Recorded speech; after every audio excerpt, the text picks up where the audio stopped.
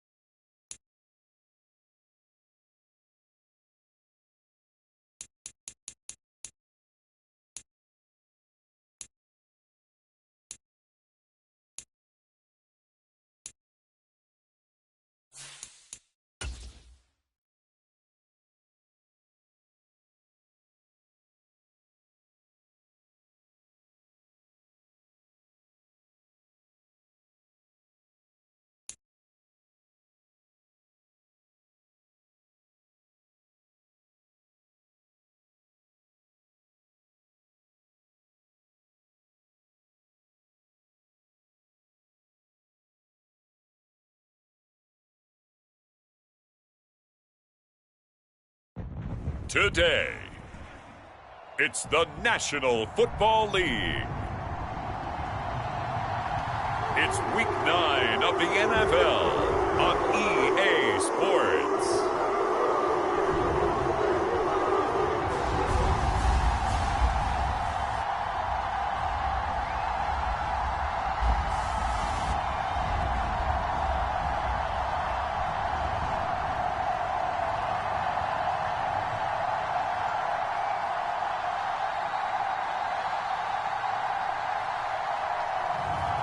It's the Cleveland Browns taking on the Los Angeles Chargers.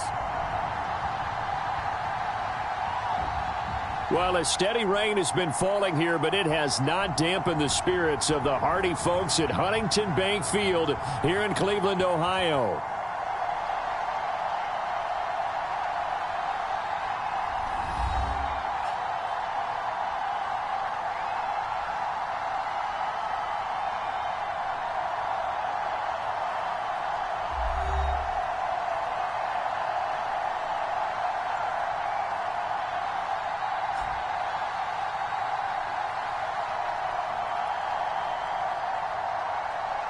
Hi again, everyone. With Charles Davis, I'm Brandon Gaudin. And, Charles, we look at this Browns ball club.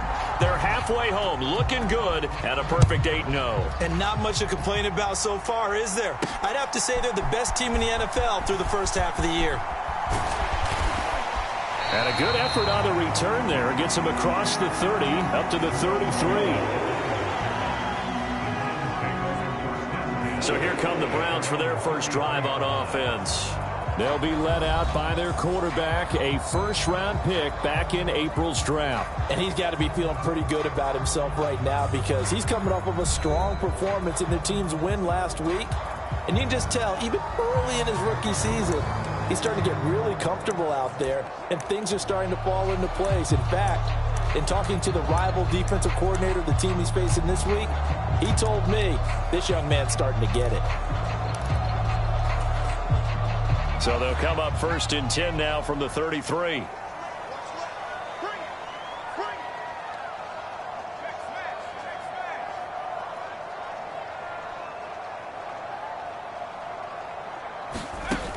They'll come out throwing here to start the drive. Into the hands of Cedric Tillman. And they rally quickly defensively after the grab, but he gets it to the 42. A really nice gain of 25 yards. You know I'm going to lean towards the defender, right? You know I'm going to do that. I know. That's a tough situation for him as I see it. But the truth of the matter is, that ball was not streaking towards him. Had a little arc on it. He's got to find a way to get his head around and make a play on the football. So from Charger territory now, here's a 1st and 10 at the 42-yard line. Moore, the man in motion.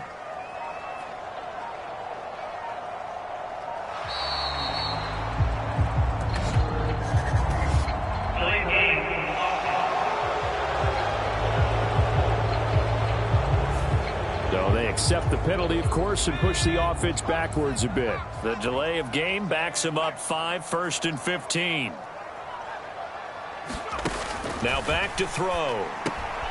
He'll get this to Chubb out of the backfield. He won't find a ton of space following the display of power as he's down just inside the 45. Calling a gain of 3 on the play, and it's 2nd down. He'll look to throw. Being chased out left. That is incomplete. So, CD, you look at this offense and what they've been able to do.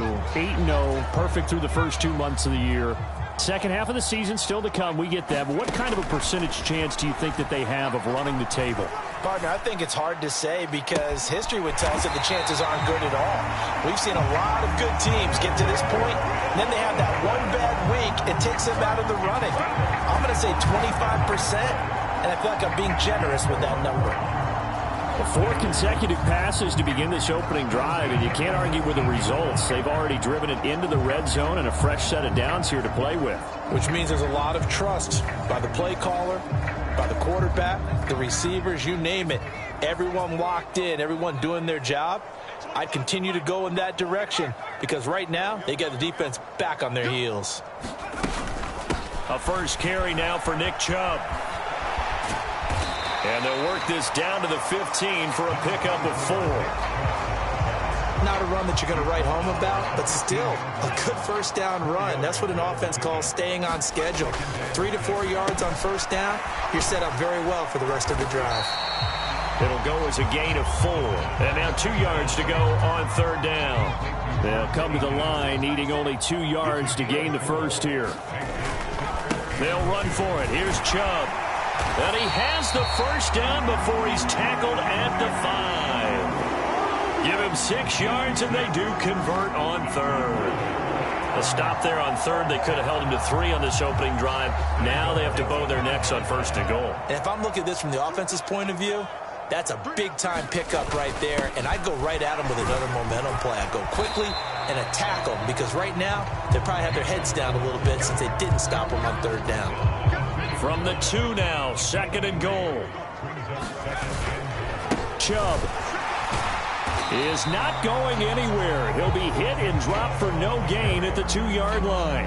He got maybe a half yard at most, but officially they'll be left with a 3rd and 2. They'll look to throw on 3rd and goal. And this is caught. Touchdown, Cleveland. Amari Cooper with touchdown number 8 on the year. And the Browns are on the board first here this afternoon. Charles, every time that he makes one of these plays, I think the front... And we remember, of course, all scoring plays need to be verified upstairs. And I think they're going to at least take a look at this. They're taking a peek at whether or not those feet were in bounds, and obviously a big call here in the end zone. And not just the feet.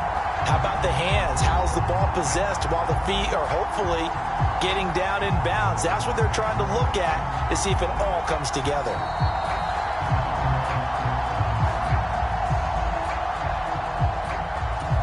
So they called it a touchdown originally, and this will stay a touchdown after the video review, so they had it right. A good hold in these wet conditions. The point after is up and good, and it's now a 7-0 game.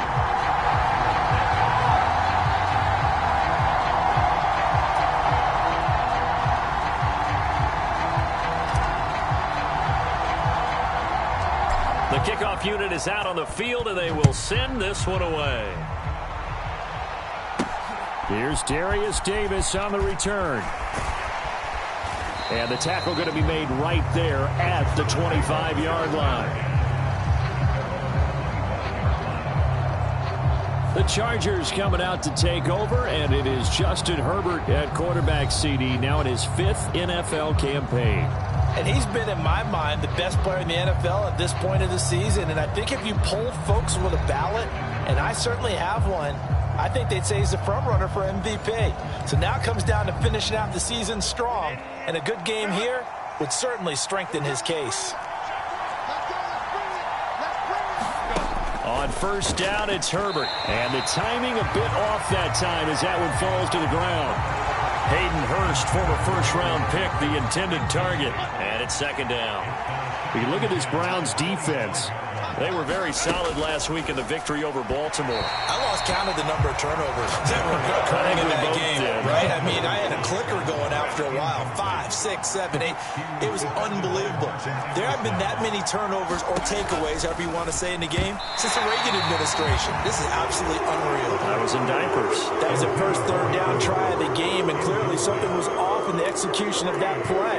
Good news, they've got a whole game left to clean that up and start clicking on those key third down throws.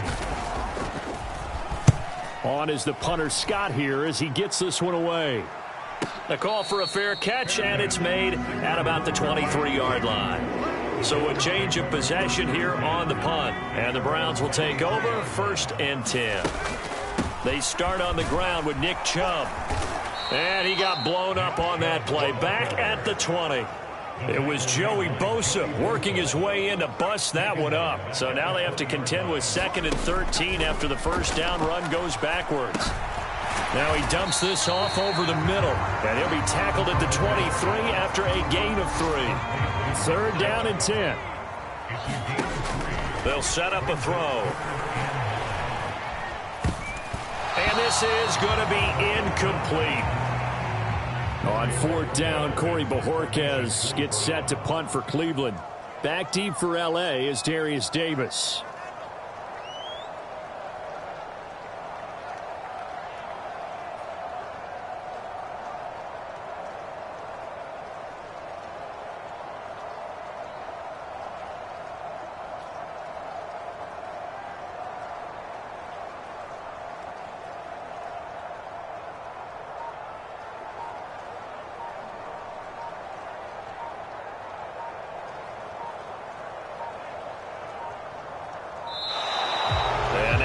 Team couldn't get ready in time, and this is going to be a delay.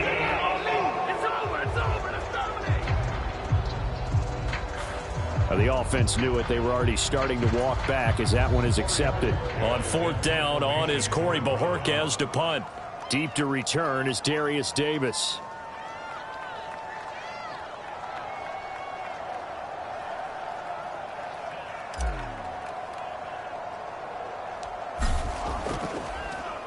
And the win last week punted 4 times as this one's away.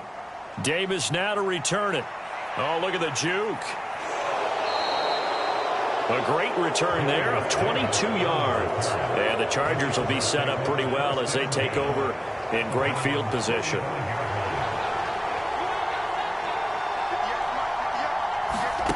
On first down, Justin Herbert. And this one is going to be off the mark, too far out in front. DJ Chark, the intended target, but it's going to be second down. You look at this Browns defense. It's a unit that has had all sorts of issues against the pass. Dead last in the NFL, number 32 in the league. And when you're getting ready to face the number 1 overall offense in the NFL, it does not matter where you rank defensively because you got your hands full. You don't know what you're going to face, but you know that that's a strong unit that you're getting ready for. He had a man open, but he missed him, and it's incomplete. On fourth down, J.K. Scott ready to punt it away. And that is much too long. That's into the end zone for a touchback. So here are the Browns to take over. They've gone 2 months without a loss. 8 straight wins for them. And they've got the lead here in this one as well, trying to make it 9 in a row. They'll try and start this drive in the air. This is Akins hauling in the short pass. And he's taken down but able to slip across the 35. That play going for 16 yards to start the drive. First down.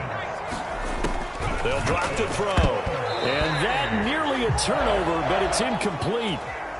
Oh, fortunate to retain possession there, and it's second down.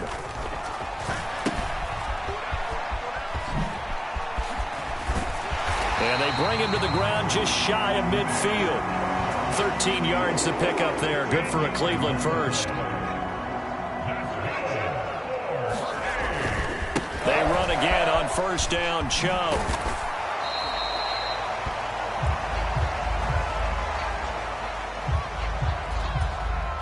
Here's 2nd and 10.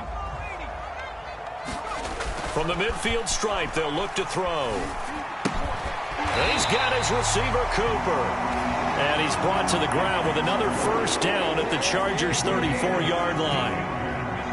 A new set of downs after a strong pickup of 16 yards. The handoff to Ford up the middle. Even with the good footwork, he'll be stopped just inside the 35. Ball at the 33, 2nd and 9. Moore, the motion man. Again, they turn to Ford. And he's able to motor his way down to the 16-yard line.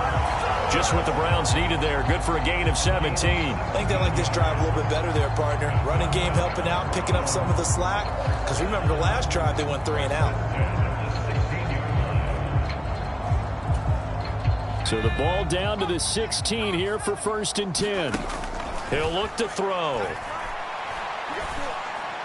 And that went too far in front. He couldn't reel it in. It's incomplete. Now a 2nd and 10. Back to throw. toward the end zone, but that's going to wind up incomplete. That play call wasn't there for them against that coverage. So they're going to spin the dial now in their playbook and come up with one more shot at the marker to try and keep this series going.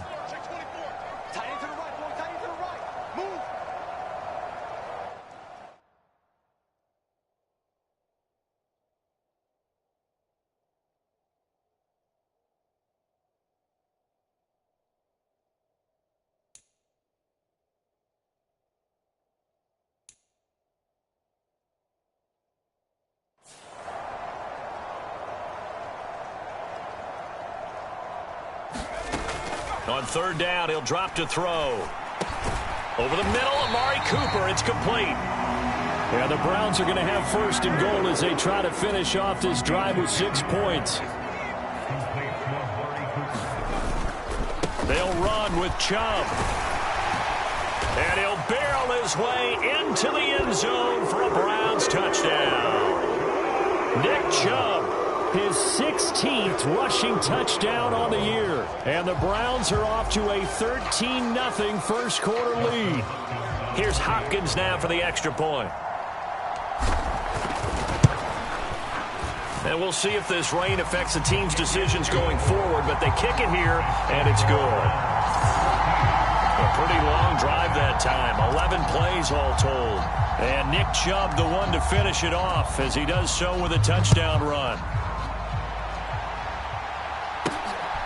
From his end zone, here's Darius Davis. And he's able to get this across the 20, but not by much as he's marked down officially at the 21. The Charger drive about to get going. And there, of course, was a lot of talk about this ball game coming into play. Two division leaders in the AFC. Could this be a potential playoff preview down the line?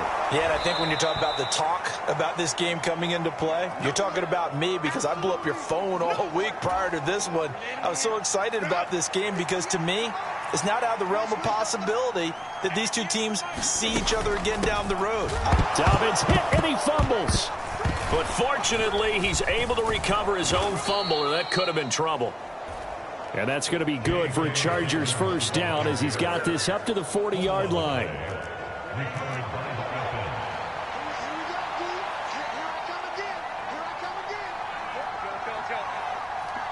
They'll bring one of the tight ends in motion left. On the give, it's Vidal. And he is going to be stopped cold behind the line of scrimmage. A loss of a full 3 yards, and now it's second down.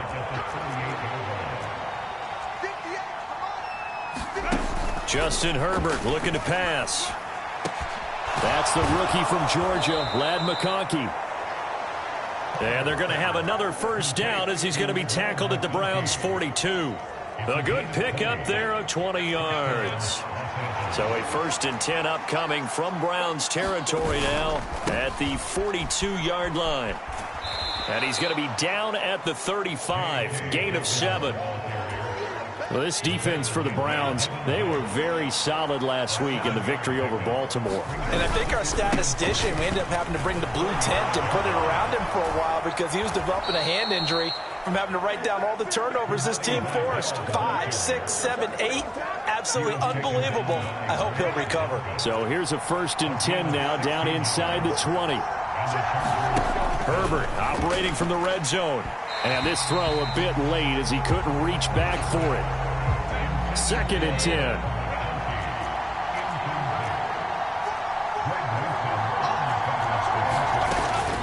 A give up the middle to Dobbins. And he is met in his tracks behind the line of scrimmage. They'll wind up losing 3. And now it's 3rd down. And not an easy spot here. They'll be in search of 13 yards to try to pick up the first. That's caught over the middle by Hurst. And he'll only get this to the 17, well shy of what he needed. Cameron Dicker on now to try the field goal. This will be a 34-yard attempt. Oh, they get to the football. It's blocked. Gotta say, Charles, a little surprising to have a kick this short blocked. Usually that happens on the longer ones, but great job by the special teams to kind of sift through there and get a hand on it. Yeah, you've seen a lot of football over time, partner, and you're right about it. Typically, the longer field goals start lower because they have so much more ground to cover to get to the post. And that's when you get a hand on it. These short ones, you're able to pop it up in the air pretty quickly. Normally, you get height. In this case, extra effort to block that one.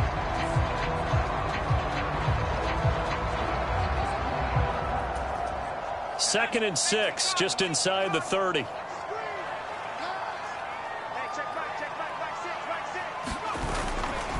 They run it again with Chubb. And down right around the 32-yard line, 4 yards on the pickup. When you find that kind of yardage, you couldn't be more confident as a ball carrier. And guess what? You're going to go back and tell your offensive coordinator, I'd like to keep carrying it, thank you. Here's 3rd and 3. Moore, the motion man right. And now a fake on the jet sweep and a give to Chubb. And they take him down, losing yardage back at the 27. He'll give up 6 yards there on the loss, and it'll bring up 4th down. Here's Corey Bojorquez now.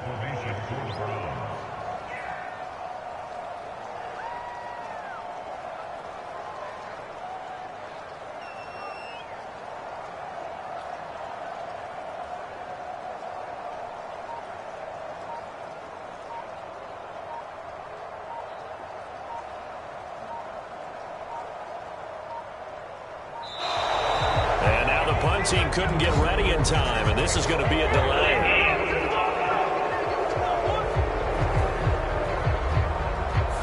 That flag accepted, and it backs the offense up a little bit. On 4th down on is Corey Bojorquez to punt.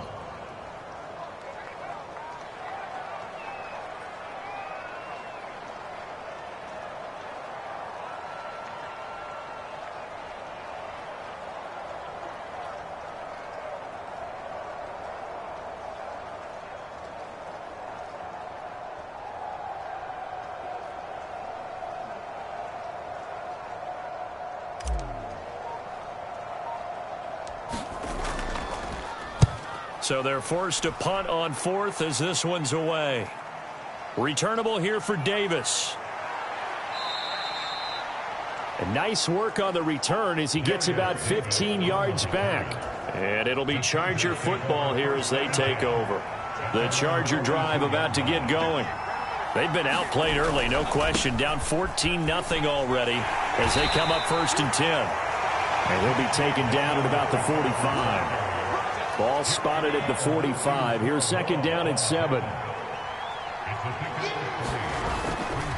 Here's a give to Dobbins running right. And he got blown up. Losing yardage on the play back at the 44. Now they're staring at a 3rd and 8. That last play backwards a yard.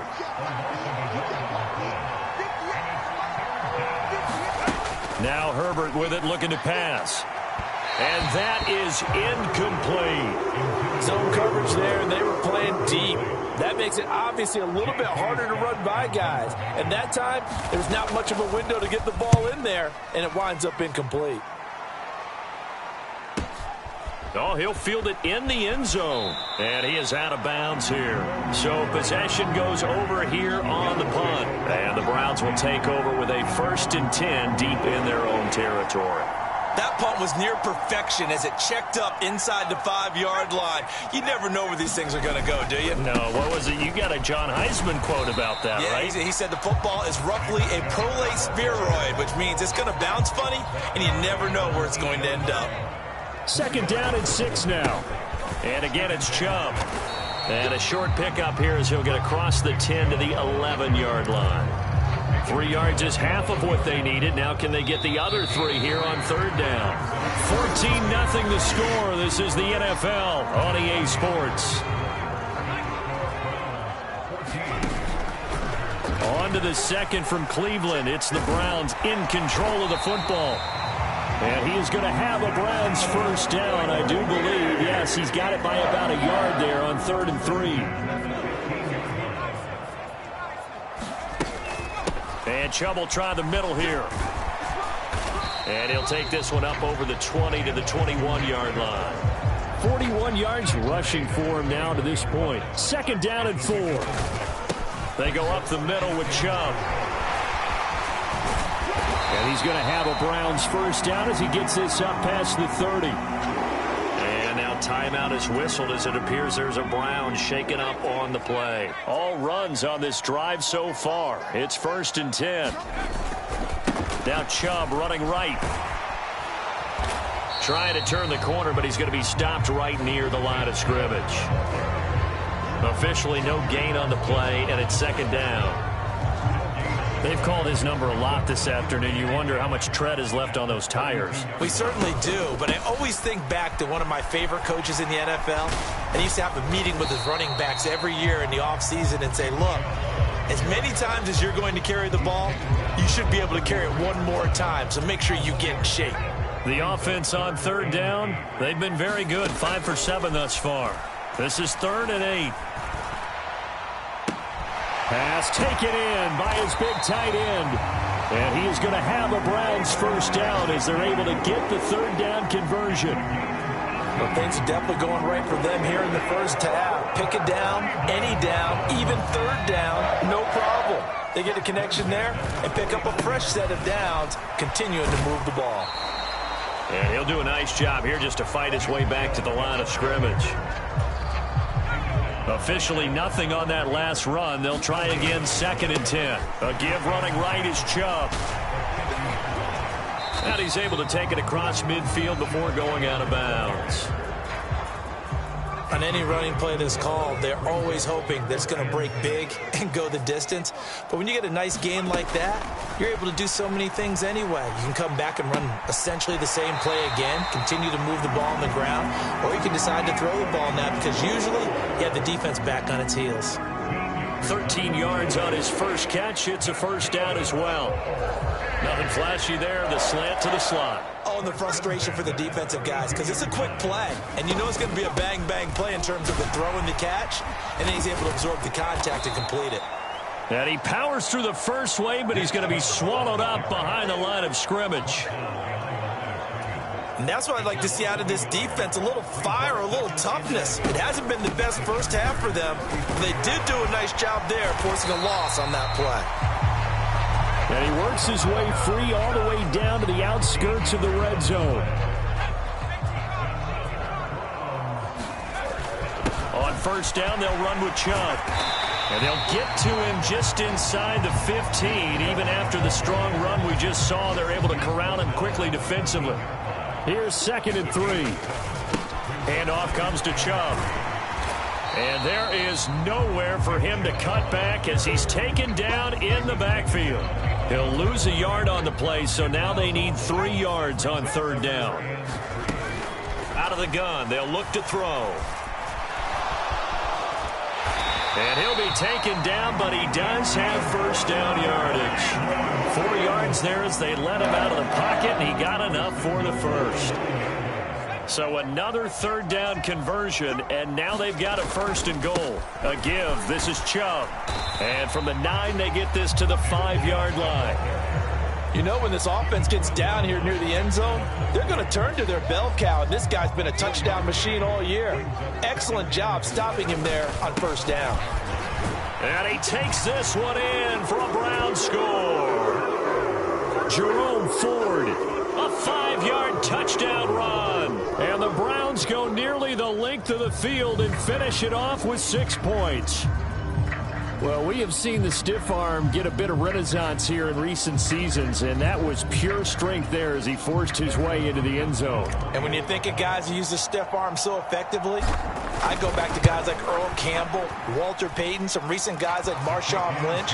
Let's go to the Wayback Machine. Bronco Nagurski, he dealt out a wicked stiff arm.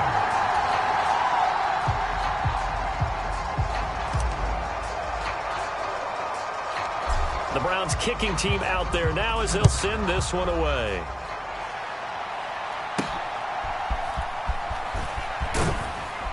And out a little across the 25 to the 27.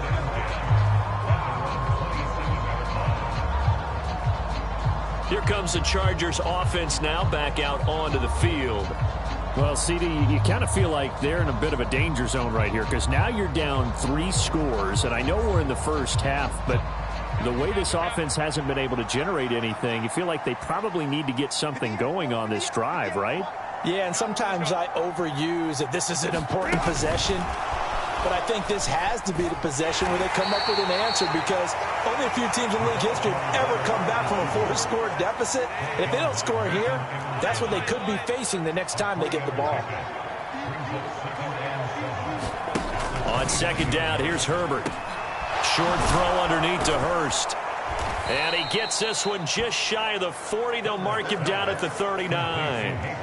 Second catch for him today, and it'll wind up a first down.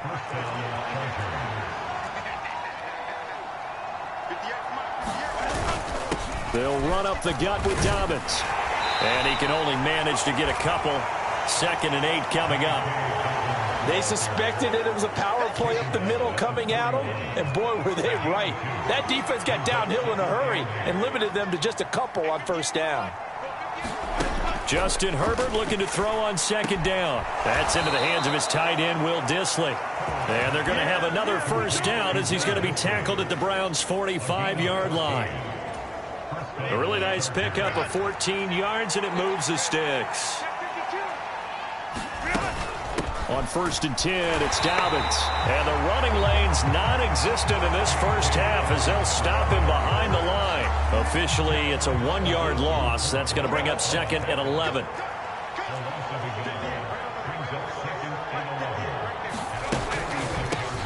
On the ground, it's Vidal.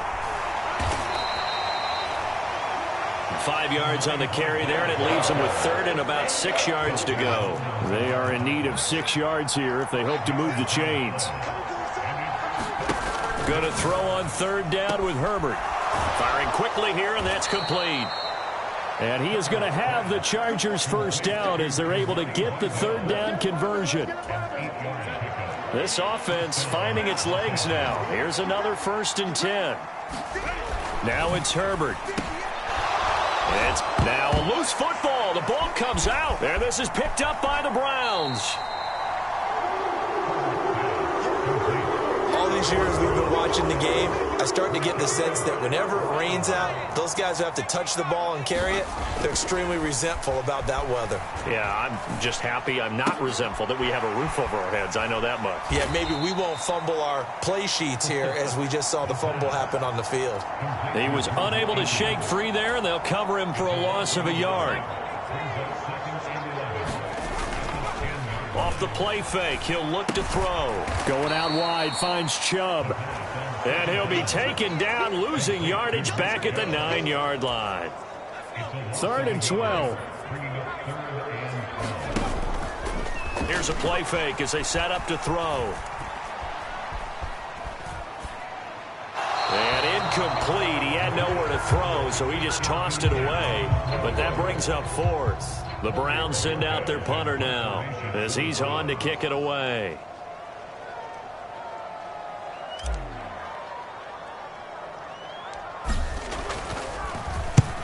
He's been a busy man here in this first half as he gets it away.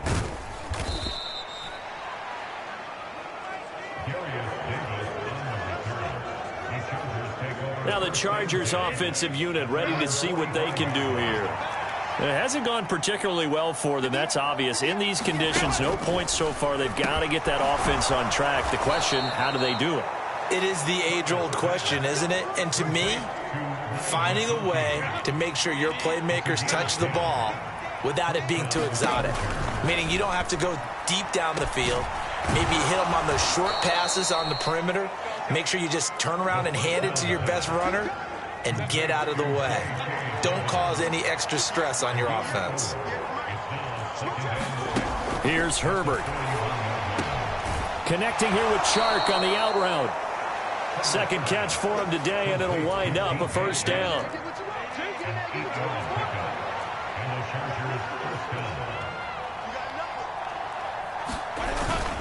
Play action. It's Herbert.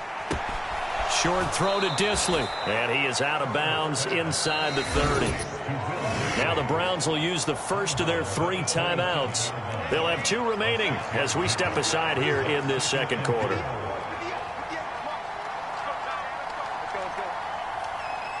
They'll bring a tight end in motion left. On second down, a run with Dobbins. And he stopped immediately there. No gain on the play that time, and they'll look to convert on what will be a 3rd and 4.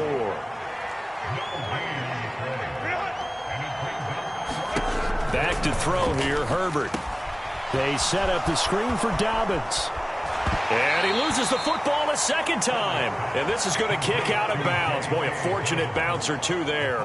They'll keep possession back inside the 10-yard line.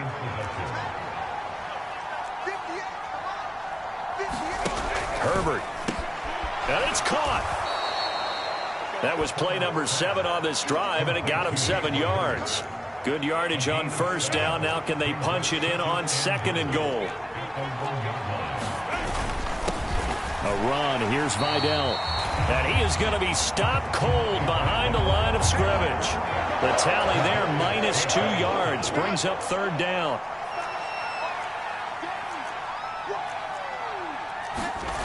Here's Herbert. To the goal line, but it's incomplete.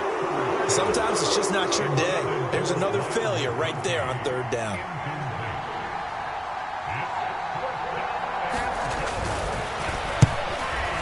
And his kick is good.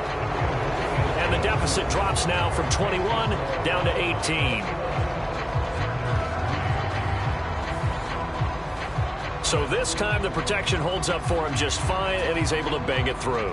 I think their special teams coach got the point across. He gave him a pretty good earful after the block earlier, and this time there's no penetration, so they're able to pick up 3. Ready to take over again on offense. Out comes Cleveland. And they come into this one riding that nice long win streak. And remember, next weekend is an open week for them. So if they can get the win here, a lot of momentum into that time off. It certainly is. And if you're wondering if anybody's saying, boy, this is coming at a bad time, we want to keep playing, the answer can be yes. Because when teams are on a hot streak, they want to keep going. But what the veterans are telling the young guys in the locker room, an open week is always good, guys. Take it, and let's go with it. 2nd down, here's Chubb again. And he gets this up to the 34 out of bounds there. 87 yards rushing now for the NFL leader coming into this ballgame. They'll run for it. Here's Chubb. And he's able to get the first before he's taken down at the 36. 2 minutes remaining in this first half of football. So from the 36 now, 1st and 10. Now they'll switch it up here and look to throw. And the coverage terrific there as that's knocked down and incomplete. Well, he certainly thought he had a window to push that ball downfield, but as soon as he released the throw, the corner was there to slam that window shut. He'll try again with the arm here on 2nd down. Escaping the pressure right. Give him 7 there on the tuck and run, and they're in better shape now for 3rd. Now the Browns signal for the 2nd of their timeouts as they'll head to the sideline and talk over what to do next. They'll come up now 3rd and 3. A play-action fake. They'll look to throw. And that's caught at the 25. And he'll be taken down deep into Charger territory. A big play that time for Cleveland. 44 yards. And they take a knee.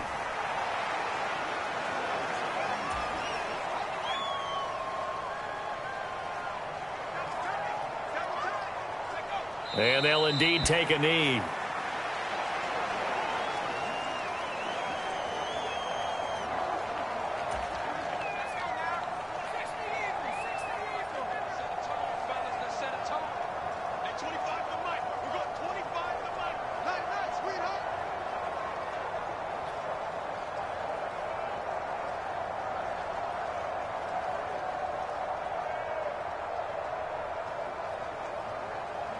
And with time running down, they go down to a knee. The Chargers going to signal for the first of their timeouts as they'll stop the clock with 24 seconds to go in this first half.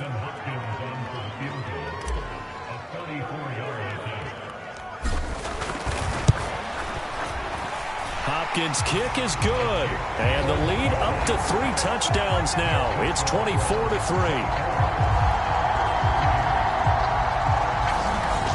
So everything else has gone right in this first half. Kind of follows that it would for their kicker, too, as he adds 3 more onto the lead. Yeah, and the way that this one's gone, definitely not looking like he's going to have to worry too much about pressure kicks late in the game. He can go out there free and easy, just work on his form, and he knocked that one through. And able to get this out to the 25. The Charger drive about to get going. And with time quickly fading here in the second quarter, not sure how aggressively, offensively they want to play this.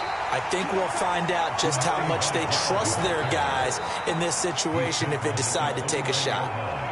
The Browns will quickly use their third and final timeout as they stop it with 11 seconds remaining in this first half. They'll keep it on the ground again here. And they're able to get this one across the 35. Now a timeout taken. Perhaps a chance for one more quick play and then another timeout if they hurry. We'll see. They'll try and set up the screen. It's complete. And he's going to get a solid gain of 9 before being brought down. Second and right at a yard.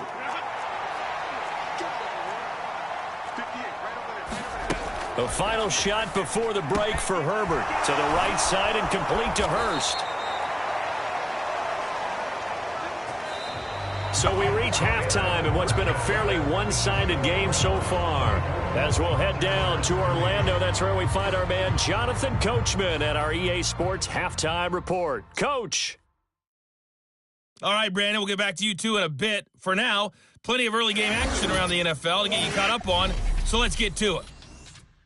We'll get started up at Paycor Stadium in Cincinnati, and it's the Bengals who are out in front. Former #1 overall pick Joe Burrow with a touchdown pass. From there, it's up to Highmark Stadium to check in on the Bills. And that one's gone to the half with them leading the visiting Miami Dolphins. James Cook, a touchdown run in that first half. Finally, let's get you to Baltimore. Check on the Ravens at home at M&T Bank Stadium. As you can see the score there in the second quarter. Derrick Henry, well on his way to a 100-yard afternoon.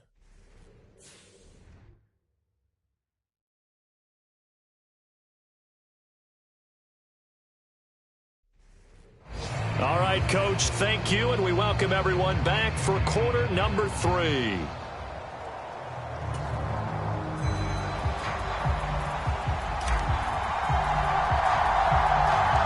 Forecast calling for more of the same. The rain set to continue as we are underway in the second half. A solid return, pretty good field position. They'll start at the 32.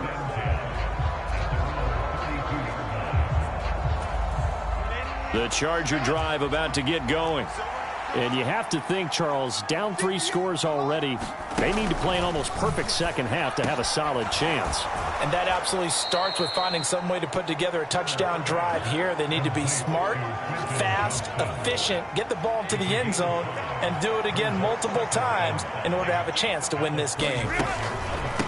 On the give, it's Vidal. And he will lose yardage back to the 34-yard line.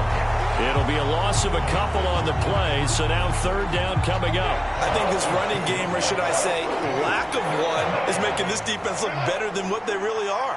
This offense in desperate need of a conversion as they come up on third down. Out of the gun, Herbert. He's going to flip that out to the flat. It's complete. And he's going to be taken down at the 39, clearly short of the first by a few yards. Here's J.K. Scott now. He's been one of their few bright spots so far. Averaging 50 yards a boot so far as this one's away. And problems spreading to the punt team now. This one goes all the way into the end zone on the fly, so that'll come back to the 20. Here's the Browns now. They get set for their first possession of the third quarter.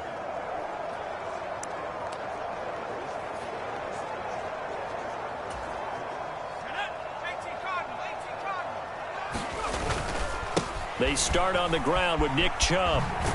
And just no chance of turning the corner. He can only get back to the line of scrimmage. 2nd and 10 coming up.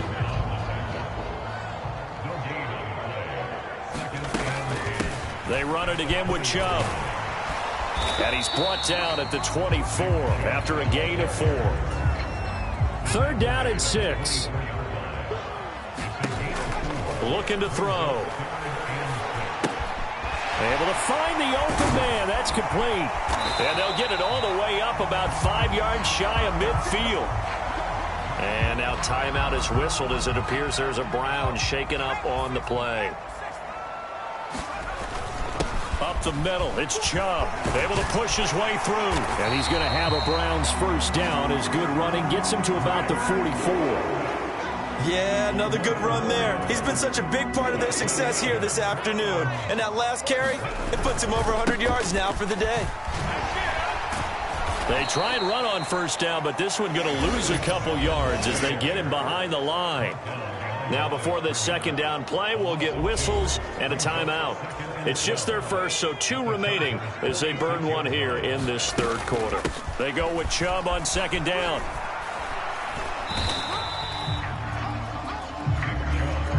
They're in a pretty good spot right now with a convincing lead. I think this is where they put on the boxing gloves, start to try and pound them into submission. And the offensive line, they've controlled this game.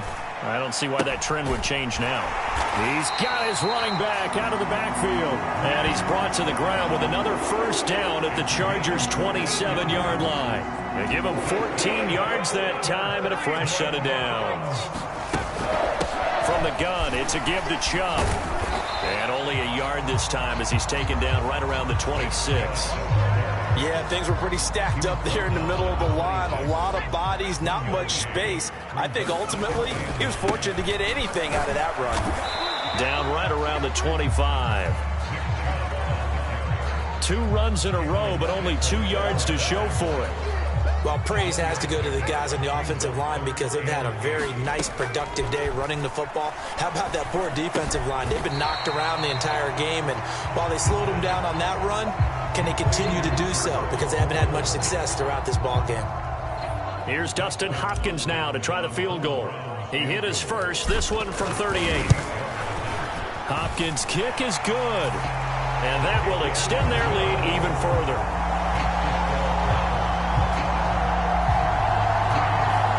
Only 3 points there, but I got to think at this point in the 3rd quarter, that's all you're really looking for. And right now the lead is 3 touchdowns and 3 2-point conversions. So you and I both know a huge order for the best of teams. And from what we've seen so far, hard to believe that that's a likely scenario. 3 2-point conversions? That's difficult. And a good return as he'll be stopped just shy of the 30-yard line. The Charger drive about to get going.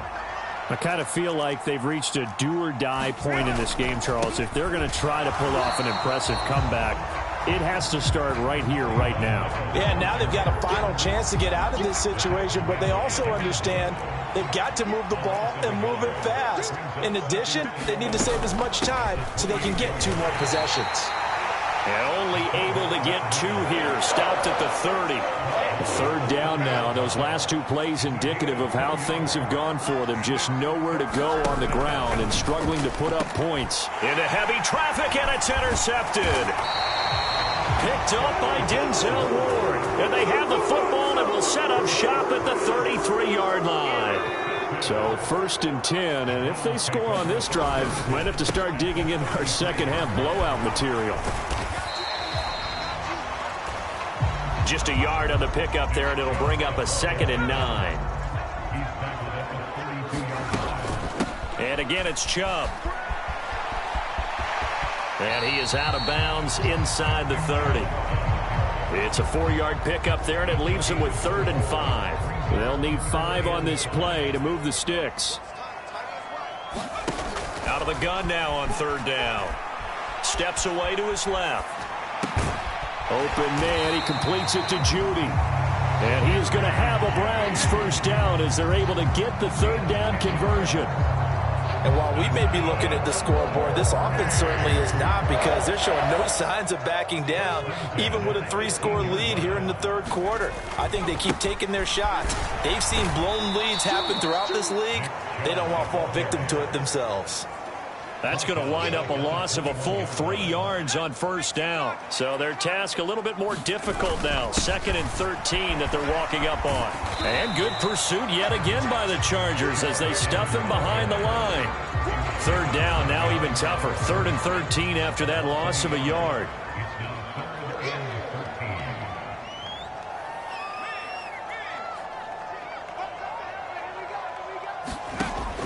He'll drop to throw. Buying time to his left. And able to get this down inside the 15, either the 13 or 14 before he's out of bounds. Here's Dustin Hopkins now to try the field goal. From the left hash, a chip shot here. Hopkins' kick is good. And that will extend their lead even further.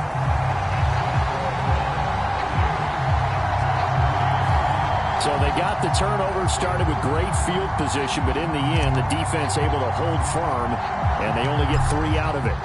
And I like what you said right there. That defense able to hold firm, backed up into the shadow of their own end zone. The goalpost right behind them. They had to make sure they didn't give up the 6. And, boy, they came through in a big way. To them, even though they gave up 3, that's a win for their side. The Charger drive about to get going. Well, it's a game that they would rather probably forget about, at least to this point, Charles. And one reason is turnovers. The turnover on the last drive, they had the issue in the first half as well, and that's really, unfortunately for them, helped to put this game out of reach. And you know they won't want to admit it to themselves, but we know that winning the game is pretty much out of the picture now. So their bottom line is, how do they play a clean game the rest of this one, right? Take care of the football, no more turnovers, and see how that works. These guys have punted 4 times already, and they're staring at a 5th, barring a conversion here on 3rd down. He's got his target. That's complete. And he is going to have the Chargers first down as they're able to get the 3rd down conversion.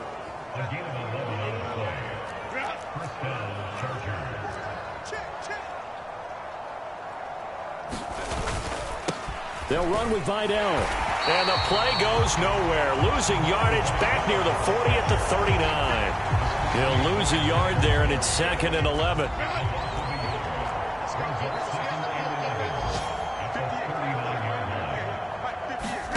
Herbert now.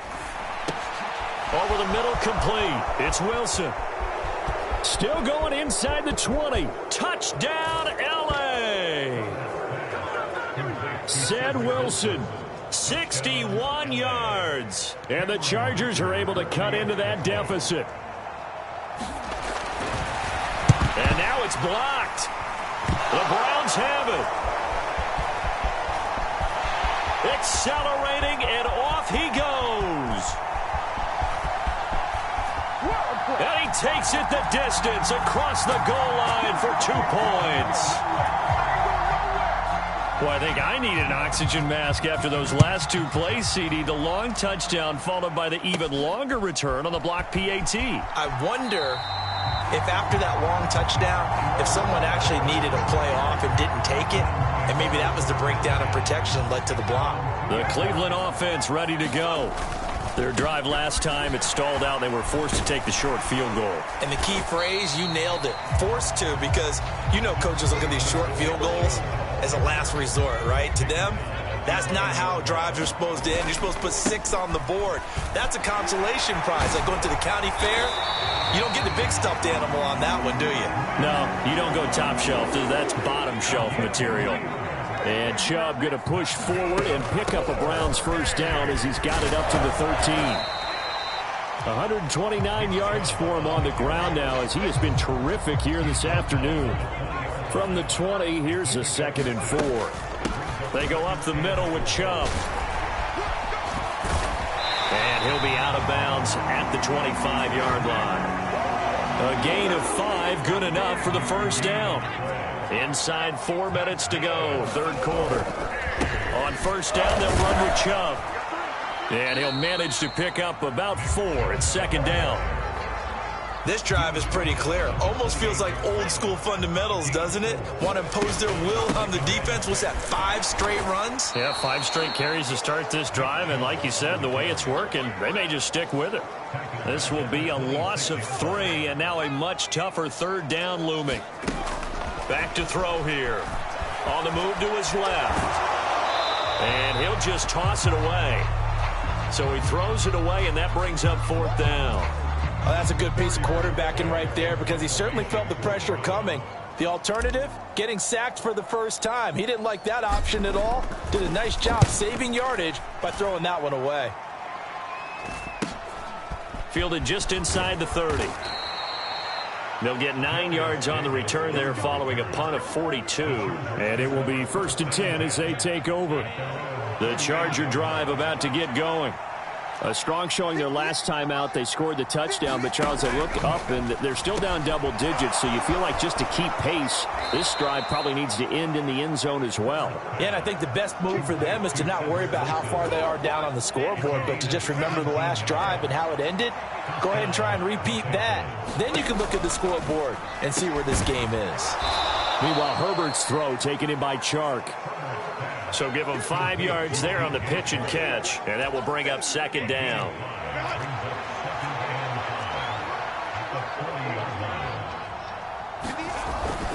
Back to throw. Herbert, short throw underneath to Hurst. He'll get it inside the 20. And all the way in for a Charger touchdown. Hayden Hurst, 40 yards. And the Chargers get a bit closer.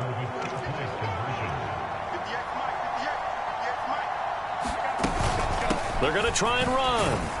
And he is not going to get in here. So the decision to go for 2 does not pay off as they're unable to cut any further into their deficit. You know, sometimes the guy on the defensive side of the ball, he just has a good feeling or a good read, and he unleashed his defense on that one. Boy, they stopped them in a big way. Yeah, I hate to be cliche, but sometimes we overanalyze. They just have more want. Looked like they had more want right there. More want and more people to the ball. The Browns drive about to get started. And now you've got the clock winding down here in the 3rd quarter. You're 3 scores to the good. What's your approach on this drive? Too early to fully commit to playing the clock game. Yet at the same time, you're also not going pell-mell like you would in 2-minute offense. This is what NFL offenses call 4-minute football. Take the clock out of the game a little bit, wind it down, but at the same time, keep advancing the ball down the field. So the completion good for 6 yards. And that'll bring up what looks to be a 3rd and inches. Can't be more than a half a foot. And Chubb will try the middle here. And he will have a 1st down at about the 21-yard line. Give him 7 yards on the play, and they do pick up the conversion on 3rd down. They run again on 1st down, Chubb. And for one of the few times here today, this run's not going to go anywhere. Call it no gain on the play, and it'll be 2nd down. A give. This is Chubb. And he's upended after a gain of 4 up to the 25-yard line. Another good run for him. What else is new? That'll put him right at 150 yards for the game. So he's really made his presence felt in this one.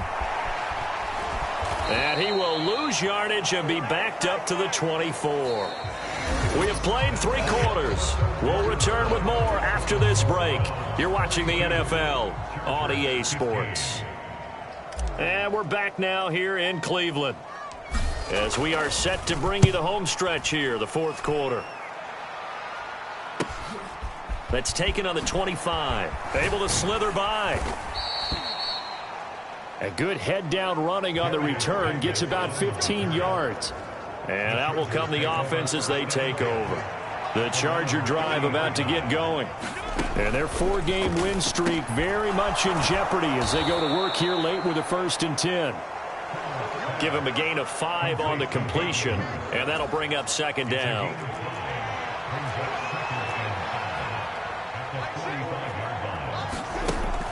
Operating from the gun. Herbert. Now he'll dump it underneath to his running back. Complete. And he is tackled inside the 40, not quite to the 35. Line of scrimmage, the 37 on 1st and 10. Looking to throw. Herbert Now they set up the screen. That's complete. And he'll be brought down, losing yardage back at the 40. But despite the completion, they're going to wind up losing 3 there. Second down. Again, Herbert. He's got Mason complete. And he gets this to the 35. Good for a gain of 5. You got the big lead defensively. Willing to give him that underneath stuff, right? And this is why you work on your tackling. Tackle them after the catch, inbounds, keep the clock running. Just go ahead and bleed the game out that way. Cameron Dicker on now to try the field goal. And remember, he had one blocked earlier. And this is good. He got just enough to clear the crossbar as he drops it in from long distance. And that will close the gap down to 14. So a good kick that time, and that might help to get the negative thoughts out of the mind from that earlier block. Especially since this was not a chippy, so he had to get that one out kind of low. But his line does a nice job of protecting, and he's able to convert for 3. And he's going to go out of bounds on the return. He won't even get this thing back to the 10-yard line. The Cleveland offense ready to go. Well, there are 2 scores on the plus side. Still time here in this 4th quarter, but maybe you start thinking about playing keep away? Yeah, I think here's the situation. You're not thinking touchdowns anymore. You're just thinking first downs. To keep up with your theme there, playing keep away, first downs, they can't touch the ball. Now they can breathe a little easier, some room to operate as they've got it 1st and 10 now out past the 20. And a short pickup to about the 27. It'll be second down. And now it looks like they're going to be in the hurry-up. Handoff comes to Chubb. And not a whole lot there. Maybe a yard to the 27. On play action, they'll throw. Flushed out right. High throw, but the catch is made. And he is going to have a Browns first down as they're able to get the 3rd down conversion.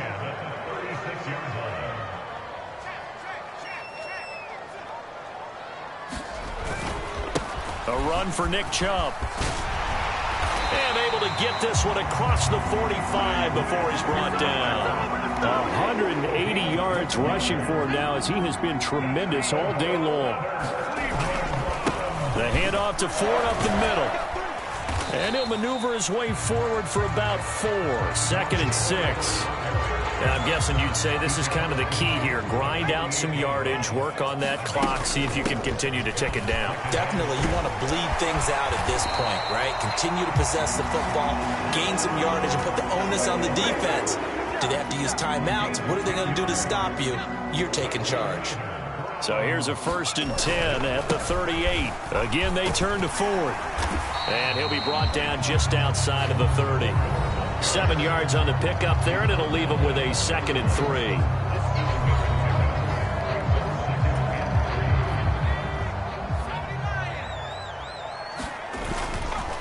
Now Chubb running right.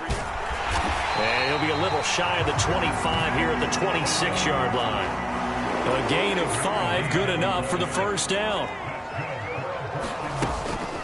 They'll try the draw now with Chubb. And he's able to motor his way down to the 16-yard line. They picked up 5 yards last time. Now they double it and get 10 here. So the ball down to the 16 here for 1st and 10. This is Ford. And they get to him quickly here as he stopped right around the 13. Deion Henley there on the tackle. Here's 2nd and 7. They run with Ford. Still about 3 yards shy of a first as the 4-yard pickup brings it to 3rd down. Coming up here looking for 3 yards to pick up the first. On 3rd and short, they'll try and pick it up through the air. And he'll be hit as he releases it, and that'll fall incomplete. Now the Browns signal for the 2nd of their timeouts. That's going to leave them with just 1 remaining here in this 4th quarter. And with things looking pretty good on the scoreboard, they're going to keep the offense out there and go for it here on 4th. Flush to his right. He's going to get that to his running back out of the backfield. And the Browns are going to have 1st and goal as they try to finish off this drive with 6 points. And that was just a good job there of being mobile and creating something. Being able to extend a play and get people open or buy yourself more time to run with the football, that's a really nice job there. A good chance now to put this game on ice. This is 1st and goal. Chubb trying to get to the goal line, but he's going to be stopped just short at the 1.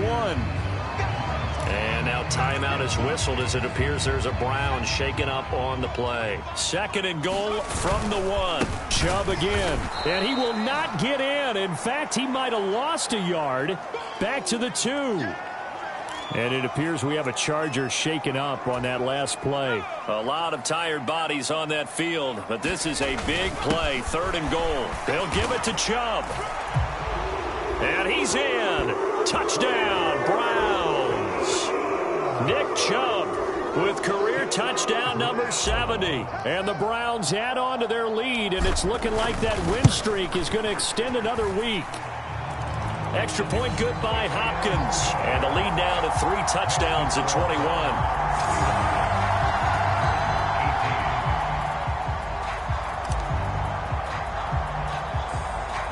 Set now to kick this one away, and off it goes. Returnable here for Davis. And he brings us out past the 20 to the 24. The Charger drive about to get going. Well, we said it at halftime that they would need a nearly perfect second half to erase that deficit that they were facing, CD. But unfortunately, the second half has pretty much been a carbon copy of the first. Yeah, that early lead was almost insurmountable the way their opponent was playing. And, partner, they do have some good news, though. This one is getting close to being over, and they can try and hit the reset button starting tomorrow. Now a throw complete to his fullback out of the backfield. And he gets this one just shy of the 40, down at the 39. So from the 39 now, they'll come up on a 1st and 10. Back to throw. Herbert, short throw underneath to Hurst. And he'll be stopped right at midfield. 11 more yards that go around, a 1st down as well.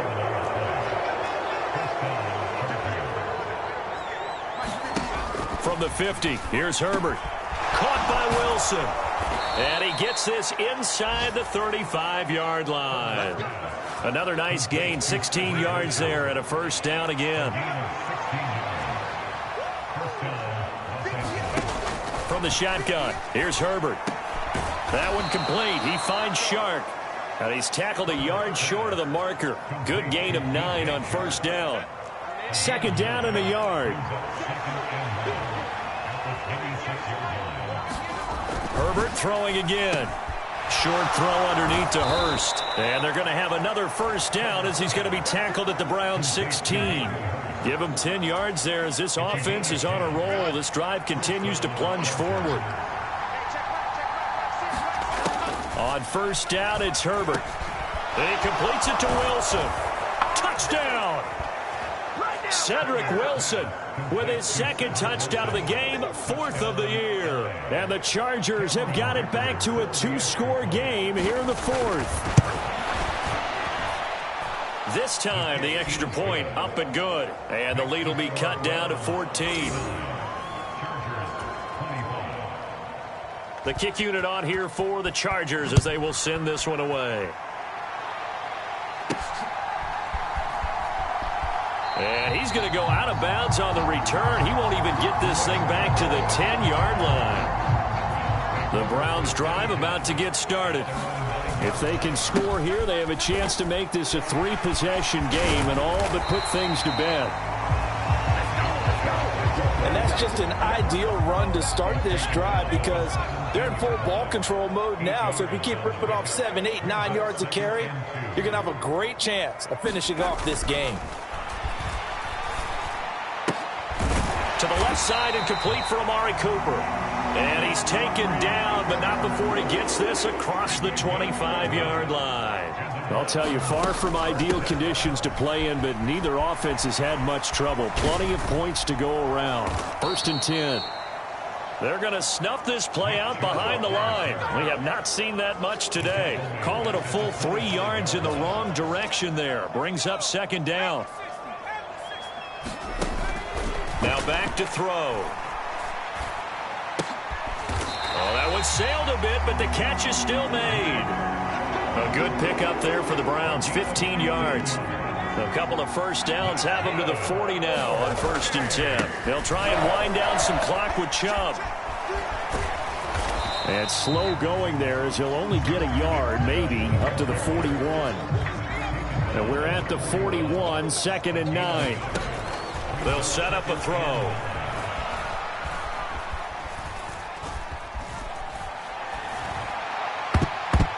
And, oh, he's unable to hold on to that defensively. A potential game changer, but it falls incomplete.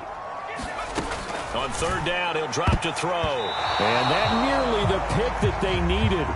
He couldn't pull it in, though, and it's 4th down. The Browns send out their punter now as they're forced to kick for the 6th time today. He's averaging just under 50 yards a punt as he gets this away. And he didn't quite have the backspin on that one. It hits at the 4 and continues into the end zone. It's a touchback. The Charger drive about to get going. Their defense was able to force the punt. That's the good news. But this is still a 2-score game, and they need points on this drive and in a relatively quick manner. And they're able to get this one across the 35. One play has them to the 37 here for 1st and 10. Justin Herbert looking to pass. And he's taken down. This will be a Browns sack. The Browns will quickly use their 3rd and final timeout. So that will leave them with no timeouts left. Still plenty of time on the clock. We'll see how that affects things here in this 4th quarter. Throwing quickly there, but it's incomplete. The Chargers on 3rd down. They've had a lot of chances, but not much success, converting only 3 times. This is 3rd and 16. Got his man complete over the middle. That's Wilson. And they're going to mark him down short, maybe by about a yard, if that. Who wants it more? This is 4th and a yard. On the ground with a tight end. And he's got a first down as he's up to the 48. The time to pull out the stops is now, and they convert there on 4th down. 2 minutes left to play in this football game here on EA Sports. So it's Charger football as we welcome you back from the 2-minute warning. All 3 timeouts remain, but they've got to score quick. It's 1st and 10. Herbert going to throw. And this caught left side by the tight end Parham. Here comes 2nd down. Herbert. To the left side, he's got McConkey. Touchdown, L.A. Lad McConkey, 45 yards. And the Chargers have made it a 1-score game again here in the 4th.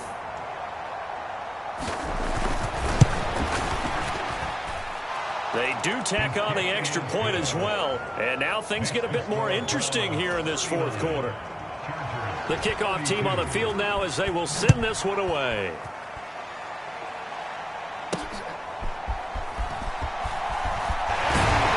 And makes it across the 20 as his guys will set up shop at the 23-yard line. The Cleveland offense ready to go. And this game not quite over yet. And we'll likely see them take all 3 timeouts defensively, so they can't just kneel this one out. They're going to have to try to run a few plays. You're exactly right. They've got to get a first down and make them use up all their timeouts in order to feel like they have this one in hand. Now a 2nd and 6. He's going to get it again. Just looking to get forward and protect the ball. And he will have a Browns first down. It has been a struggle, but it's looking like that'll be the one to seal a victory.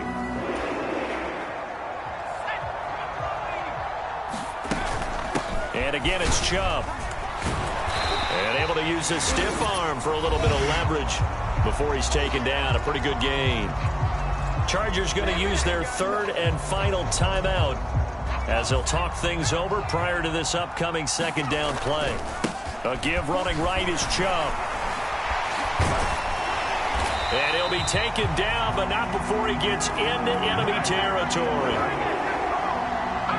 Well, that's a carry they have to be satisfied with. And throughout this game, they've been satisfied with what he's given them. Whenever they've needed a big run, a first down. And he can't get a throw off. He's taken down. What a huge play at this point in the game. They'll go ahead and take the knee here, and the unbeaten season will continue. 7th play of this drive coming up, but a long way to go on 3rd down. They're going to look to throw. Oh, and that is incomplete. Finally, a good play there defensively on the deep ball. The secondary has had its struggles this entire game. Offensively, they've had their way with it. They'll set up to throw. Looking deep in the direction of Cooper. And that's caught inside the 30. And he's going to pick up the Browns' first down. And they convert in style right there. A big play on 4th and long.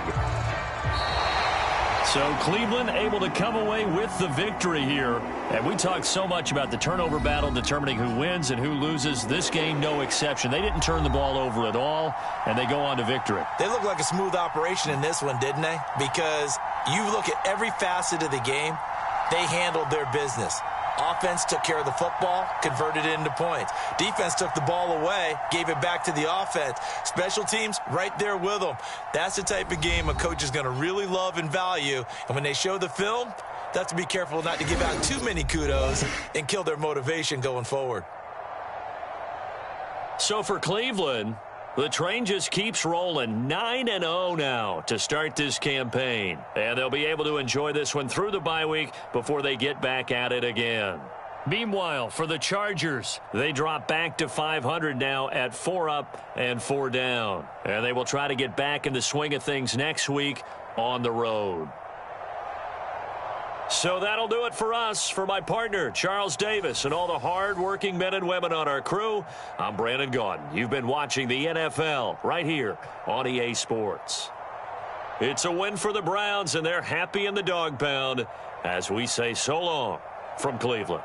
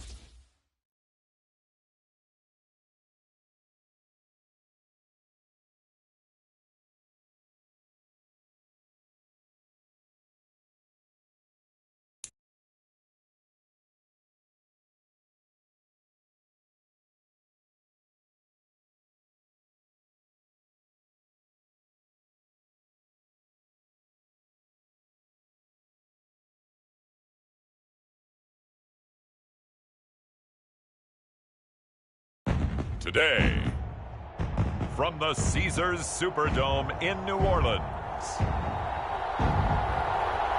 it's Week 11 of the NFL on EA Sports.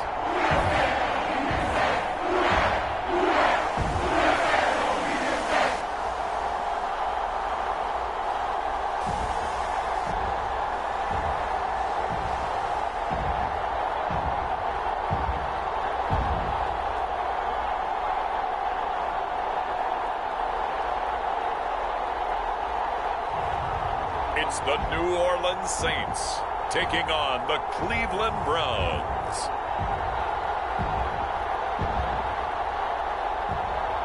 The first opened back in 1975. There's a look inside the iconic Caesars Superdome in downtown New Orleans.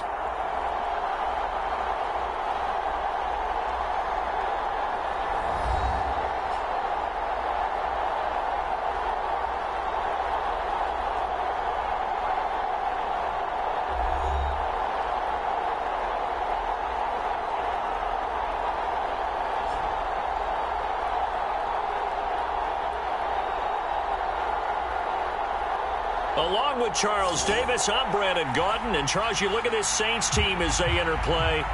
They come in feeling good after back-to-back victories. In the offense last week, they had things humming. If you're a defensive player, you may get overshadowed a little bit, but you're really buoyed by what your offense is doing.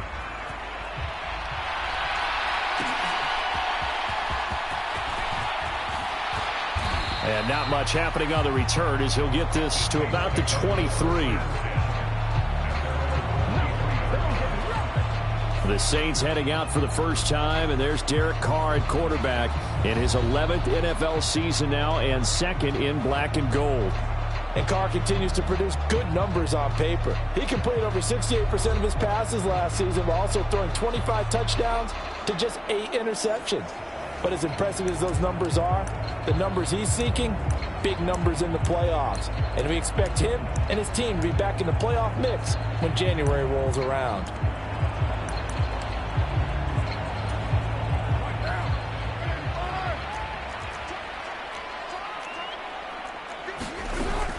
The first carry now. This is Alvin Kamara. And nothing much materializing there on the first down run. He'll get a couple, and that's it.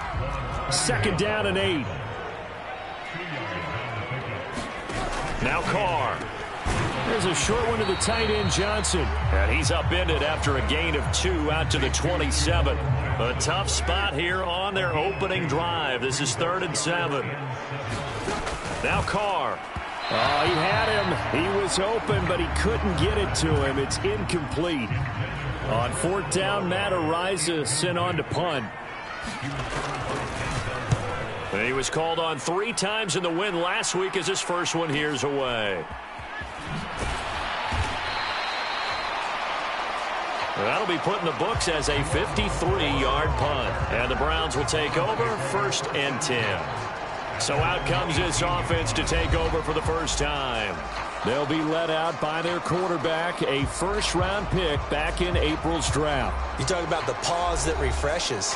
I think it's come at a perfect time of the year for them, hasn't it? You know, the season is starting to wind down, got a little bit of a break. But how about the guy calling the signals? He's got to be excited about that because now he didn't just get a game plan for 1 week. He was able to work on it for 2 weeks. I can't wait to see if they have anything special in store for him today. Stopped at the 24-yard line after a gain of 5. I think defensively you're okay with that. Here in the first quarter, he's going to get some catches, but they rallied to him quickly. And that's what you count on, and I like what you just said. First quarter, can you do it all game long? They catch it, you tackle it. And he's taken down here by the Saints. Willie Gay getting in there and picking up the sack. Still needing 10 yards. Now it's 3rd down. They'll look to throw here. Letting one fly deep for Cooper. And oh, that nearly an opening drive INT, but it does fall incomplete. Not the way he wanted to start this ball game as it brings up 4th down. They'll try and throw for it here. And he'll be touched down here, but not before he does pick up the first. It goes as a pickup of 23. And the Browns are going to have a first down. Well, it all came together on that one, didn't it? Big-time throw on fourth. Now that had to feel good, didn't it? Taking that type of a gamble there and making it pay off. What a throw. And tough as a receiver because no matter how perfect the pass, you know it's fourth down and you got to convert. A little bit of extra pressure, but he overcame it. They'll look to throw here on first down. Forced out to his left. His throw incomplete. And you look at the Saints defense. They come into play number 12 in the NFL against the run. I still crack up a little bit after we left our meeting with the defensive coordinator because I said to you, stop me if you've heard this before. How about him saying, well, first order of business, we got to stop the run. Of course you do. He's got a good unit, but facing the #1 rushing team, they have to stop that in order to have a good performance. Now play number 7 of the drive as they're looking at a 3rd and 10. And this will be caught at the 30. And he's brought down after a very nice gain. A first down and then some. Give him 29 yards. But give the rookie another one on this opening drive and a first down with it. A nice start, Charles, for the first-year passer. He's come out, made a few plays, nice plays to begin this contest. He certainly has, and if he finishes off this drive with a touchdown pass, I vote we don't call him rookie anymore. We'll move him right to veteran and continue from there. Now a throw to the end zone on first down, but it winds up incomplete. And before the second down play, we'll get a whip. Kevin Stefanski consulted with his guys above, and they've told him throw that challenge flag. They're taking a peek at whether or not those feet were in bounds, and obviously a big call here in the end zone. And not just the feet. How about the hands? How's the ball possessed while the feet are hopefully getting down in bounds? That's what they're trying to look at to see if it all comes together.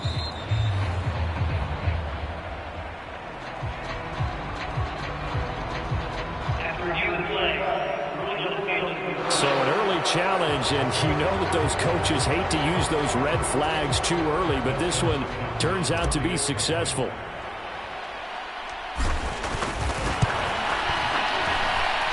with the extra point, and that makes the score 7-0.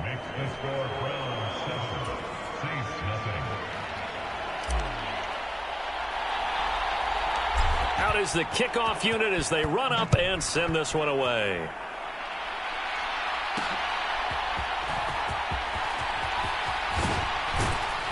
And up to about the 26-yard line, just across the 25.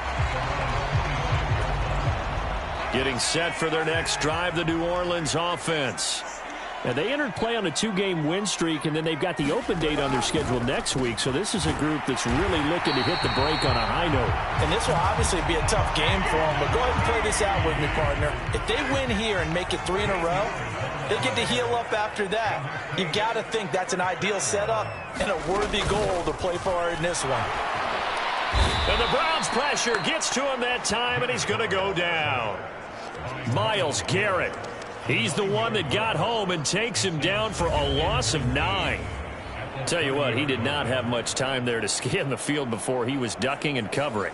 Did it appear to you, as it did to me, that the defensive front won their play really quickly? Meaning the guys in front of them had almost no chance to block them.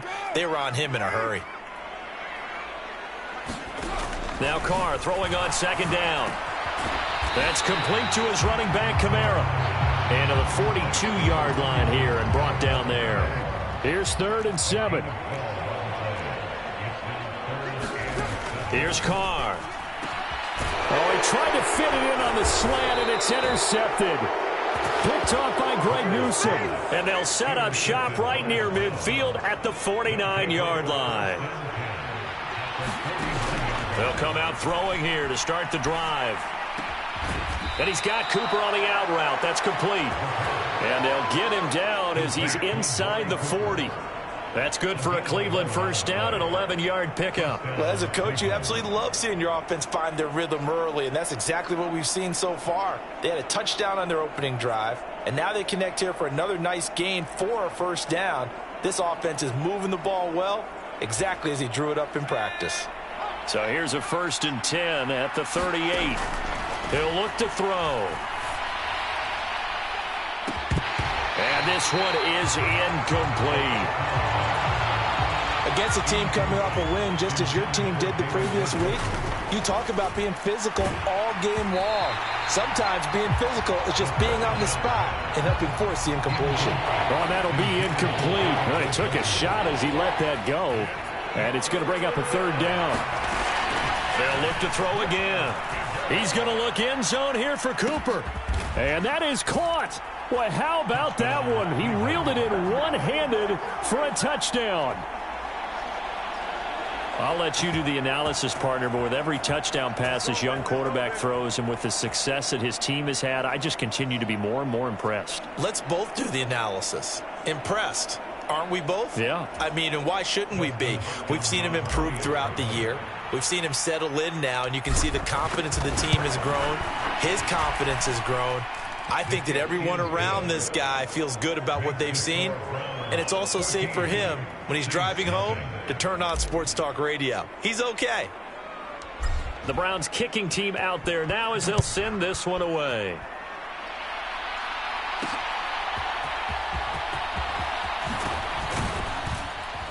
And he takes this near the 25. Just a little pass there. Call it the 26. The Saints offense on the field, ready to get their drive started. Well, partner, fast forward with me for a second. Remember, next week they have the open week, so they're going to get some extended rest.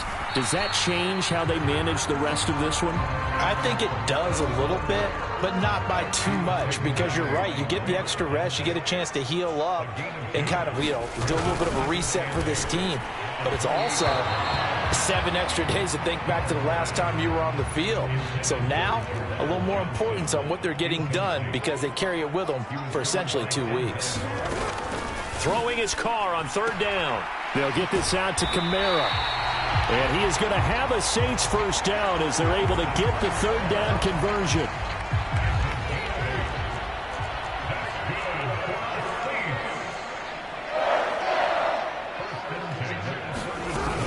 Now a first down carry. It's Kamara. And he maneuvers up the middle for 3. And it's second down. They'll come up 2nd and 7. Again, it's Kamara. And this play will be blown up. He'll lose yardage back at the 38. It'll go down as a 2-yard loss, and it brings up a third down. They'll come to the line here needing 9 yards to pick up the first. Carr going to throw. And he's taken down. This will be a Brown sack. Multiple defenders getting to him there for a huge loss. And here's Matt Ariza now.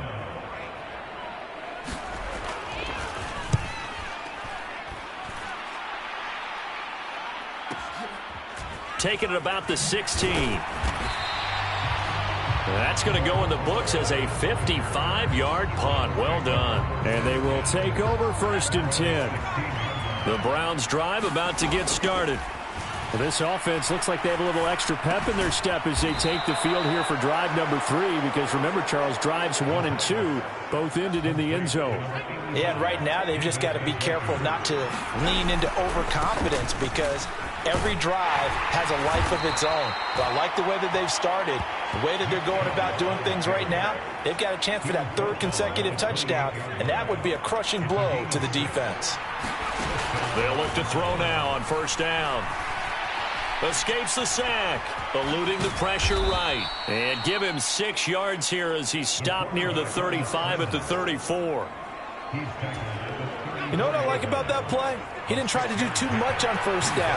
He took what the defense gave him, put together a solid game to bring up 2nd and manageable.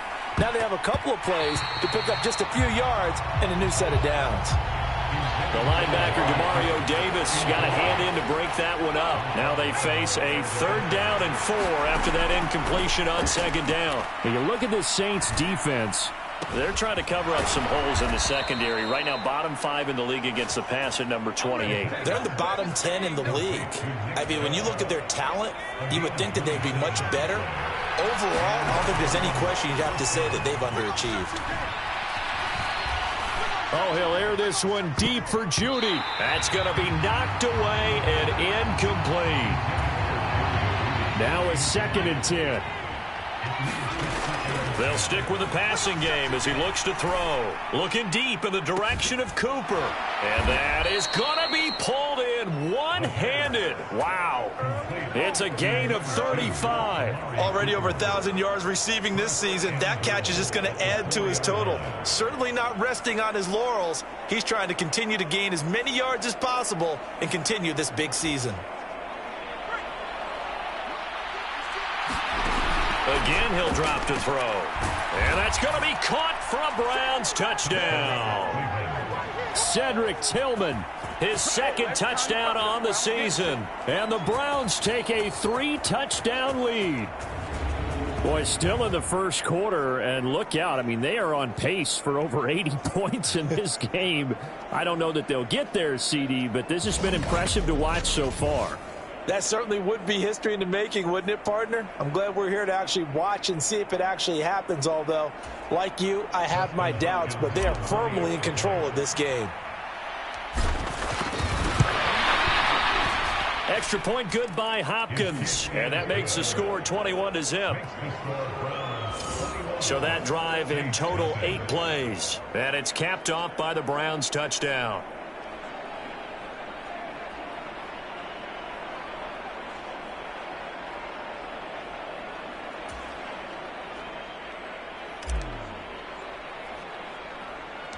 So how about this for a start? 21-0 here in the first as they kick this one away. From a yard or two deep, here comes a return. And they'll get him down inside the 30 at the 27.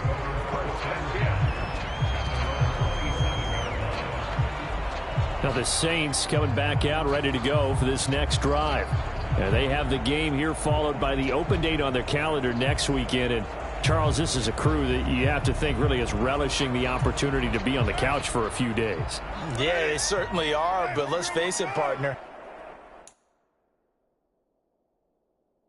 They can't get caught looking ahead to that couch time while they're playing this one. They've got to take care of business first. Play action. Now it's Carr. That's to the veteran. It's Robert Woods. And he's got this almost to the 40 before going out.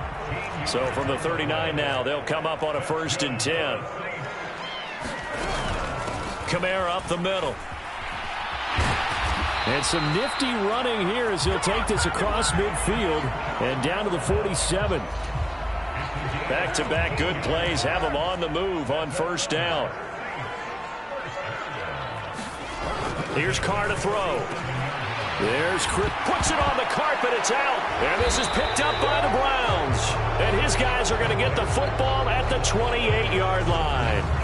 A lot of talk this week about ball security. In fact, they added an extra period in practice to be more secure with the ball. It didn't work out there. Well, sometimes you just get overexcited during the game. You may all of a sudden make your catch, see some open field, and decide you're going for it, and not realizing the danger lurks while you're doing so, and there's your end result right there. They go with Chubb on 2nd down. And he'll take this to the 32, a gain of about 3. This defense for the Saints, they played extremely well last week in the win over Atlanta. Yeah, and what stood out to me on tape, the way they were flying to the football. So that tells me that they've got all their assignments down, and they're playing with extreme confidence. This will wind up a loss on the play, and it'll be 4th down. Here's Corey Bojorquez to punt this thing away. Deep for New Orleans is Rashid Shaheed.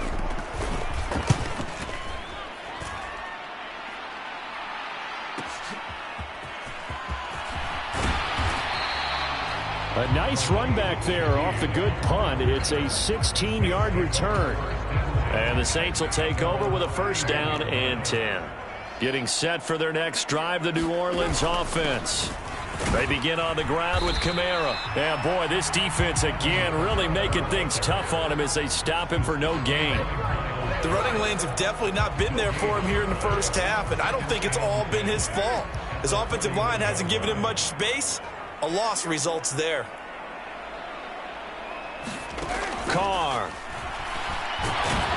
And the Browns' pressure gets to him that time, and he's going to go down. Loss of 10 as multiple defenders get to it.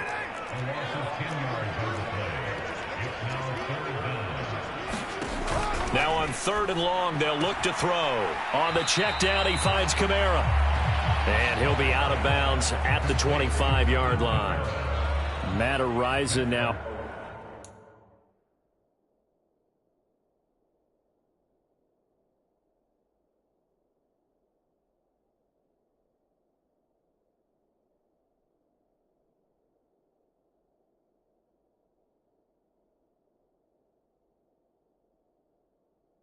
On to punt this one away. And he's getting a workout here in this first quarter as he gets it away. This is taken at about the 14. Muscles him off. A 57-yard punt, 11 on the return. The Cleveland offense ready to go. They start on the ground with Nick Chubb. He'll be dropped after a gain of about 6 across the 30 to the 31. Charles, they won last week despite him not running the ball well. They told us need to get him going. Runs like that help. And they talked to us about leaning on him because, as you noted, last week they didn't have to. Still won the ball game. They leaned on other people to give them the yardage that they needed, but they really want him to be that guy, and that's what they're doing early in this game. And that is caught one-handed. Oh, my, he pulled it in. Give him 35 yards there on the 3rd down conversion. Boy, they've definitely come out of the gate smoking here in the first quarter. Whatever they've tried to run has worked, and there's another example right there. Game plan is one thing, but how about his accuracy? It's been exceptional. So in Saints territory now. Here's 1st and 10 at the 34. He's going to take another shot here. And he bats it away, and it falls down incomplete. Here's 2nd and 10. Back to throw again. Escaping the pressure right. He'll wind up getting 4 there on his own, but it will leave him now with a 3rd down situation. Out of the gun, they'll look to throw. And taking it to the 15-yard line before he's brought down. 21-0 our score after 1. The start of the 2nd quarter, and it's the Browns in control of the football. Now a battle for the football. It's caught. It's a touchdown. Amari Cooper with career touchdown number 70. And the Browns continue to pull away here in this first half. And he continues to be a focal point of this offense. That's now 10 touchdown catches for him on the year. On is Hopkins now for the extra point.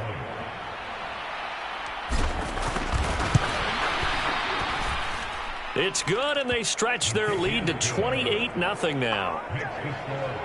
So the drive winds up going 75 yards in 7 plays. And it's Amari Cooper who finishes it off with a touchdown reception. The Browns kicking team out there now as they'll send this one away.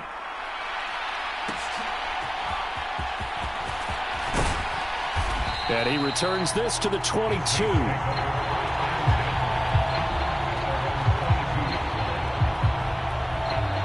Out is the Saints offense now as they get ready to take over here. Still in the first half, but this offense has struggled. Haven't really been able to get anything going, not only in the points category, but in the yards category. We'll see if they can do better here on this drive.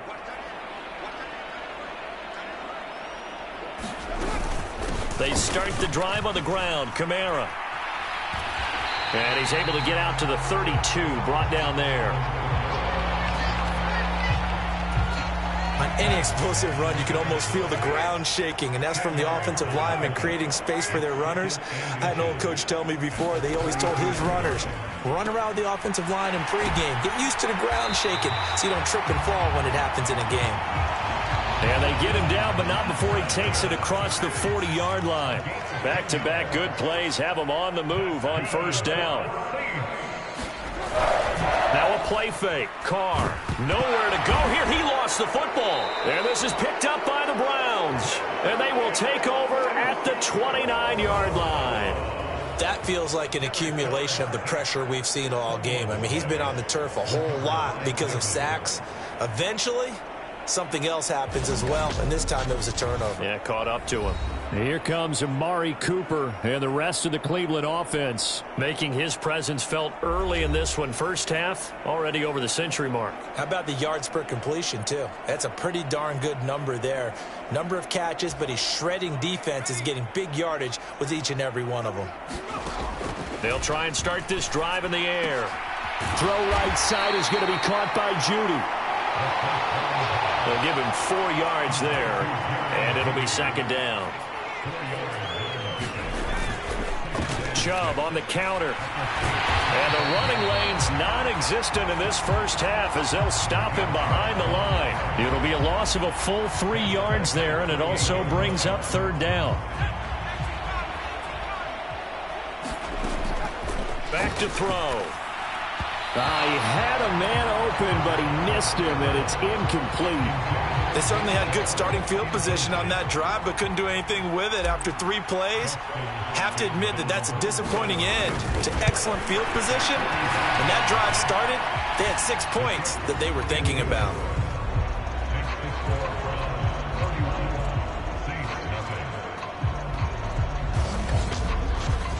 So the fumble recovery had them set up in ideal field position, but they can muster only 3 points out of it. Yeah, when you're able to force turnovers, especially when it results in field position like they had, you really want to make it hurt. Here, they take the field goal. That's definitely not what they were hoping for. The kickoff unit is out on the field, and they will send this one away. And he'll take it a yard or so past the 20, call it the 21. Out onto the field comes New Orleans. And last time they coughed it up, led to a field goal. They're fortunate that it only led to a field goal, but still, they're not happy about it. Could you sense the relief, though, when they only gave up the field goal? And they were able to trot back out on the field and start this drive. A little more pep in their step because they didn't cost their team a touchdown. But they know they've got to do it a lot better than they did on the last possession. The coach will just be relieved, though, if they recoup with a score here, right? I think the coach would be ecstatic to see them pick themselves back up and now take it downfield and punch in the end zone without turning it over. It's a 6-yard pickup, and it gets them to 2nd and 4. To throw is Carr. Oh, everything falling apart now. Another one intercepted. Picked off by Martin Emerson. And this one will be brought back to the 22. I'm not sure, Brandon, we've seen a sloppier played game this year for a team on offense. Turn it over 4 times and expect to win? No chance whatsoever. And look, I have no idea what the ratio is about turnover 4 times and how that correlates to winning or losing, but I'll guarantee you, it's not very good. Off the play fake, he'll look to throw. Toward the back corner of the end zone, but he could not get the feet down. This will wind up incomplete. The chance of wasting this great starting field position, a real threat. This is 3rd and long. Now a battle for the football. It's caught. It's a touchdown. Cedric Tillman. 2 catches, 2 touchdowns here so far. And the Browns are pouring it on. Hopkins with the extra point, and a rout is on here in this first half. So they only needed 3 plays on that drive. And it ends with a touchdown for Cleveland. Set now to kick this one away, and off it goes.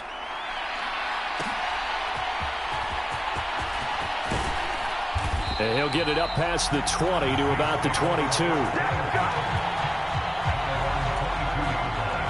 The Saints offense on the field, ready to get their drive started. And they've sort of lost their way, partner. How do they recalibrate and get this proverbial train back on track? Well, this is where leadership really comes into play. How's the head coach handling it? The offensive coordinator? Sometimes they just make a joke. All right, guys, you had your fun? All right. Throw it out the window. Yeah, let's get back on track here. And sometimes that'll work just fine. I guess it's time now to lean on them. And now the ball's out. Carr lost lost it. Fumble. But fortunately, he's able to recover his own fumble, or that could have been trouble.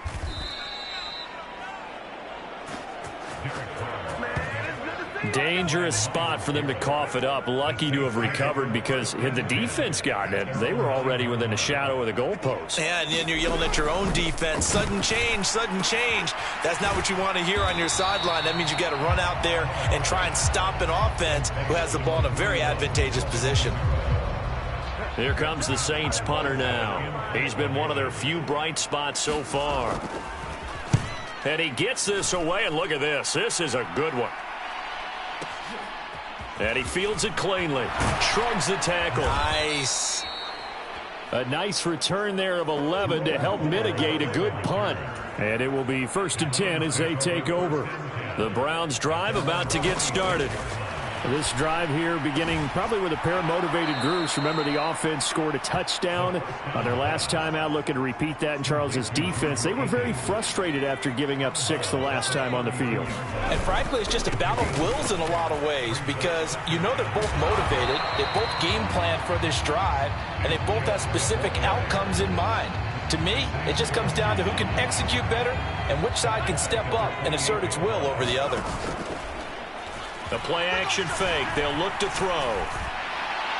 That's incomplete, but there is a flag down, so hang on. A big call coming on 3rd down.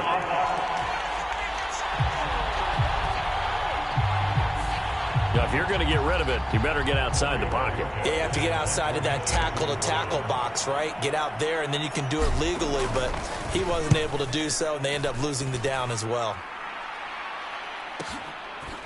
Now a hit and a loose football. And this is picked up by the Browns. And they will take over at the 29-yard line. On 1st down, they'll run with Chubb. A gain of 3, 2nd down. The passing game's been working quite well so far, but the running game's been a little bit of a struggle, and that's a surprise to me. Typically, when you can throw it, you've opened up lanes for your runners. Now they're staring at a 3rd and 8. That last play, backwards a yard. Hey, a lot of points have been scored in this game against them, but tally that one on the side of the defense. Do you think maybe, possibly, it can be a little bit of a changer for them? Maybe not a game changer, but a little bit of a momentum one that maybe they can string together some pretty good plays and slow them down. And incomplete. He had nowhere to throw, so he just tossed it away. But that brings up 4th. Hopkins' kick is good. And that will extend their lead even further.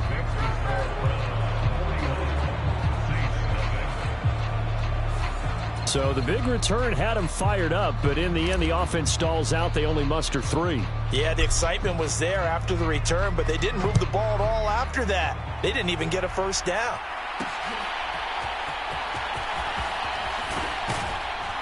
And able to get this across the 20, but not much further as he's dropped at the 23-yard line.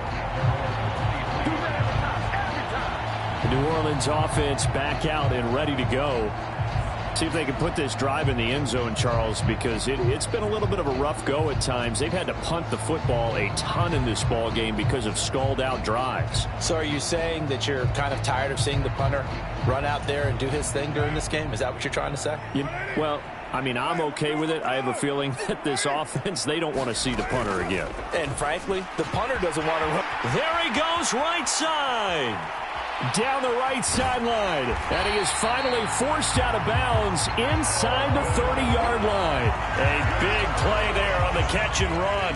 49 yards. Carr now on 1st down. And he's going to be intercepted a 3rd time. Picked off by Grant Delpit. And the Browns are going to have it here as they'll start at their own 24-yard line. Well, there are several factors at play for why they face this deficit right now, Charles, but that's now 3 interceptions that he has thrown and just giving the football away pretty careless here in the opening half. Yeah, I know that all of our parents taught us to share as youngsters, but in this game, you don't want to share with the other team. Keep it for yourself. Keep it for your team. Got to cut down on all of those throws, those errant passes. if they hope to get back into this game. And he finds some space past the 25 to the 27. But you got to give kudos to your offensive line and the guy carrying the ball because they were in a second and long situation. It seemed pretty dire, but they brought it back to third and manageable with that run. And he is going to have a Browns first down as they're able to get the third down conversion. Looking to throw. The completion, but they go in the wrong direction. A loss of yards, and now they're dealing with a second and long. I believe I could see what they were trying to do there, but unfortunately, the back ran out of room, too close to the sideline. And for defenders, we're often taught, 11 on the field, those sidelines can become the 12th defender. It worked to the defense's advantage on that play. Nothing there, no gain, and now they're looking at a 3rd and 15. He'll look to throw. Dancing to his left. And he's able to take this one up to the 35-yard line. He opted to go with a scramble, gets 2 yards, and now it's 4th. Here's Corey Bojorquez now to punt this one away.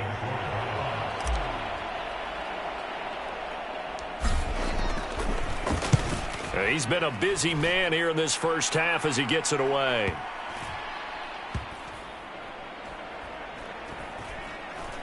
And did they keep it in? They did. They kept it in. It's down close to the goal line at the 1-yard line. You rarely call your punter a weapon, but he certainly was there. How about that? Pinning him down at the 1-yard line and helping out the defense in a big way. I'm telling you what, if I'm a defensive coordinator, I might be thinking safety right now. A 10th carry for Kamara. And he was very fortunate there to get out of his end zone. He maybe got back to the 2-yard line. 2nd and 10.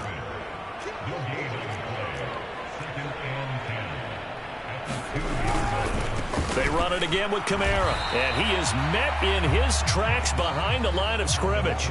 It'll go as a loss of a yard, so now they deal with 3rd and 11. Backed up here, tough spot, needing 11 yards to pick up the first. On 3rd down, here's Kamara. Fighting to get back to the goal line. I don't think he got there. He did not get back there. It's a safety. And the safety there, another mistake, and these mistakes just keep piling up. How many more can they make? They put them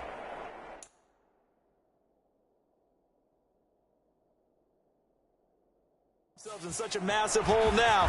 Going to be difficult to dig out from under. Yeah, for sure they can't afford anymore at this point.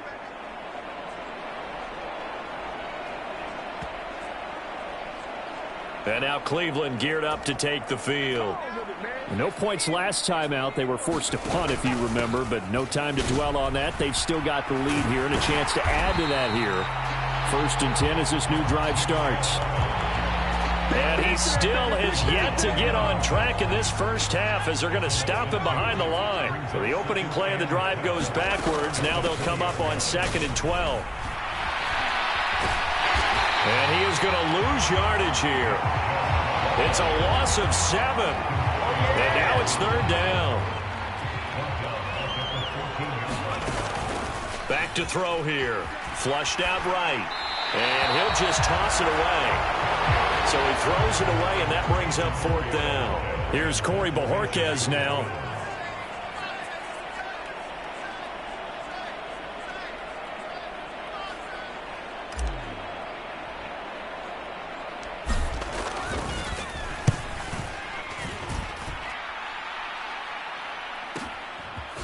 And good coverage there by the punt team. They're able to get down there and drop him with authority. Getting set for their next drive, the New Orleans offense. Remember, they had the safety go against them the last time they had it. Fortunately, their defense just forced the punt, so they'll try again as they start 1st and 10. 12 yards that time for number 12 as they move the chains. Throwing on 1st down is Carr.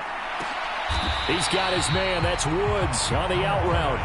And he's able to take it across midfield before going out of bounds.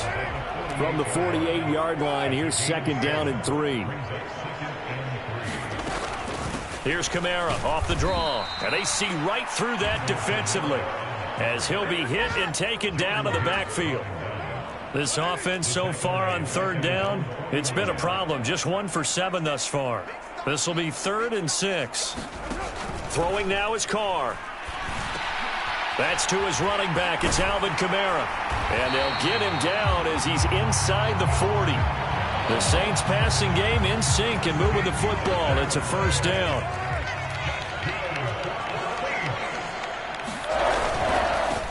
Inside handoff now. Miller. And now off to the races down the right side. Touchdown, New Orleans. Kendre Miller, his first touchdown on the year. And the Saints are able to eat in just a bit to this sizable deficit. Extra point from McManus is good. And they get a bit of a respite here from what's been an otherwise dreadful first half of football. After the touchdown, here's McManus now to kick it away.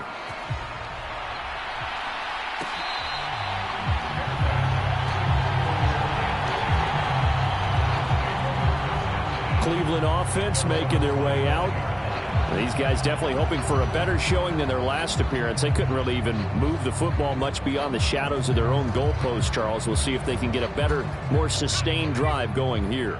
Yeah, and every team that we ever talk to says the exact same thing. When you start a drive from that deep in your own territory, the goal is a minimum of at least 2 first downs, because even if you have to punt then, you change the field position, right? You flip the field a little bit. They didn't get that done. This time they want to string together a nice drive and help themselves out. Second down, here's Chubb again. And able to stay on his feet past the 30 to about the 33-yard line. Give him 4 on the carry, and it'll make this a 3rd and about 2. Now back to throw. Flush to his right. And he's got the first down yardage before he's brought down at the 42. Got what they needed there. The drive continues with a 9-yard pickup. Now a play fake here on first down. And all this is taken in one-handed. What a catch. So the completion results there in 9 yards. And that'll give them a short yardage situation here for second down. Absolutely nobody fooled there. He's going nowhere fast as he stopped behind the line of scrimmage. They need 2. Here's third down. They'll get this to Chubb out of the backfield. It'll be a loss of 2 on the play, and that's going to make it 4th down. Excuse my snarkiness here, but isn't the idea of completing a pass supposed to mean you get downfield and gain yards? Especially on third down. Yeah, that one. How about the defense? Figured that one out in a big way. Yeah, they completed it all right and lost yardage. And a little too much mustard on that one. It hits a couple yards into the end zone. A missed opportunity there maybe to pin them back. The Saints offense on the field ready to get their drive started. Well, things for them, just to put it bluntly, man, it has been tough sledding here in the first half, facing that big deficit. The clock is dwindling now. Maybe if they can get something on the board here before intermission, they'll have at least a little momentum heading into the second half. Carr again here on 2nd and 10. There's a short one caught by Johnson. And he's going to get 7 out of this before being taken down at the 27.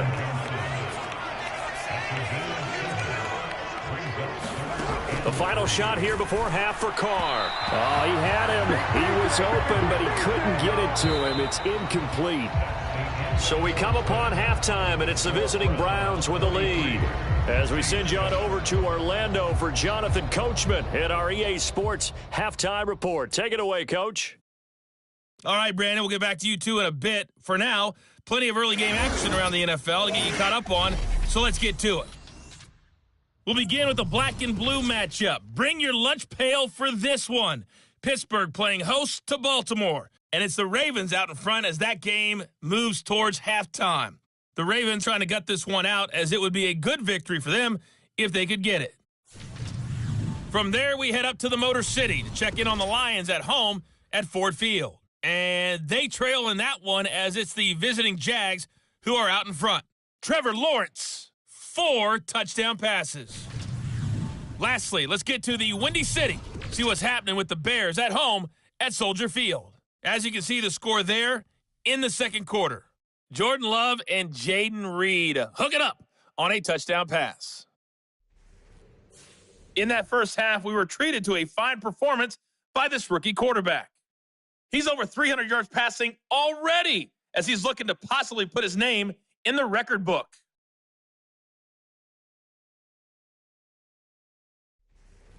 All right, Coach, thanks very much. Fine work as always as we welcome you back for quarter number 3.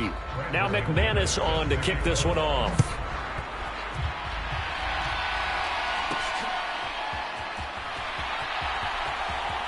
And a big-time mess on the return. He's out of bounds. He won't even get this back to the 5-yard line. Well, not exactly a banner return, so he doesn't give his offense a whole lot of room to work with. They've got to go a long way now to try and score some points. I do know this from experience. There will be a few comments muttered his way by the offense as they head out on the field. Oh, he breaks a tackle, and he's got an alley. There he goes, right side. And he'll be corralled well upfield right around the 40-yard line. 36 yards on the play. Okay, every now and then, my defensive bias will leak out here. Abysmal play for them. You've got them backed up, and you let them out. Couldn't take advantage. And you know who's happy? The punter. Because if he was needed, they gave him a lot of space to work with now. Yeah, because he would have had a lot to think about, right? Don't step over the back line and give him a safety. Now he's got room if he needed it. To the 43, second down. I feel like I could see what he was thinking on that carry. He wanted to follow that big tackle through the hole. Ended up only getting 4 yards on the carry. I think he had designs on that one being bigger. Now this throw caught left side.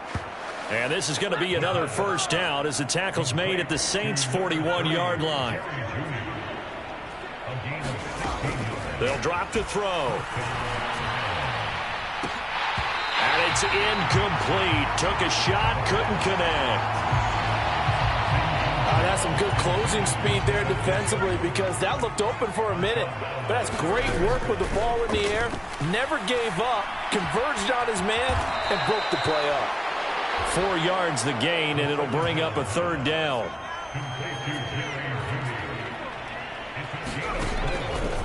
They're going to look to throw. And this is, oh my goodness, he pulled it in one-handed. And all the way in, touchdown, Cleveland. Amari Cooper, his third touchdown of the game, number 11 on the year. And the Browns have taken a 6-touchdown lead. Extra point good by Hopkins, and the lead grows even larger here in the third quarter.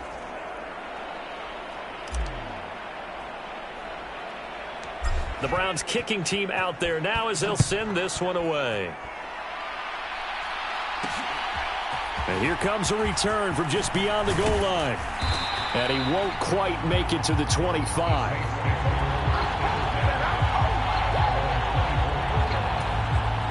Getting set for their next drive, the New Orleans offense.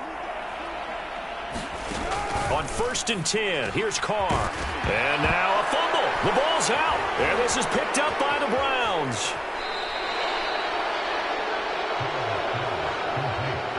Obviously, you got to hold on to the football, but I've got to give credit to the defense there. Good job of knocking it free. Yeah, because a lot of the time we just blame the offensive players for not taking care of it. How about the effort of the defensive players knowing that guys are going to, and if they're good, anticipate the contact coming and try and cover up the football. And they still find ways to knock it free. And this will be well too low for him to bring in. It's incomplete. From the 24, they'll go again on 2nd and 10. He'll drop to throw.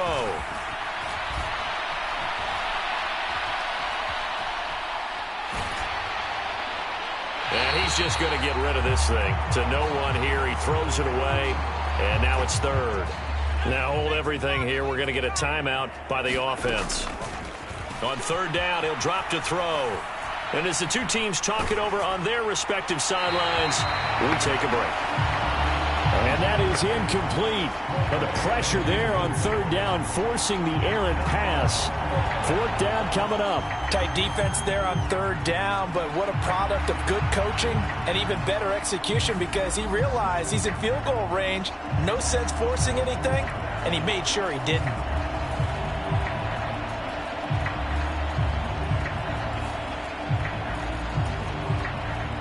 Here's Dustin Hopkins now to try the field goal.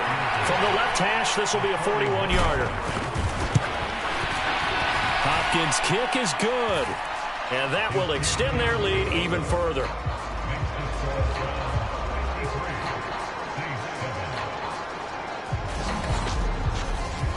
Well, after that last sequence, they're sitting pretty comfortably. They force the fumble, get the field goal, and expand on that lead here in the second half. And don't expect them to rest on their laurels after that kick either. They'll keep their effort up until the final whistle. They don't consider any lead safe.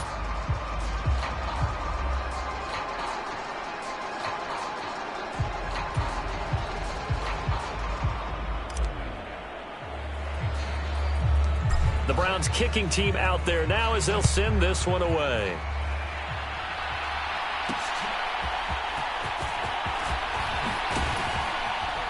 And he'll be out of bounds just shy of the 30, right about the 29.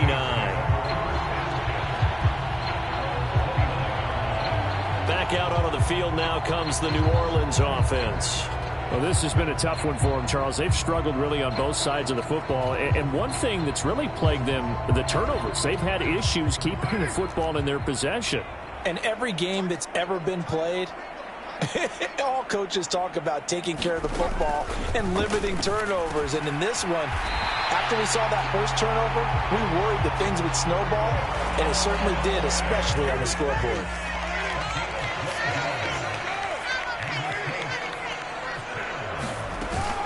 Now it's the veteran Jamal Williams. And he'll take this ahead for about 4. Second down coming up.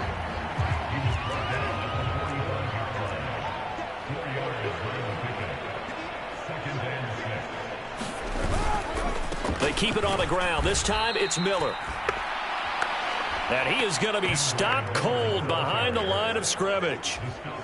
These guys have punted 4 times already, and they're staring at a 5th, barring a conversion here on third down.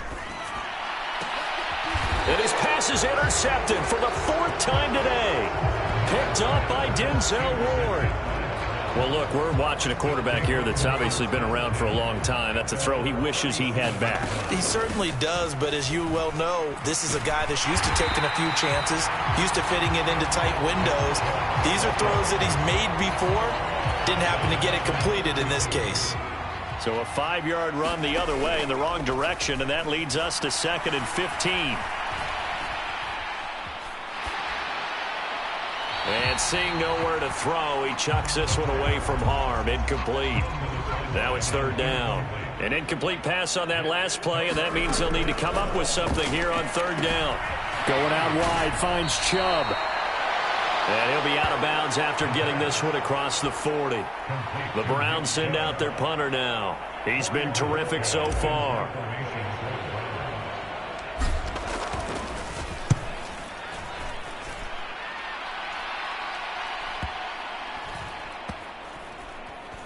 Oh, and what a play on special teams here. This is going to be down inside the 5, all the way down at the 2-yard line. And he's got to be fired up about that effort. I don't think he could have walked down and placed it any better than where he ended up putting the football. That was excellent. The Saints offense now, they get ready to head back onto the field. They are looking to make a bit of a 180. They are sputtering right now. And frankly, I think it's time to call your playmakers together and say, all right, guys, we're going to lean on you through this patch. We need you to get us back on track and get us going in the right direction.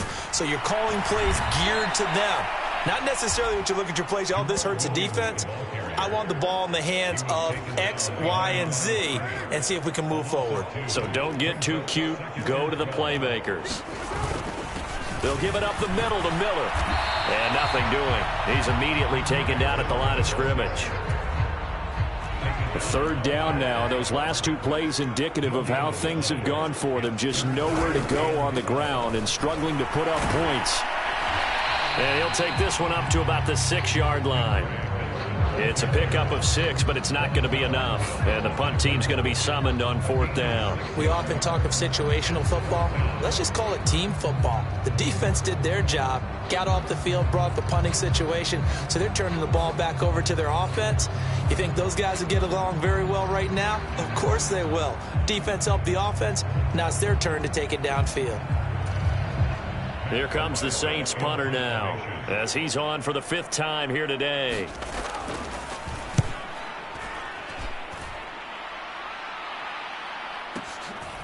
And taken right at the 35. Dances by him. Still fighting. And he's going to be out of bounds, but not before he takes it inside the 40. Great blocking, nearly sprung him there. 28-yard return. And the Browns have a short field in front of them now as they take over 1st and 10. Line of scrimmage, the 37 on 1st and 10. They'll bring a receiver in motion left.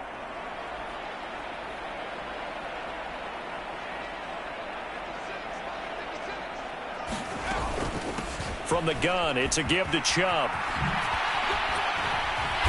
And tough sledding. He'll get maybe a yard. Stop short of the 35. No doubt about it. A really nice job there by the defense, not allowing him to get to the perimeter. But that means your defensive ends, your outside linebackers, the guys that you pay big money to sack the quarterback, they also have to have interest in the running game as well. And they did a nice job there of holding the point of attack and not giving ground. Here's 3rd and 10.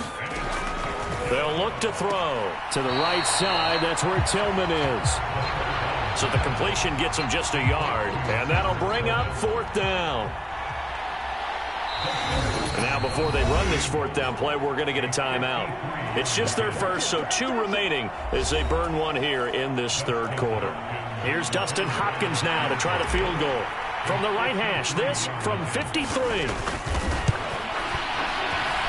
And this kick is not going to be close. It's well short, well right to boot. But that shouldn't matter a great deal as they still lead by a bundle here. Well, listen, now no kick from 50-plus is a gimme, but here you're indoors in a dome. You'd think ideal conditions. Yeah, and it's one that he would expect himself to make, not just us expecting him to make it. Over the years, my theory is very simple. The athletic ability of kickers continues to get better and better. Check their backgrounds. They were all county, all state, at other positions, not just soccer players. These guys expect themselves to be great as well. And a pretty good burst there as he get this across midfield and down to the 46.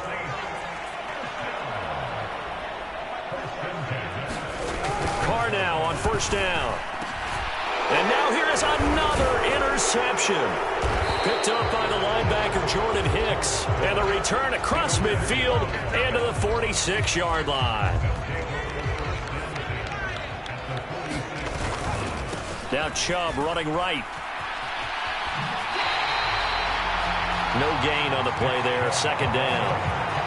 So nothing there that time, and maybe you need to look to the O-line. They weren't able to create any space. No, they weren't, and you know as well as I do, as many offensive line coaches we've ever met, I think that'll be addressed loudly when those guys get to the sideline. And they're usually loud and big. The 2nd down play, not much better than the first, just a gain of 1 there. And now on 3rd down, they'll need to get it to the 36 to pick up the first. He shakes him off. And he's got the hook up to Moore. It'll be a gain of 5. And that's going to bring up the 4th down. Receivers love having the reputation of being go-to guys on 3rd down. And he was fighting like he really wanted to have that reputation, didn't he? I mean, he came very close to making that a 1st down. Broke the 1 tackle, but couldn't spring himself free. And not what he was hoping for there, as this will hit in the end zone for a touchback. The Saints again ready to go on offense. So now, Charles, this drive maybe a touch more important, trying to erase the memory of that interception they had the last time out. Yeah, and everyone goes through this because even the best in the game, you're going to have games where it just doesn't go right for you and interceptions result. So, frankly, to me, it's all about how you respond, not just the types of plays that you call, but how you carry yourself, how you show your team that you're still with it, and how you continue to lead. And he got blown up on that play. Back at the 20. Call it a loss of 2 there on the play. And that brings up third and a full 10 yards. But when we see the ball tipped in the air, sometimes we get a little roll change, don't we? Because when it's in the air, sometimes the defensive back becomes the receiver. And in this case, the receiver looked like a defensive back, but ended up a receiver. He caught it as a receiver. Hey, it worked out. Worked out really well for them. But I'm telling you, the defensive guys, frustrated. Oh, frustrated. They're going to catch it in film. So from the 39 now, they'll come up on a 1st and 10.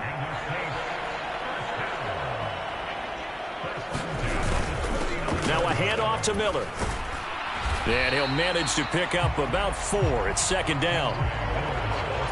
And that was a quality play to start a new set of downs. That was simply an offensive line winning the battle up front and winning in a big way and giving their guy in the backfield a nice lane to hit.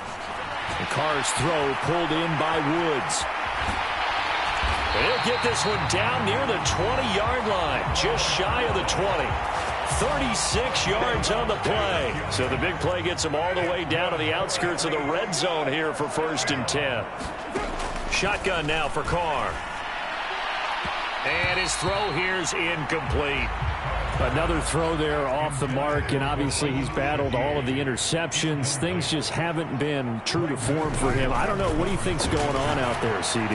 That's a great question, and my suspicion is he's been coached really well to not show that he's having a problem. You know, they always tell you no matter what, you keep throwing the football with confidence. Well, we're not seeing a confident thrower right now. He's off balance. The passing game. Touchdown, Saints. Juwan Jackson from 10 yards out. And the Saints are able to at least get one score back. McManus's point after is good. So they do get one score back, but still a long way to go here in the 3rd quarter. After the touchdown, here's McManus now to kick it away. From his end zone, here comes Jerome Ford. And he'll take it up past the 25 to the 26-yard line.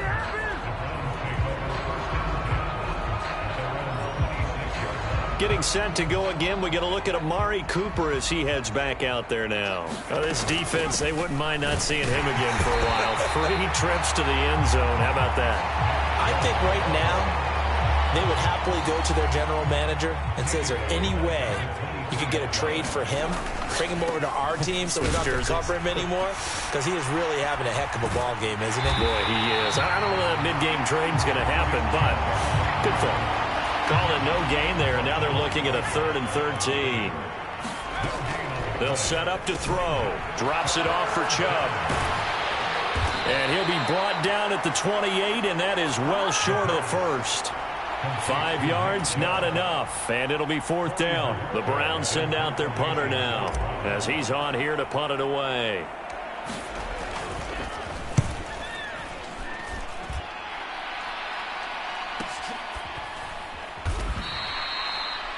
Just a yard return there after a punt of 49. And out will come the offense as they take over. Set to take over once again. Out comes the Saints offense. Well, certainly they'd rather have the scenario they had last time out, Charles. Remember, they had the short field. They took it in the end zone. Now this is going to have to be a longer, more sustained drive if they want to get points. Yeah, a little bit more of a quick strike opportunity last time by where they were on the field, and you're exactly right about that. But now, backed up a little bit. What's that old expression we love to use? Time to matriculate the ball down the field and try and do it again. There's a short one to the tight end, Johnson. So 5 yards here, 5 on the play. And that's going to bring up a 3rd down. Now Carr. And the throw there going to be incomplete. And you can tell just by looking at them that this offense is a frustrated unit. Things are really unraveling here, and as a head coach, time to earn your paycheck. You've got to find a way to keep it together as that brings up another 4th down. Fair catch called for right around the 11-yard line. And when it's said and done, it's a 58-yard punt. And the Browns will take over with a 1st and 10 deep in their own territory. They begin this drive with Chubb. And they'll hit him for a loss as he's back to his 2-yard line. They'll wind up losing a full 10 yards on the play. And it'll be a 2nd and long. Back to throw now in his own end zone. Dumps this to his running back, Chubb. Oh, and this is going to wind up a safety. The goal here is about getting any kind of positive yardage in this spot because you don't care who, you don't care how. You just want to try and buy a little space and get away from your own end zone. But in this spot, the defense was all over that play and equally motivated to stick them with a safety. And he'll go down as this drive will start at the 25-yard line. The Saints offense on the field ready to get their drive started. And Charles, a very uninspired effort the last time we saw them out there. It was a quick 3-and-out, then they punted the football. Yeah, and you never want to get stopped so soundly during a series, but what would be even worse now is letting it happen again right here. They've got to get going. Glad to be in the great city of New Orleans, rolling along here in the 3rd quarter, 2nd and 10. Off the draw, here's Williams. He takes this for 3 to the 29.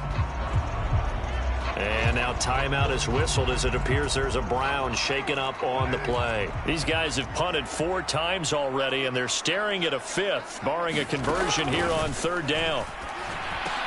Work in the middle of the field, and he's got a man complete. And he is going to have a Saints first down as they're able to get the 3rd down conversion. And that last throw right there putting him already over 3,000 passing yards now for the campaign. And given where we are in the season, Brandon, you have to think to yourself, if he stays healthy, I think 4,000 is a given. I think 5,000 is not out of the question if he stays hot. Back now here live in New Orleans. And this is a blowout so far as we get set for the 4th quarter. A very one-sided affair. And they'll get him down as he's inside the 40. Another strong gain on the last 2 plays. They've moved it a combined 33 yards. So a 1st and 10 upcoming from Browns territory now at the 38. Carr now to throw. Finding Williams once more, complete. And they'll wind up getting this one all the way down inside the 20. They go right back to him for 20 and a 1st. Well, I mean, look, obviously there's no 20 or 30-point play in that playbook, but they can try to end things here on a positive note despite trailing big, and that looks like what they're trying to do here by pushing the ball downfield. Well, let me go with the heavy cliche then, partner. Just control what you can control right now, and all they can control here is how their final plays develop. And he's going to be met at the line of scrimmage and taken down. Tackle made there by Jordan Hicks. So after the run for no gain, here's 2nd and 10. They'll run it again with Miller. And he is met in his tracks behind the line of scrimmage. A 2nd down play results in a loss of 2 yards. Bear in mind, that wasn't a big lineman back there for the tackle for loss. That was a cornerback. So are you saying the myth has been shattered? That all of them are not just cover corners? Some of them actually will stick their nose in and tackle when necessary? That's what we just saw, isn't it? A long way to go here on 3rd down for the 8th play of the drive. A give to the fullback on the dive. And he'll at least get him inside the red zone here, down to about the 19. 2 yards on the pickup there. It's 4th down.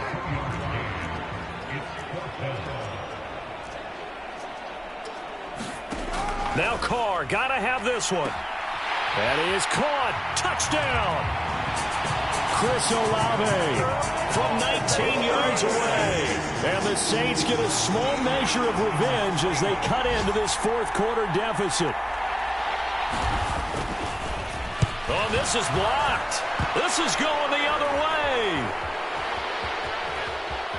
But he doesn't get far. They're able to stop him. And after all that, the extra point attempt unsuccessful.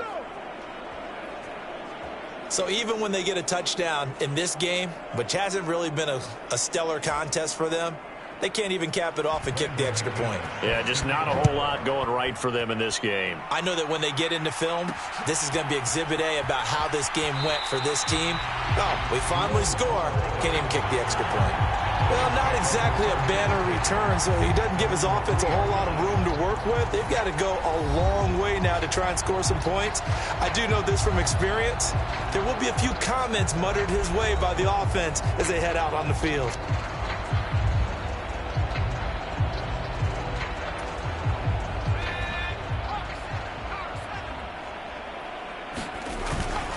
They start on the ground with Nick Chubb. And not much there as he gets it up to about the 5-yard line. Tackle there going to Marshawn Lattimore. Here's a 2nd and 8. From deep in their own territory, they look to throw. And can you believe it? It's a second safety in this ball game. Every team has plays in their book to try and buy some room when a safety's on the table. But a big variable is how does each team deal with the pressure of executing in those situations. In this case, they didn't, and they gave up 2 points. So after that safety, now a free kick situation forthcoming as they punt it away from the 20.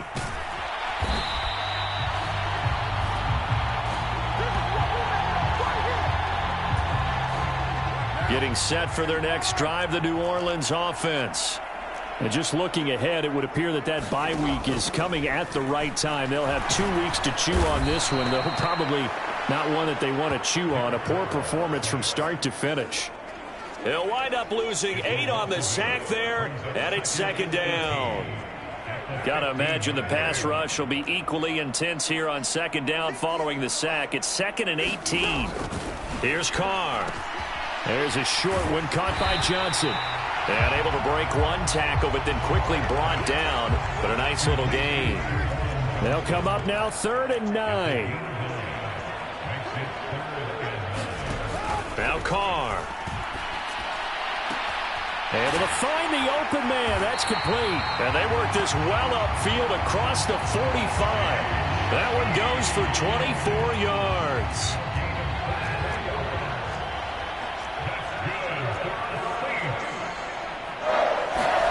On 1st down, Carr.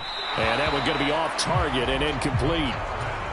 That incompletion is not a surprise with the way that this one has gone, and the frustration, the body language is evident everywhere. This team, they've really been put through the ringer in this one. Carr completes it. And he takes this one down almost all the way to the 30. A gain there of 21 yards. So a 1st and 10 upcoming from Browns territory now at the 32-yard line. Carr into the hands of Perry, complete. And they'll get him down after a pickup of 8, 2nd and 2. One thing you're hoping for when you run drag routes, you're able to hit a receiver in stride, and he can pick up a lot of yardage after the catch. But in this situation, the defense was effective, able to stop him before he could get a good. Johnson on, it's poke free, football's out. There, this is picked up by the Browns. And with that kind of a deficit, you can't afford to make any kind of mistakes. But it's been pretty symptomatic of what we've seen all game with them, isn't it? Down this big in the fourth quarter. You'd say an afternoon to forget, absolutely. And the most curious way there to burn some clock. That was wild, and at the end of all that, it winds up a safety. At this point, I think it's a surprise when he isn't close to being sacked on a passing down. The amount of times he's hit the deck today, I think a lot of us are reading safety before they even took the snap. Simply a merciless pass rush every step of the game, and that rush earns a crowning achievement there. And he's up across the 25 and down at the 28. The Saints offense on the field ready to get their drive started. Their mini 2-game win streak appears it might be going by the wayside unless they can pull a rabbit out of their hat. And he will not get away from the pressure here. Carr taken down. Don't need it all back at once, but you figure they're going to need something here. 17 yards to go on 2nd down. Here's Carr to throw. That'll be taken in by Shaheed. Still going inside the 20. Touchdown, New Orleans. A big play there. 79 yards. And the Saints are able to make some inroads here to that deficit. And the kick makes it through, but flags come flying in as well. It appears we're going to get a roughing call tacked on.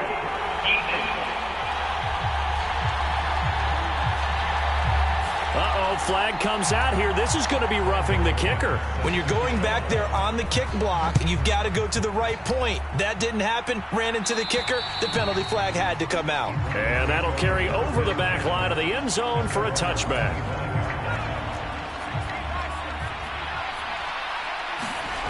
They'll come out throwing here to start the drive. This short pass into the hands of Njoku.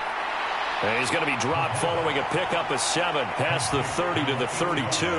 They'll operate from the 32-yard line here, 2nd and 3. Being chased out left. And he's just going to get rid of this thing. To no one here. He throws it away. And now it's 3rd. So the incomplete pass on the last play, and that leads us to a 3rd and 3. And they'll try and run the option to pick it up. And he is going to lose yardage here. Defensively, they rally the troops to force 4th down after that 7-yard pickup back on 1st. They'll set up a throw. But he will not get away. He stops short of the marker. The Browns unable to move the chains on 4th down. And the Saints are going to get it back and in great shape.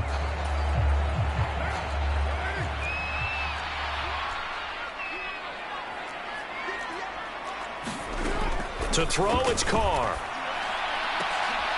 Here's Johnson with a reception.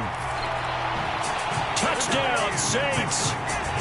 Juwan Johnson with his 2nd touchdown of the game, number 7 on the year. And the Saints have got it back to a 2-score game here in the 4th.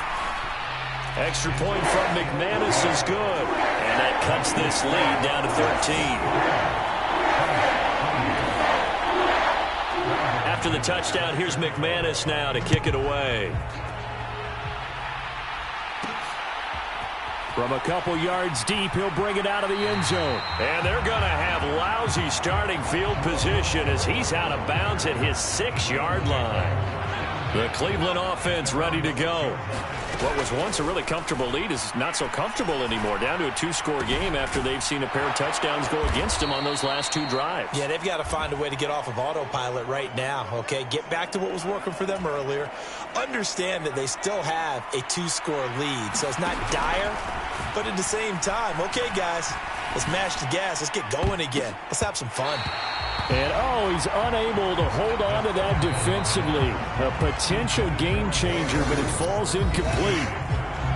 Now the Browns signal for the 2nd of their timeouts. That's going to leave them with just 1 remaining here in this 4th quarter. Now they face a 3rd down and 4 after that incompletion on 2nd down.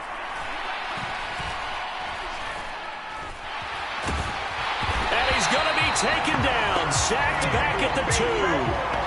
Pete Werner picks up his 2nd sack of the afternoon. The Browns send out their punter now as he'll come on to kick this one away. And from their own end zone, it's a fake. And a most curious way there to burn some clock. That was wild. And at the end of all that, it winds up a safety. At this point, I think it's a surprise when he isn't close to being sacked on a passing down. The amount of times he's hit the deck today, I think a lot of us are reading safety before they even took the snap.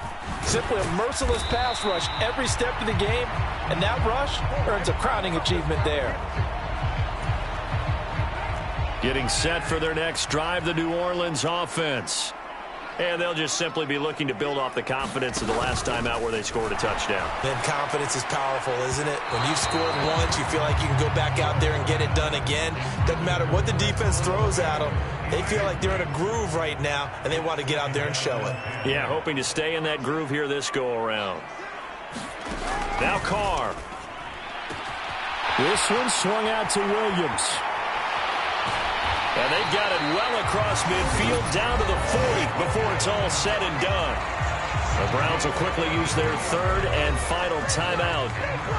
And as the 2 teams talk it over on their respective sidelines, we take a break.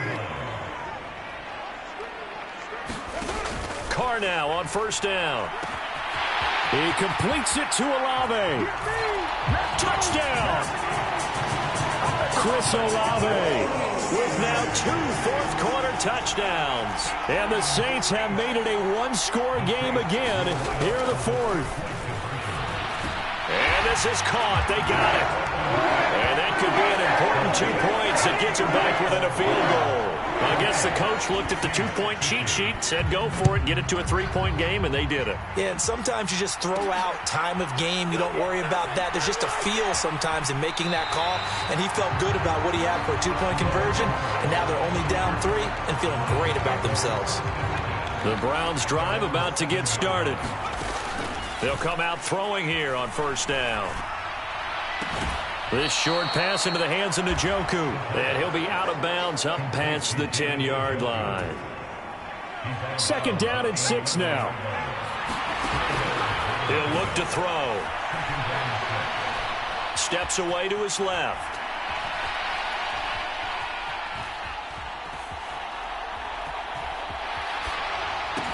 This is the tight end, Njoku.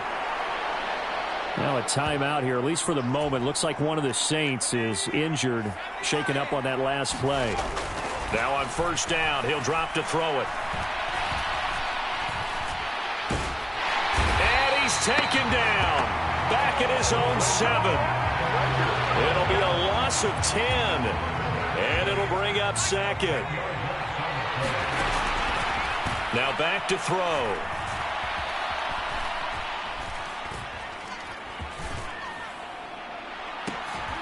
A fight for it, and this is caught.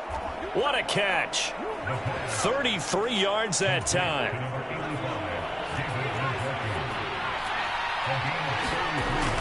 Back to throw here.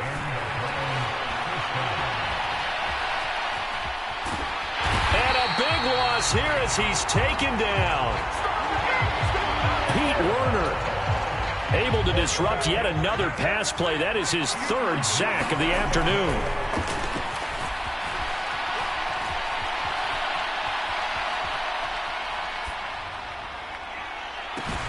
And that is taken in by Njoku. And he'll be taken down, but not before they work it across midfield. It's a gain of 35. So in Saints territory now. Here's 1st and 10 at the 49-yard line.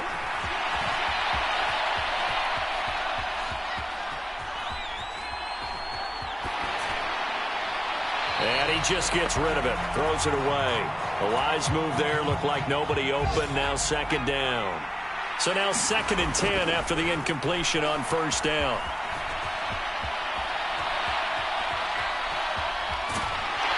And they finally catch up to him and take him down. Jeez, where was he going? A huge loss there. He couldn't escape the pressure, and they go backwards in a big way there on the sack. Buying time to his left. And he's going to go out of bounds. Gigantic loss. Kept retreating. Steps out. That goes down as a sack and a big loss of yardage.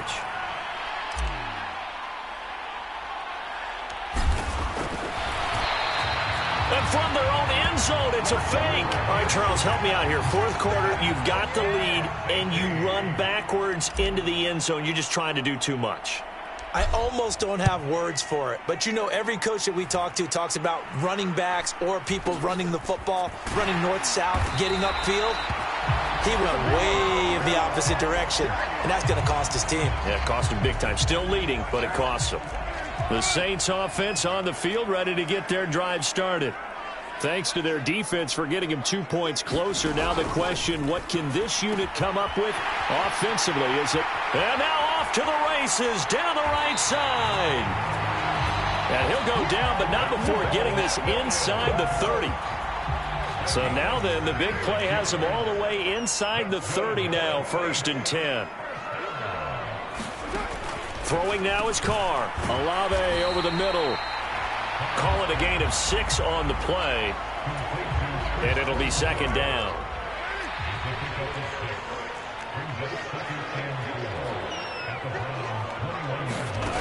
Carr going to throw. Caught by Woods. And brought down, but not before they get it inside the 10 to the 7. And here we are in the fourth quarter, partner, and watch them drive for what would be a go-ahead touchdown. And you and I both know this is where you need a quarterback who can keep his cool back there, not just for himself. Touchdown, Saints. Juwan Johnson, a 7-yard touchdown grab. And the Saints have moved out in front here in the fourth quarter. Carr will look to throw. And this one's caught. And their fourth quarter lead grows by a couple more. So they elect to pass there on the two-point try. Sometimes could prove risky there. It worked out. Yeah, and I love how you bring up that it can prove risky, because if you get it intercepted and they return it, that's 2 points for the defense, but not on that play.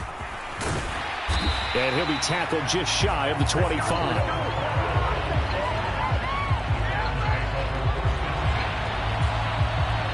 This is 1st and 10.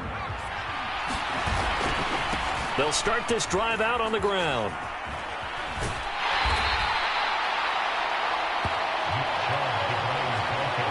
They did a really nice job there defensively. They strung the play out, didn't give him a cutback lane. On each play, you have guys what I call our BCR players. Guys are responsible for the bootleg, for the cutback, and for the reverse. They played that one perfectly. And rode him right out of bounds. The sound reverberating here in the dome. This is 3rd down. He's got his target. That's complete. And he'll be out of bounds, but able to get it up past the 45. Plenty of time to work with here, but the timeouts, they're gone. Here's 1st and 10.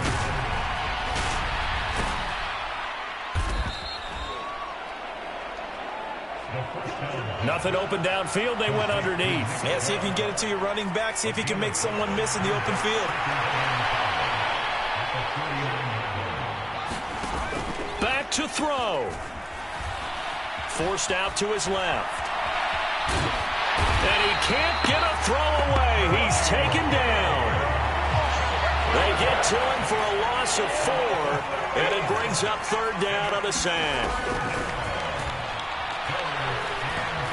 Dancing to his left. And he'll avoid the tackle there with a slide. Late in the game, he's certainly doing everything in his power to buy time for his guys to make a play. But in this case, he's surrounded, and all he has room to do is to get back to the line of scrimmage. And he won't get there. They stop him a few yards short of the line to gain.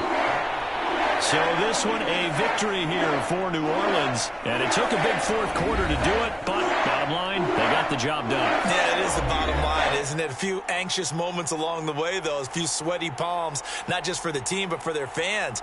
As you mentioned, down going into the fourth quarter. How about the rally? How about the comeback? Getting it done on both sides of the ball, holding them when they needed to, and finding ways to get points when they had the football. So for the Saints, the win gets them a step closer to 500 at 5-6. And they'll be able to enjoy this one through the bye week before they get back at it again. Meanwhile, for Cleveland, the run to begin the season is over as they drop to 9-1 now on the year. And they'll get a chance to redeem themselves at home next week. So that'll do it for my partner, Charles Davis, and the best darn crew in the industry. I'm Brandon Gaunt. This has been a presentation of the NFL on EA Sport.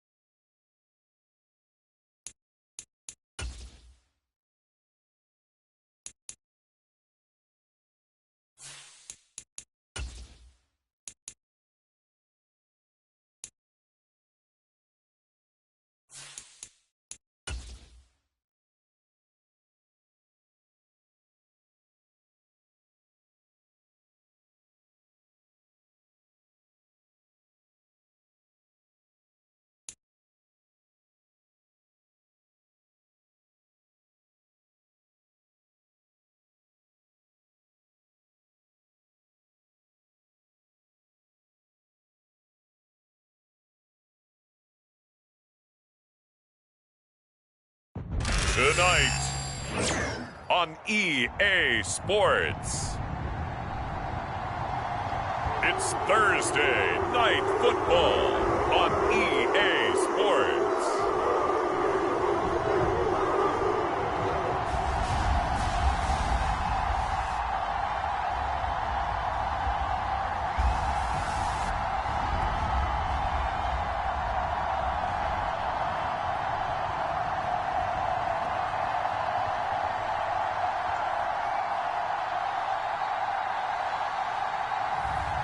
It's the Cleveland Browns taking on the Pittsburgh Steelers. Now from the banks of Lake Erie, EA Sports welcomes you to Huntington Bank Field here in downtown Cleveland.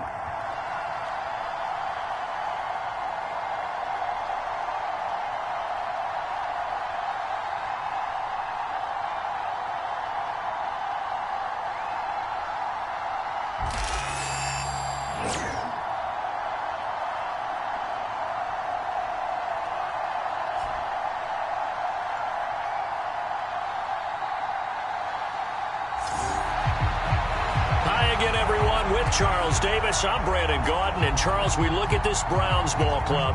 They coming off their very first loss of the year, suffered a week ago. Yeah, it will not be a perfect season, but I'm interested to see how they bounce back now that they know that chasing the 1972 Dolphins is out the window.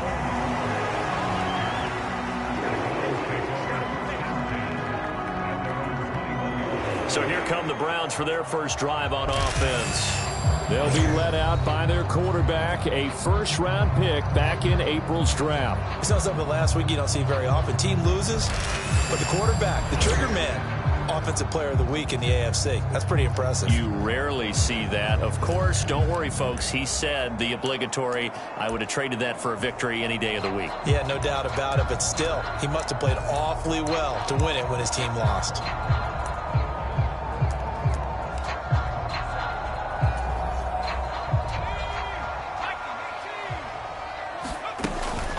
First carry for Nick Chubb. Call it officially a loss of 2 on the first play from scrimmage. Second down. They'll look to throw. That's out to Chubb, complete. He is taken down at the 21 after a short gain of 2. And now timeout is whistled as it appears there's a Brown shaken up on the play. The play action fake. They'll look to throw.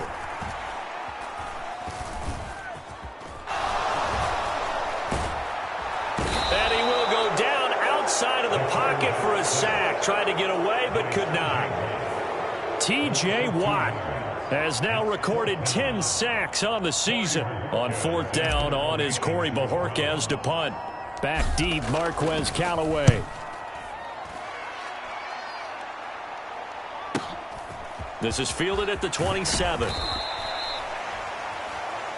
51 yards on the punt there.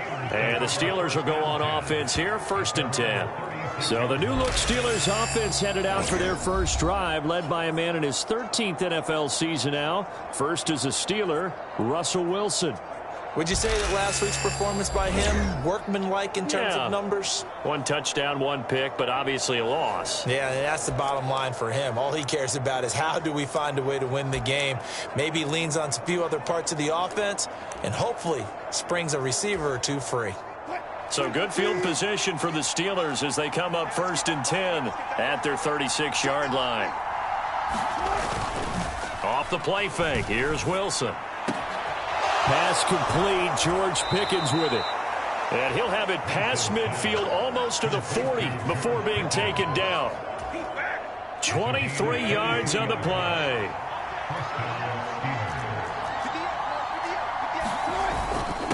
First carry for Najee Harris. A look at the numbers for Harris in last week's game.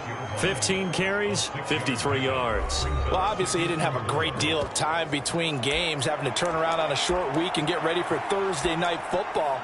But he said in pregame he was feeling pretty good and felt more recovered from last week's contest than he would have expected. Didn't seem to think this short week was going to affect him much as he chases a big performance here in prime time. Ball on the 36 now. Here's a 2nd and 4.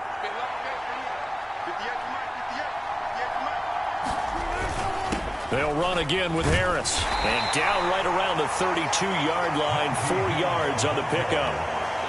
Pretty good job defensively. Thought he was going to get it, but they knew where that marker was, and they stopped him just short of it. What it does is emphasize that strategic football and situational football is not just played on the offensive side, is it? Defense understanding, as you noted. Oh, now Harris lost it. It's a fumble. And this is picked up by the Browns. In our stat pack every week, there's 2 columns for fumbles, FF. And now before the ball changes hands, they're going to take a look at this just to make sure that they have it right.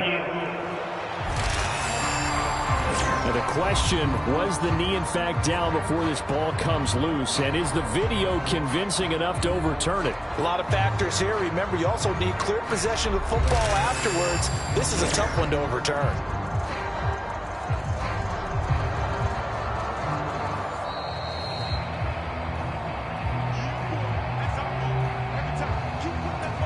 So that one overturned. They say the knee was down, and that will not be ruled a fumble.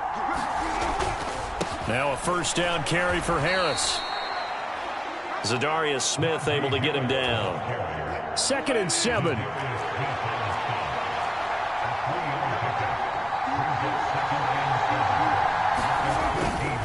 Harris running straight ahead. And a pickup of about 4 down inside the 10 to the 8-yard line. Some of the most unselfish players on any football team, defensive tackles, because we ask them to just eat up blocks and allow other people to make tackles. But when he can make a play himself, as we just saw there, that's a big day. And he won't be close to a 1st down as he runs into a wall right around the line of scrimmage. And Mike Tomlin going to roll up the sleeves here and say, let's go for it on 4th. They'll try and throw for it with Wilson. And it's incomplete. They cannot convert, and they turn it over. Mike Tomlin takes a shot here, but to no avail. And this Browns defense stands tall.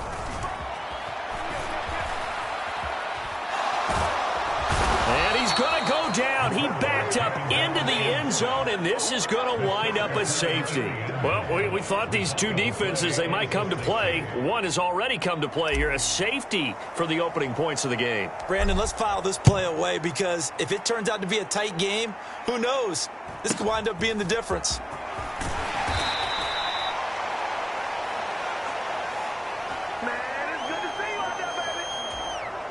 The Pittsburgh offense at the line to start their next drive. And a drive that stalled out last time. Went for it on 4th. Didn't get it. How does that translate? Wilson hit. It's loose. It's out. Fumble.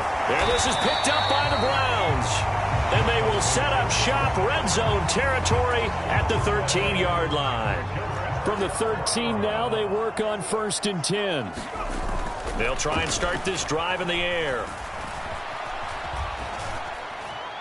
The ball comes out. A big loss on the play. That's the bad news. A consolation. They keep the football. Can almost see inside his face mask there the look of relief. He coughed it up, but it goes out of bounds. They keep it. Someone carrying around the lucky horseshoe, aren't they? If I were him, I'd go out and play the lottery after that one. A very fortunate man. And they're operating in plus territory here. They're thinking points. Definitely don't want to lose the football at this juncture. Now on 3rd and long, they'll look to throw. Shakes off but he can't get away forever, and down he goes. And now timeout is whistled as it appears there's a Brown shaken up on the play. Hopefully, obviously nothing serious here. Medical staff, though, going to take a peek, and we'll take a break. On 4th down on is Corey Bojorquez to punt.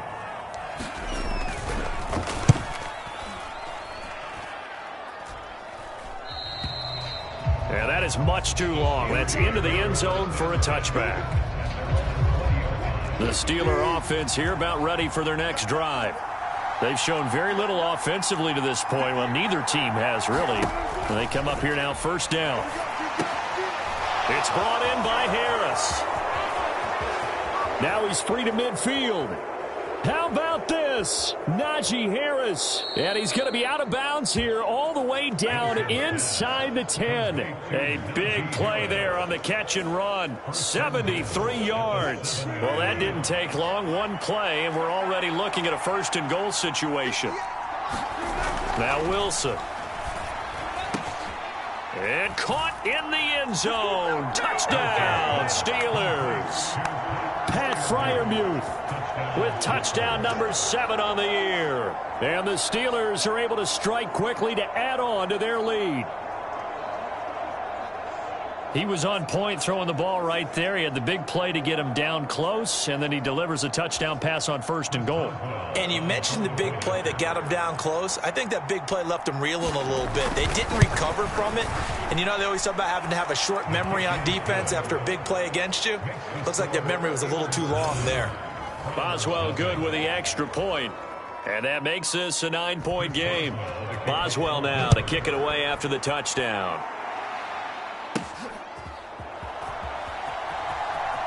And he's going to be out of bounds here on the return at his own 2-yard line.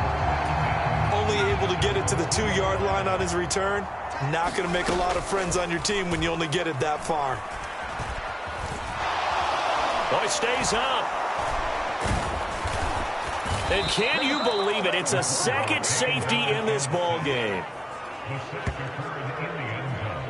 I'm not sure they mentioned it as a goal during the week or even talked about it in pregame, but the way they're playing right now, they want this game out of reach by halftime.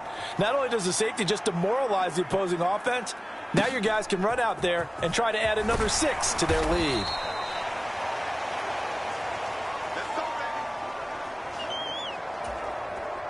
The Pittsburgh offense at the line to start their next drive. A handoff to Harris to begin the drive. And trying to push forward, but he is going to be stuffed up in the backfield. Officially, it's a 1-yard loss. That's going to bring up second and 11.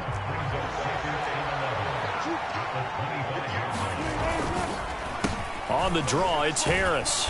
And he's going to get about 7 yards on that one, up to around the 33. Well, they're making an effort to get the ground game going tonight. So far, it's working. I like what we're seeing from the offensive line. They seem to have the leverage going, and they're controlling things and reestablishing the line of scrimmage, moving that defensive front backwards. But also like what the runner is giving us, too. It appears that he's been waiting all day long to get out here and take off. The Steelers picking up 15 yards there at a first down. Clock rolling as we hit the midway point of this first quarter. They go play action with Wilson. A throw left side, caught by the tight end Freiermuth. And he'll be out just a yard or two shy of the 30. Chewing up big yardage. Another nice gain there. This one goes for 20. So a 1st and 10 upcoming from Browns territory now at the 32-yard line. They hand this off to Harris. And he'll get this just inside the 30-yard line. And the big fella stuffed that one up in a big way.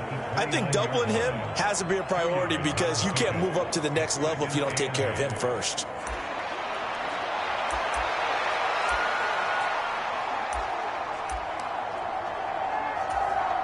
Got it here at the 29 on 2nd and 8.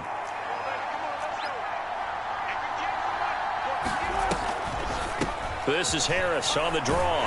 And he's going to take this down close to a first down at the Browns' 24. It'll be a gain of 5, but still about 3 yards shy of the first down marker, and now it's 3rd down. Play action. Now Wilson. Blitz coming, and down he goes. Jeremiah Owusu-Koramoah, his 2nd sack of the night.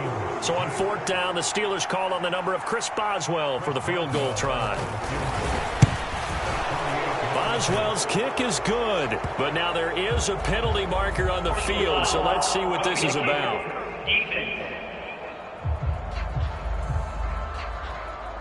So the flag is for roughing the kicker, a big 15-yard penalty. And I'm not sure that was the time to go all out after the kicker. Plenty of time left in this game. On the give, this is Harris. And running room scarce here. He's going to be stopped in his tracks at the line of scrimmage. No gain on the play. It'll be 2nd down.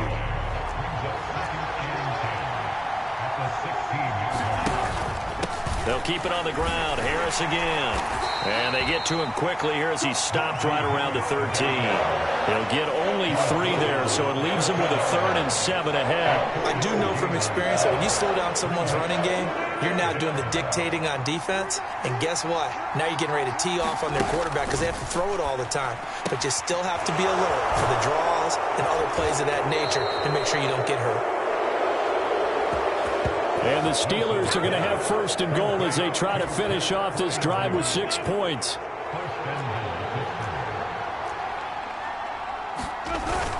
Pirine not going anywhere. He'll lose a couple back to the 6. Now, during that run, an injury here. We've got one of those big blockers in some discomfort.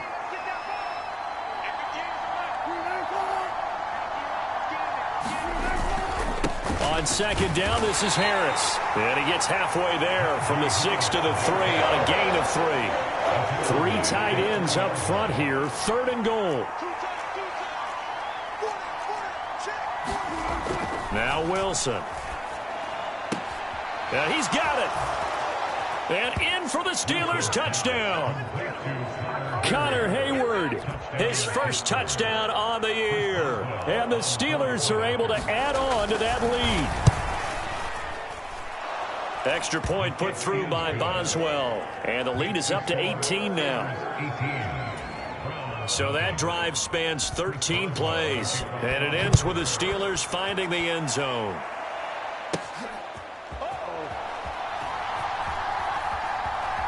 And this does not end well as he's going to be out of bounds here at his own 5-yard line. The Cleveland offense ready to go. And they come into this one off the loss over the weekend, but you say if you're going to play a Thursday night game, this is the week to do it. It certainly is, because you get right back out there. You don't have time to dwell on things. And look, your game plan is going to be a little more limited, but so is theirs. So that's when you just appeal to your top players. Guys, you make plays in this one, we out-execute them, we can walk away with a win. And for the 3rd time now, this is going to wind up a safety. Unbelievable. I'm not sure they mentioned it as a goal during the week or even talked about it in pregame, but the way they're playing right now, they want this game out of reach by halftime. Not only does the safety just demoralize the opposing offense, now your guys can run out there and try to add another 6 to their lead.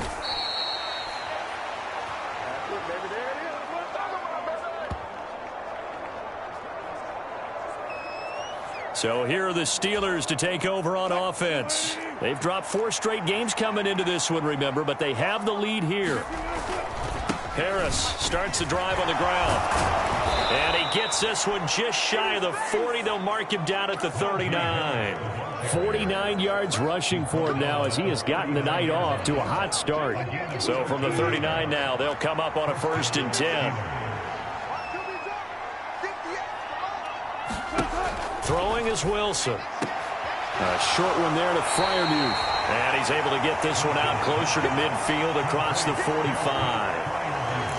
Charles, Thursday night game, I think a lot of teams probably say shrink the playbook somewhat. Is that correct? I think you're right about that, because you just don't have the amount of time that you have in a normal week to put in a full playbook.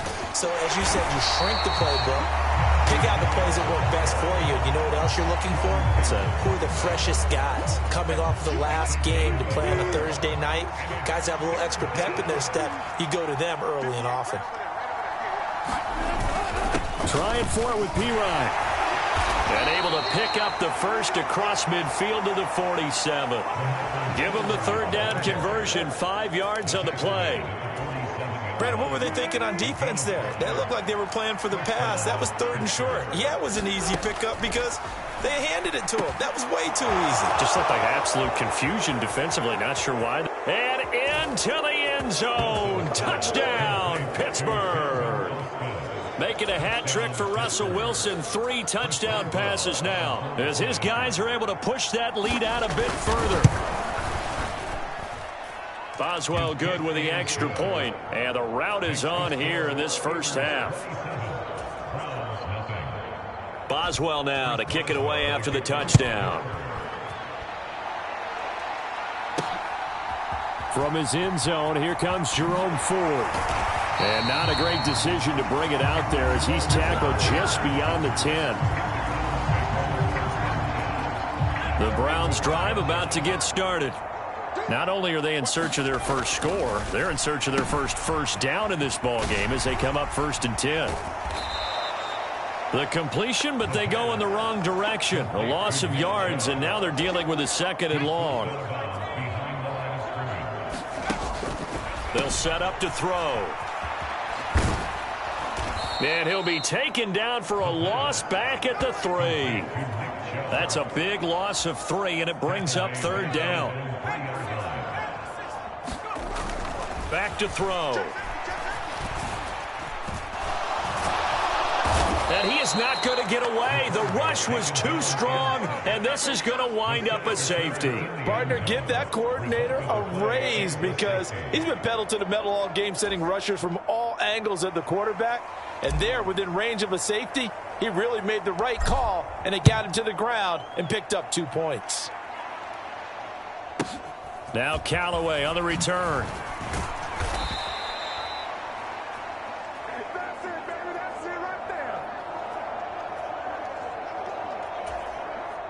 The Steeler offense here about ready for their next drive. They'll be backed up a bit here after the free kick as they start out 1st and 10. Oh, now Harris lost it. It's a fumble. And the defense says they have it. They do. One play into the ball game, an early turnover. He has been a workhorse for them in this game, and ball security hasn't been an issue until that point. Yeah, and let's face it, when he's going to carry the ball that many times, he becomes more and more. And the Steeler pressure too much here. He's going down. The defense rising to the challenge and setting him back on the sack. Pass protection has been a problem all night long as they come up facing 2nd and a bundle. That's complete. It's Elijah Moore. They get 11 back on that one. It leads to 3rd down. An entertaining start to this one. More to come on EA Sports. They'll drop to throw. And he'll go right back to Moore. Complete again. No gain on the play. And it'll be 4th down. One hallmark of good defenses is understanding the game, understanding positioning, and tackling immediately in the secondary after catches. I think we just saw that on display right there. Got to him before he ever had a chance to think about turning it upfield.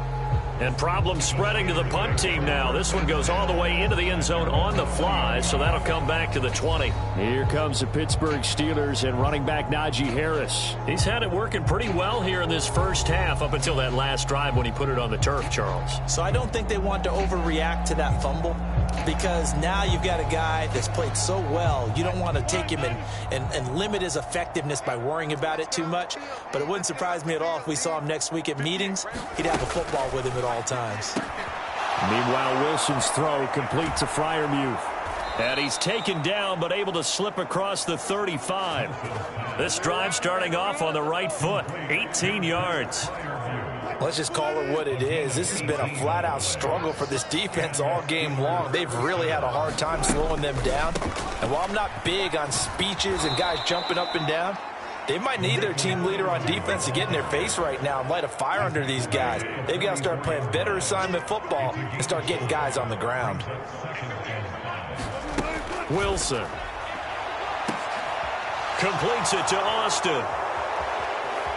And into the end zone. Touchdown, Pittsburgh.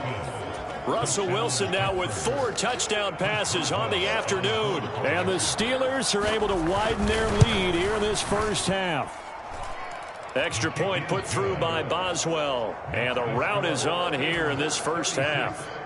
Boswell now to kick it away after the touchdown. Oh, and miscommunication on the lateral. The ball's out. And it's picked, and he takes it back to the house. A fumble recovery for a Steelers score. So they get the 1-score kickoff, get a fumble, take it right back to the house. 2 quick touchdowns within a matter of about 10 seconds on the game clock. It's like a big 1-2 punch that may lead to a knockout. Boswell good with the extra point, and the rout is on here in this first half. And you can bet they're preaching two hands on the ball here as the kick's away following that fumble return. From a yard or two deep, here comes a and he loses the football a second time. And he takes it back to the house. A fumble recovery for a Steelers score. Extra point now by Boswell.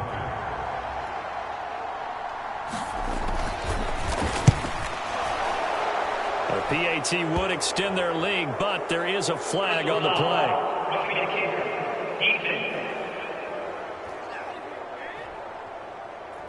Uh-oh, flag comes out here. This is going to be roughing the kicker. When you're going back there on the kick block, you've got to go to the right point. That didn't happen. Ran into the kicker. The penalty flag had to come out. And this will be a touchback as that sails over the end line.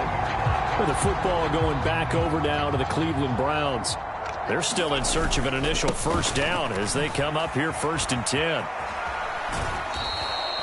He'll lose a yard there, and it's 2nd and 11. I have a feeling they'll stay committed to running the football, especially on their early downs. They just haven't had a whole lot of success just yet. 2nd down, here's Chubb again. And again, the run defense stout this time. He maybe gets back to the line of scrimmage, but no more. On 3rd down, he'll drop to throw. And there is Amari Cooper, his first catch. And he'll be brought down at the 28, and that is well short of the first. Here's Corey Bojorquez to punt this thing away.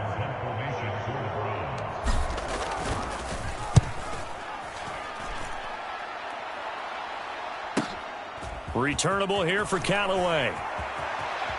And past the 40 before he's out of bounds. A very nice job on the run back there. He'll get 23 yards all told. And it will be 1st and 10 as they take over.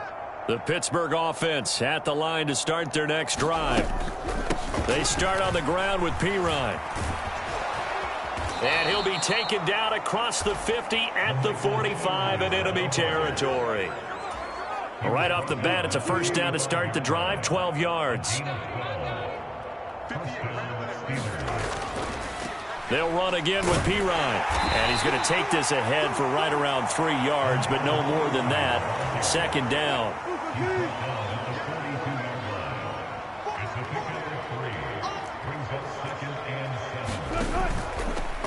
They run it with Ward. Not much there. Maybe a couple as he's taken down at the 40. The offense on 3rd down tonight, they've converted 4 times out of 6. Not bad. This will be 3rd and 5. He had a man open, but he missed him, and it's incomplete. I see the surprise in your face there, partner. That is a rare incompletion from him. He's been on point this entire game. He has percentage completion-wise way up. Not that time. And this is good from 57 yards out. That was bombs away right there. And that will extend their lead even further. So more of the same here, CD. Not a touchdown, but 3 more points added on to their lead.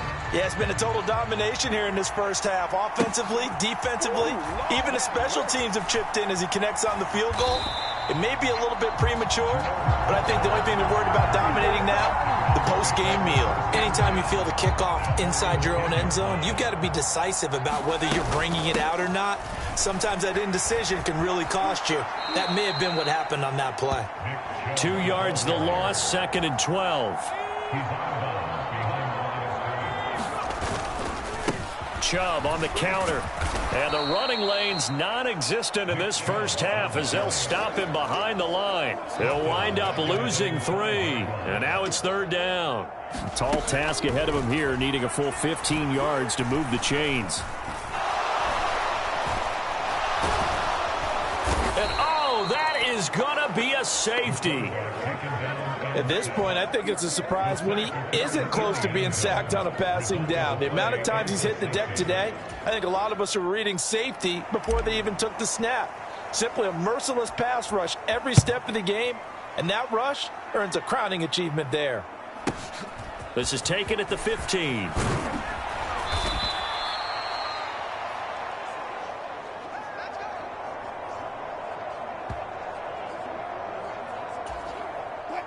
The Steeler offense here about ready for their next drive.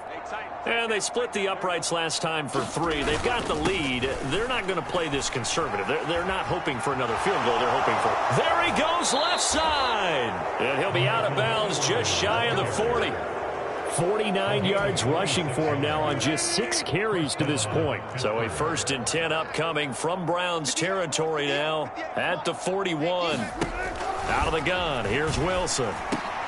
Complete to Austin here over the middle. This will be stopped about 2 yards shy of the marker. 8-yard gain, 2nd and 2.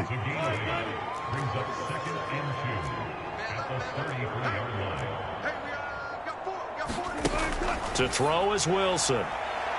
And incomplete on the deep ball. But one thing's for sure, they're still taking their shots downfield, even with a big lead. I think it's way too early to go into a shell, so I like what they're doing. Continue to take your shots. Continue to be aggressive. It's not their job to slow themselves down.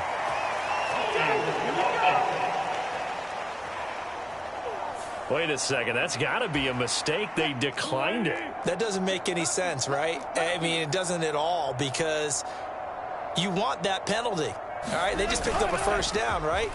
You want the penalty. I am so confused right now. Now, a quick throw there, but it's going to be incomplete. So after the incompletion on 1st, now 2nd and 10. Pirine, draw play. And he'll be a little shy of the 25 here at the 26-yard line. 7th play of the drive upcoming here on 3rd and 6. Here's Wilson. Into a double team, and it's intercepted. Picked off by Grant Delpit. And the Browns force the turnover. They'll take over at their own 27. This offense finding its legs now. Here's another 1st and 10. Pressure comes, and the Steelers take him down. The former Buckeye, Cameron Hayward, able to drop him that time for his 2nd sack of the evening. Pass protection has been a problem all night long as they come up facing 2nd and a bundle.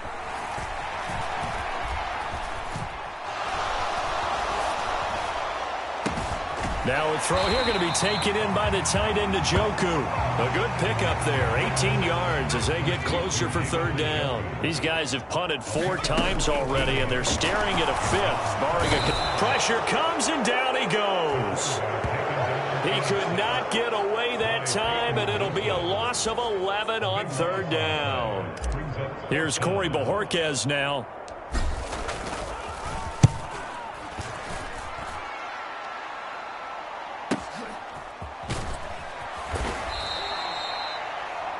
A big kick that time, 52 yards. And they will take over 1st and 10. The Pittsburgh offense at the line to start their next drive.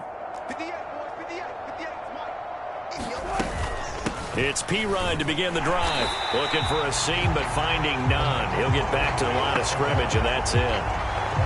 Officially no gain on the play, and it's 2nd down.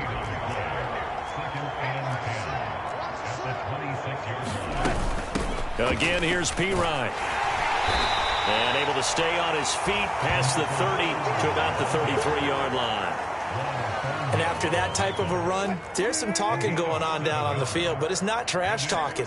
The guy who just carried the ball, he's going back and telling his offensive line, great job, keep it up, and we'll break that one soon. And he'll lose yardage. Brought down at the 32. The Steelers send out their punter now as he's on to punt for the 1st time tonight.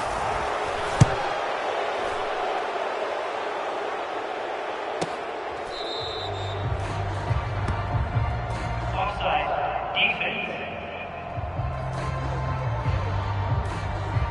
Well, we looked at each other right when he flinched. We knew that that flag was coming. Yeah, offsides, easy call, mark off the 5, and keep it moving. Up the middle, here's Pirine. Yeah, that play is blown up, losing yardage back at the 35. Jeremiah Owusu-Koramoah. Big impact play, a tackle for loss. Now it's Wilson. Setting up the screen to Pirine. Into space at the 45. Down the sideline he goes. He may go. And into the end zone. Touchdown, Pittsburgh. LaMichael Pirine, 65 yards. And the Steelers just continue to roll. Well, he's used to running it that distance. Here he had to catch it, too, before making the run. Heck of a play for the score. There's not many things better for an offense than a back who's a complete guy who can run it and catch it. And we just saw him complete a big-time play for a touchdown.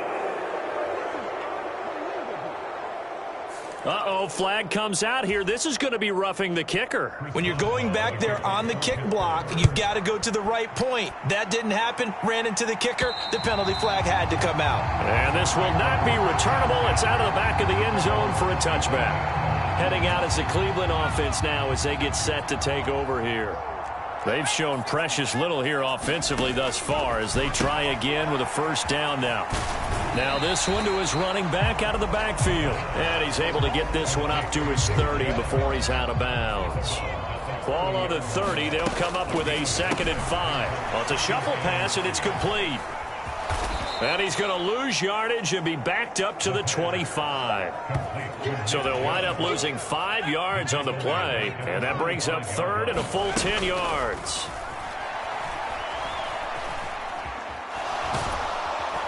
And the Steeler pressure too much here. He's going to go down.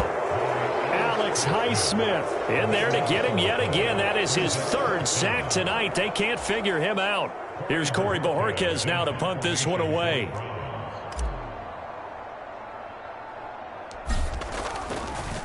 And they're going to fake it from deep in their own territory. And this is incomplete. A huge gamble, and it does not pay off. They fake the punt. It doesn't work out. And now possession will go over inside the 15-yard line. Here's a 1st and 10 at the 14-yard line.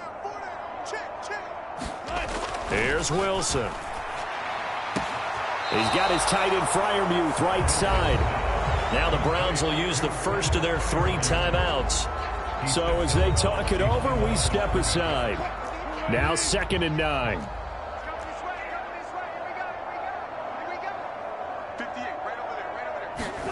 Here's Wilson to throw.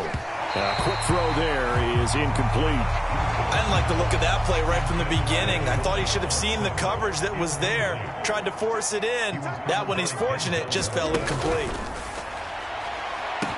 That throw finds Pickens in the end zone. Touchdown Steelers.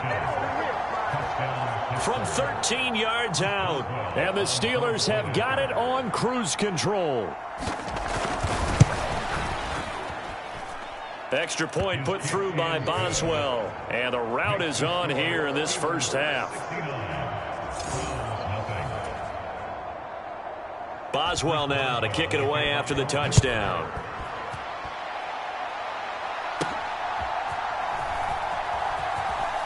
And oh my goodness, he loses it again. And it's picked up by the Steelers. And he takes it back to the house.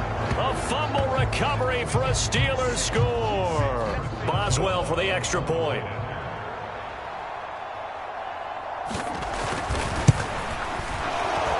And his kick is good, and flags fly as well. Some frustration showing through right now. This is going to be a roughing call. Uh-oh, flag comes out here. This is going to be roughing the kicker. When you're going back there on the kick block, you've got to go to the right point. That didn't happen. Ran into the kicker. The penalty flag had to come out. And they will not get a chance to return this one as it's through the end zone for a touchback.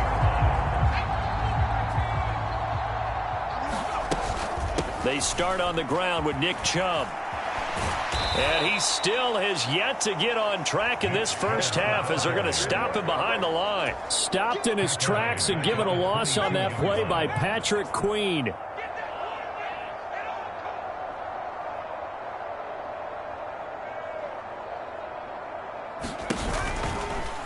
On 2nd down, here's a keeper by the QB. And holding it may be the wrong decision as he stopped in the backfield. That's going to go down as a loss of 5, and it brings up 3rd down. He's going to keep this again. Nowhere to go here. He lost the football, and it's picked up by the Steelers. So that play, I mean, it was pretty well blown up from the start, and it results in a turnover. Yeah, and when you're running the option like that as a quarterback, you have so many different keys and reads to make that sometimes as you're making them, you're not protecting the ball the way you should, and it gets popped free. Wilson hit. It's loose. It's out. Fumble. Oh, and one of the linemen on the other side has got it. And the ball is knocked out. No, bottled up. Fumble. It's out. It's loose.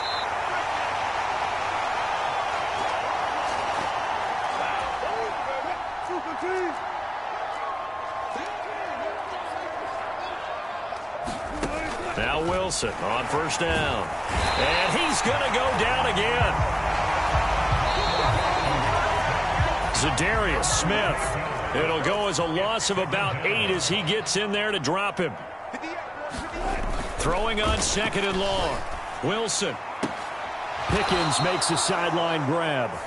The Browns will quickly use their third and final timeout as they'll head to the sideline and talk over what to do next. They'll come up facing 3rd and 5. Wilson. Oh, he had him. He was open, but he couldn't get it to him. It's incomplete. Now Chris Boswell for the Steelers field goal try. From the left hash. Should be a fairly easy one here. Boswell's kick is good, and that will extend their lead even further. Well, Charles, I think you'd have to call that a win for the defense after the turnover already in field goal range, and they had to settle for 3. Yeah, the beautiful part is you start so close to the end zone that your thought process on offense has to loosen up a little bit because you're thinking to yourself, you're almost guaranteed 3. Let's take some good shots at the end zone and try and turn it into 6. The Browns set and ready to go on offense. And a fumble last time. Ball security. Talk about it all the time in the National Football League. They've got to be better at it on this drive. Don't you think that when every team gets together for the first time, I don't care if it's OTAs, mini camps, first day of camp in the regular season, ball security comes up about what, the second sentence of the coach's address? And those are so many drills focus on that. All the time, and they do drills to make it even tougher to simulate game situations. Doesn't always work out, though. And this all incomplete. He tried to check it down to his running back and nearly had the ball picked. Now on third down, that pass knocked down in the backfield and incomplete. Not many boos just yet from this home crowd, but they may be starting soon as I'm starting to detect an uneasy murmur through this crowd. This offense, they've been lifeless in this first half. And now here's another punting situation and a 4th down. Officially, that'll go as a 52-yard punt. Not too shabby. Najee Harris and the Steeler offense set to go to work once again. And he's sure looking like a lock for a 1,000-yard season. Don't know if he's going to get it in this game, but and he's taken down. This will be a Brown sack. Zadarius Smith, his 2nd sack of the night. Pass protection has been a problem all night long as they come up facing 2nd and a bundle. They don't want to repeat a first down. They'll keep it on the ground. And not much happening there as he'll get it back to the line of scrimmage and no more. They need 18 yards here on 3rd down. One more time, they'll keep it on the ground. And he'll only get this to about the 35, well short of the line to gain. So we've reached halftime here with the visiting Steelers out in front as we send you down to Orlando where Jonathan Coachman has our EA Sports halftime report. Coach.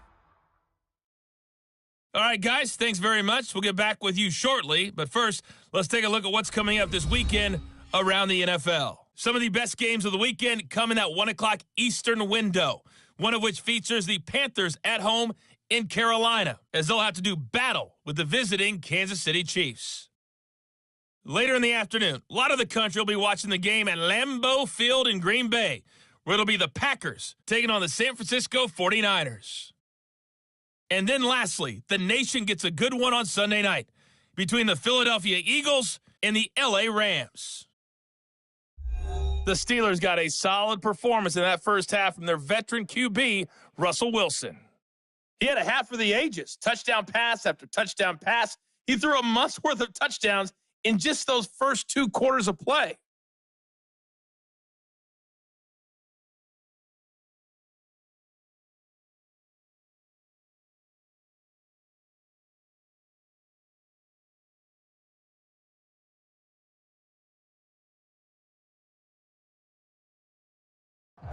All right, Coach, thank you, and we welcome everyone back for quarter number 3.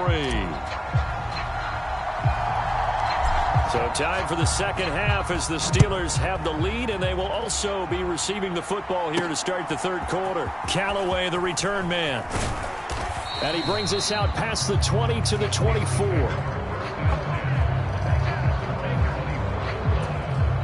The Steeler offense here about ready for their next drive. On first down, Wilson. This is complete to Watkins on a slant. And he'll be corralled right around the 34. He was held without a catch in the first half, but he's got one here, and he also picks up a first down. From the shotgun, Wilson. He'll drop it off to Pirine, complete. And he'll take this to the other side of midfield before going out of bounds. The catch and run, good for 18 and a first down.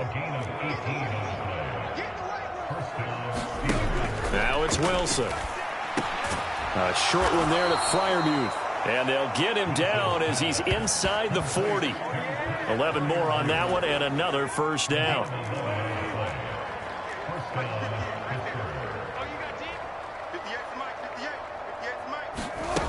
From the gun, it's Wilson. He's got room at the 30. And finally marked down at the 23. Another first down as they call his number again. He's got 15 yards here.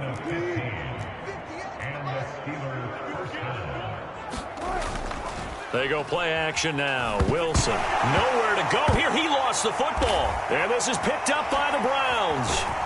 And he'll return this one just shy of midfield to the 49. Every week we hear talk about create turnovers. In particular, they wanted to force some fumbles. They got one right there. And it shows you how the game has changed over time. It used to be good enough for a guy to get a sack of the quarterback in the pocket. Now, if you come to the sidelines and you didn't knock the ball free, your coaches are upset with you. All right, so if you're a quarterback, it starts all the way back in the youth leagues. Take care of the ball. And he can't find anywhere to go with it, and he goes down. It'll go in the books as a 7-yard loss on the sack, and it's third down. He rifles one, and that's going to be intercepted. Picked up by Minkah Fitzpatrick. And he brings this one back. It's a pick 6 for a Steeler touchdown. Well, I mean, you get it. They're trying to make something happen here in this third quarter, CD, but I don't think a pick 6 is exactly what they had in mind. No, not at all, because this offense, they've been stuck all game long. Haven't dented the scoreboard yet, and they're kind of forced to take a few chances here, and that one, it backfired in a big way. Boswell good with the extra point, and the lead grows even larger here in the third quarter. So they'll get another shot on offense following that pick 6, and now the kick is away. And here comes a return from just beyond the goal line. And good coverage defensively. They wouldn't let him get ahead of steam going, and he'll be brought down at the 15. The Cleveland offense ready to go. The disparity in this game, it just seems to grow with each possession here, Charles. They are really struggling. They have not put up a single point, and on the other side, the points keep piling up and up and up. So you know the frustration level has to be rising, right? So they've got to find a way to quell that, because otherwise they certainly won't get anything done in this one. Keep diving deeper into the offensive playbook, but bottom line is don't quit competing. Pass protection has been a problem all night long as they come up facing second and a bundle. From deep in their own territory, they look to throw. Under pressure, and down he goes in the end zone, and that's a safety. All right, partner, deuce is wild on this sequence. 2 plays, 2 sacks, and now 2 points thanks to the safety. Offensively, there just didn't seem to be much of a plan when they came out on attack. That let the defense create a little chaos up front and set up one of their guys to make a play and get through and record the sack. And he'll be stopped up at the 25. The Pittsburgh offense at the line to start their next drive. And they got across the 50 last time but fumbled and turned it over, so they'll be looking to have a short-term memory here, Mr. Davis. Not only a short-term memory, but a whole lot better ball security. Because if they take care of the ball, continue to move it, their chances of scoring some points, they've got to feel pretty good about. They thought they had things moving in the right direction last time. Fumbles, they don't just affect you on offense, they affect your overall team because now your defense has to make that stand up. Multiple rushers break through to drop him for the 7th time this game. 3rd and long. It's Wilson. That is caught. Still going inside the 20. Touchdown. Quez Watkins, 81 yards. And the Steelers extend their lead yet again.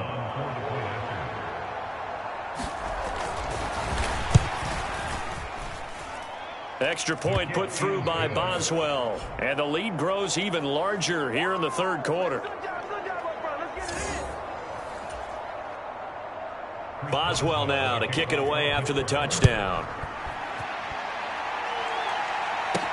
On the return, here's Jerome Ford. Escapes the defender. And the kick team down there quickly. They don't have to run as far as they used to. And they're able to stop him before he can even make it to the 15. In this position, trying to get back into the game, teams are looking for a spark from their special teams. That's not what they got, though. They got a setback, and they have a long field to cover if they want to try and put points on the board. They'll come out throwing here to start the drive. Fighting to stay upright. And he's going to go down. Back at his own 5-yard line, it's a sack. Patrick Queen came in there hard on the blitz and got him down 9 yards behind the line of scrimmage. Pass protection has been a problem all night long as they come up facing 2nd and a bundle. Oh, and this is going to wind up a safety. And now timeout is whistled as it appears there's a Brown shaken up on the play. So free kick situation forthcoming from the 20 as they'll punt this one away. On the return is Callaway.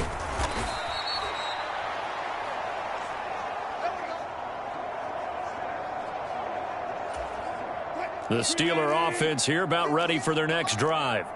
And it's a matter, really, of the rich getting richer. They built a big lead already. Now tack 2 more on following the safety. And they've got the football back as well. Oh, he had a man open. He overshot him. It's incomplete. 2nd and 10 now from the 27.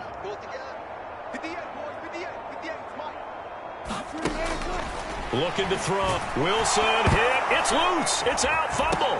And this is picked up by the Browns. And his guys are going to get the football at the 28-yard line. Brandon, that's the 3rd time he's fumbled so far in this game. And, you know, you can make excuses for each and every one of them. But the bottom line is he's got to take care of it better. And now that he's shown a propensity for fumbling it, just think about what the defenders are trying to do. Yeah, well, guys hate 1 fumble, 2's, oh, my goodness, 3 or more. Wow. Just doesn't make any sense, does it?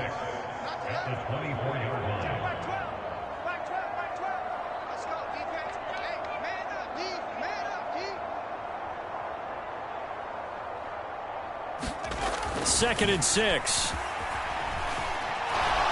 Keeps himself upright, but now he's swallowed up and taken down. That time, multiple defenders getting pressure, and it's a loss of 6. So if we recount real quick, he had the touchdown earlier, and now he comes up with the sack here. No doubt about it, he's having himself a game. Under pressure, they got him again. They bring the safety on the blitz, and he busts through to drop him for an 8-yard loss. Well, this has turned into an absolute week to forget for this quarterback. Multiple sacks, pair that with multiple turnovers. As far as he's concerned, if he ever sees this defense again, it'll be way too soon. And that'll hit in the end zone. Much too much leg there. That'll be a touchback. The Pittsburgh offense at the line to start their next drive. The drive starts with a handoff to Pirine, and they're going to stop him right at the line of scrimmage. Just no cutback lane to be found whatsoever. 2nd and 10.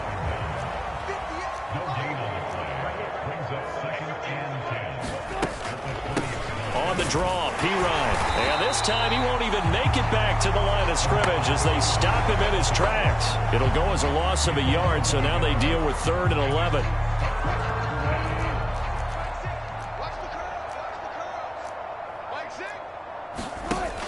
Back to throw. Wilson. And that will be incomplete. Not his best throw there, but where we sit right now in the 3rd quarter, he's had a pretty good game throwing the football. He certainly has, and it's not exactly the point where we're doing 4-minute offense yet, but they've got to think about, I'm not going to say milking the clock, but understanding clock management here on out. That's taken on the 25.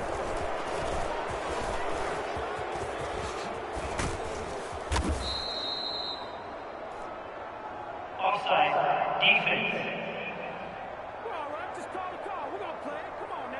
And that one was relatively easy to see. I noticed that from up here. Yeah, it doesn't take a whole lot, does it? Sometimes you get multiples. What I always love on these offsides is when each side points at the other. Hey, you did it. No, you did it.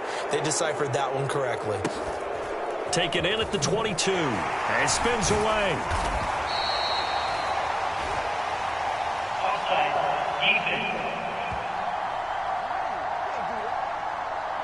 Well, we looked at each other right when he flinched. We knew that that flag was coming. Yeah, offsides, easy call. Mark off the 5 and keep it moving. The Steelers send out their punter now. And the way this offense has moved the ball, he hasn't been needed till here in the 3rd. So possession goes over here on the punt. And the Browns will take over 1st and 10. And now Cleveland geared up to take the field. And last drive, 3 and out. Still a goose egg on the scoreboard. How do they break that goose egg? They've got to find a way to get the ball in the hands of their playmakers, get them some space, and try and make a 1st down and get some momentum going. It's been a struggle for them throughout the game, and that 3 and out on the last possession, that told you just how stalled they are on offense. So who will step up here? We'll see. It fights him off. But in the end, the pressure too great, and he goes down. T.J. Watt bringing the pressure yet again. That's his 3rd sack here tonight. These guys have punted 4 times already, and they're staring at a 5th, barring a conversion here on 3rd down. And able to get it here to about the 16-yard line. That one good for only 6, and it leaves him with a 4th down. Well, sure looked pretty coming off of his hand, but sometimes you might have to take a little bit off of it. That one looked a little too hot to handle. Yeah, but off the tip, hey, they still got the... And they're going to fake it from deep in their own territory. And he will not even make it back to the line of scrimmage. I know, without even asking, without even looking in your direction, that you are not a fan of that call. Oh, I wish you had looked, Brandon, because I was actually thinking this would be the perfect time for a fake. Right. Yeah, you're right. This doesn't make any sense to me at all. This deep in your own territory. Look, I'm all for being unconventional. That part's cool, and I get it. But this deep, I just don't think it was the right time to make that call. Now Wilson on 2nd down. Nowhere to go here. He lost the football. Oh, and one of the linemen on the other side has got it. And a big turnover there as his guys will get the football back. They'll come out throwing here on 1st down. Going out wide, finds Chubb. The completion, but they go in the wrong direction. A loss of yards, and now they're dealing with a 2nd and long. I really like the angles that the tacklers came from on that play. They secured inside, took away the cutback. The sideline's there, so you can only go so far outside, and they were able to close in and tackle him for a loss. Yeah, they used your boy over there, the 12th man, Sammy Sideline, right? Sammy Sideline. You know something? He tackles pretty well, too. He's tougher than an airport steak. An incomplete pass on that last play, and that means they'll need to come up with something here on 3rd down. He's going to drop this one down for Chubb. And they're going to stop him short of the 1st down as he's tackled at about the 21. They do get 7 out of that, but not enough to prevent a 4th down. We can make this one pretty simple. Locked up all of his progressions downfield, forced to get it to his running back. But how about the way they ran to the football and knocked him down to force a 4th down?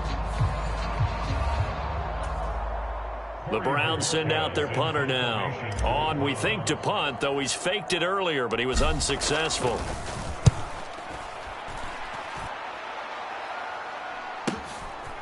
This is fielded at the 27. So a good punt there, but a very strong 14-yard return. And the Steelers will go on offense here, 1st and 10. They've got good starting field position as they come up here 1st and 10 at the 41-yard line. They'll start this drive out on the ground. And he is going to be stopped cold behind the line of scrimmage. 2 yards the loss, 2nd and 12.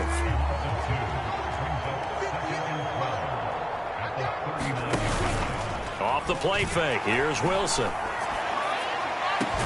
It's caught inside the 25.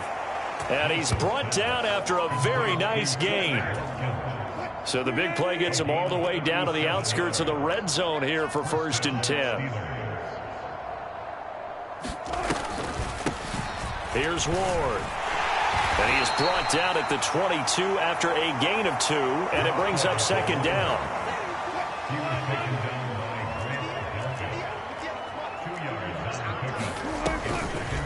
Now a first carry for their fullback. And he tries to power forward, but he will not get back to the line of scrimmage. Now they're staring at a 3rd and 8. That last play backwards a yard.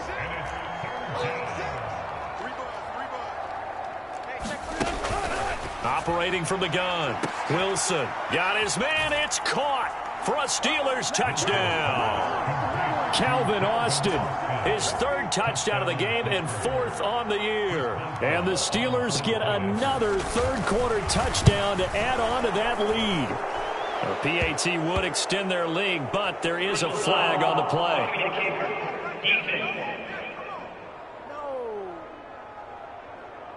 Uh-oh, flag comes out here. This is going to be roughing the kicker. When you're going back there on the kick block, you've got to go to the right point. That didn't happen. Ran into the kicker. The penalty flag had to come out.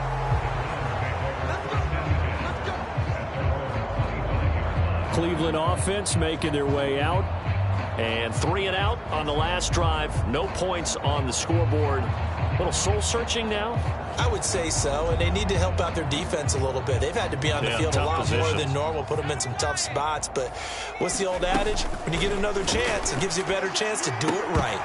They're throwing to start the drive, but that went incomplete. You get the sense that they're saying we're not playing up to what we're capable of, and we're deep enough into the game that the early jitters are long gone, that they should now have some sense of continuity and be able to make some of these plays that they have not been doing so far. That's going to go down as a loss of 5, and it brings up 3rd down. Now back to throw. And he gets it to his running back, Nick Chubb. And he's taken down, but able to slip across the 35. Boy, a nice play there as they wind up converting on 3rd and 15. Line of scrimmage, the 37 on 1st and 10. Up the middle, it's Chubb. And they're able to swarm him behind the line, and his rough night continues. A loss of a full 3 yards, and now it's 2nd down. He'll drop to throw.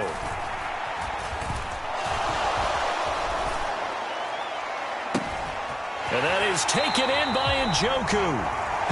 Yeah, he will go out right near the 35-yard line. And now timeout is whistled as it appears there's a Brown shaken up on the play.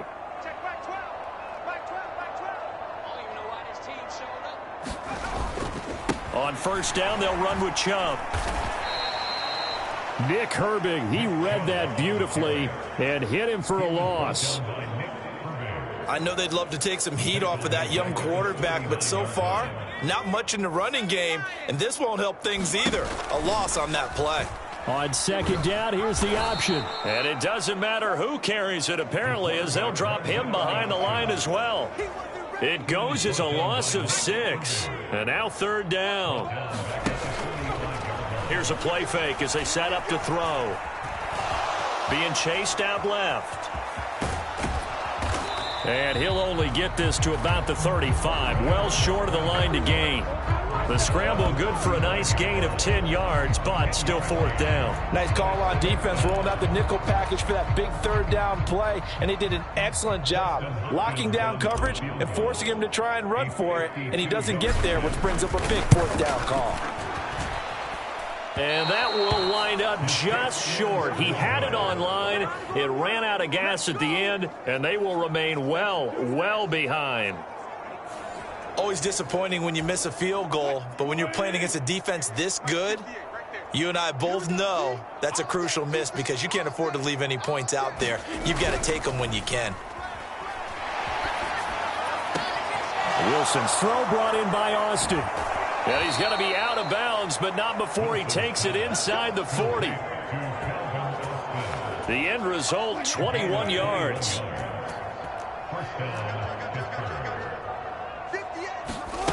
Now Wilson. He's got room at the 30. And he's all the way down to the 13-yard line. You ain't going to burn me.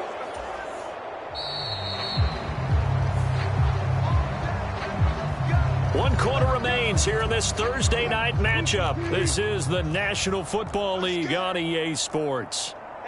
And we're back now here in Cleveland. Throwing now, Wilson on first down. And this is a blowout so far as we get set for the fourth quarter. A very one-sided affair. Second down and 3. Ball on the 7.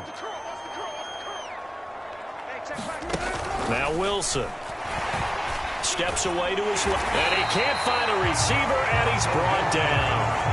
They push him back 8 yards that time on second down. Tough spot here. Third down and 11.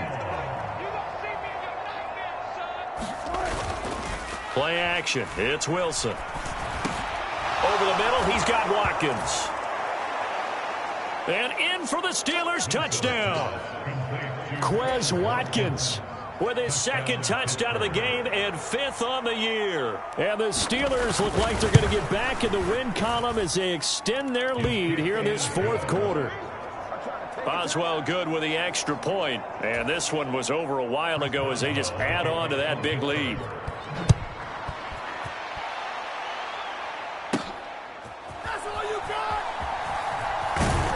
And that's pretty good coverage by the kick team, as he'll only be able to get this past the 15-yard line and no further. The Browns drive about to get started. They'll try and start this drive in the air. Drops it off for Chubb. The completion, but they go in the wrong direction. A loss of yards, and now they're dealing with a second and long.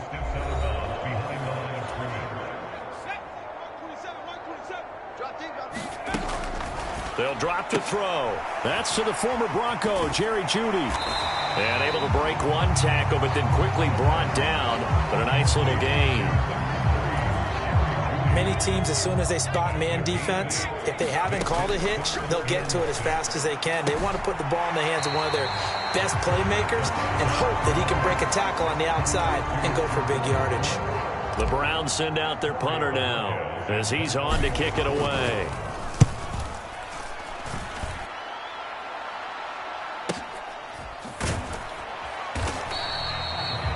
So a change of possession here on the punt. And out will come the offense as they take over.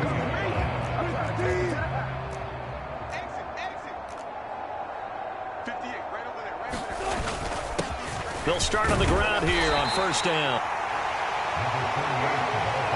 That's it. That's what you want. Straight ahead positive gain. Just keep that clock ticking. From the 25, here's second down and 7.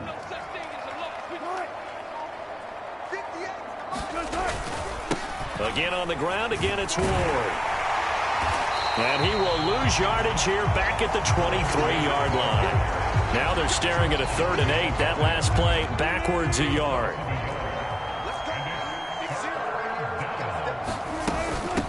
A give to the fullback on the dive. Call it a gain of 4, and it'll bring up 4th down. The Steelers send out their punter now as he'll kick it away for the second time.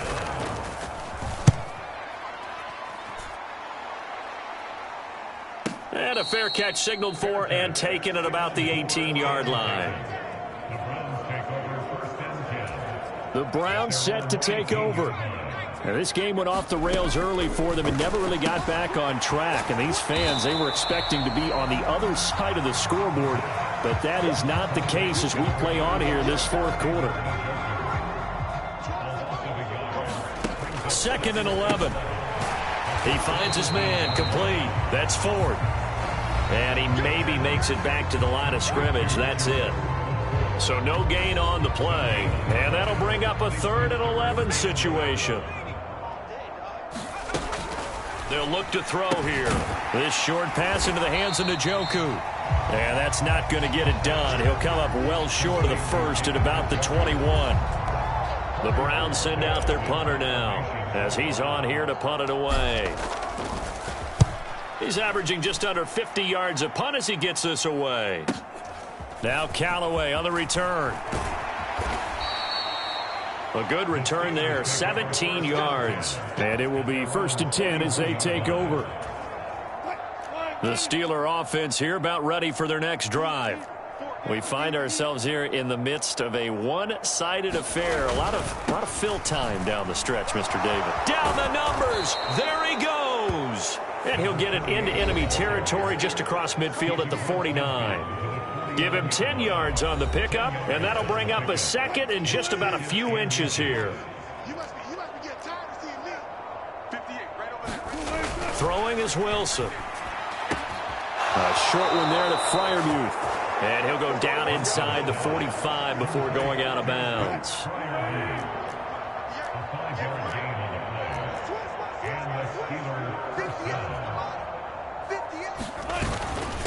On the ground with Ward.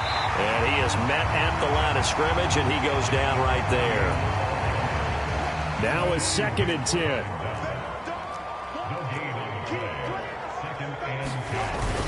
They go play action with Wilson. Over the middle, complete. It's Watkins. And they're going to have another 1st down as he's going to be tackled at the Browns' 33. It's a gain of 11 yards that time, and it produces a new set of downs. So they'll come up 1st and 10 now from the 33. They run it with Ward. And not much running room. Down to the 32. Greg Newsome up to make the stop. From the 32-yard line now, here's a 2nd down and 9. On the give, this is their fullback. Trying to keep those big legs churning, but he's going to go down in the backfield. Now play number 7 of this drive, but it's a tough 3rd and 9. Now Ward, and he will lose yardage back to the 34-yard line.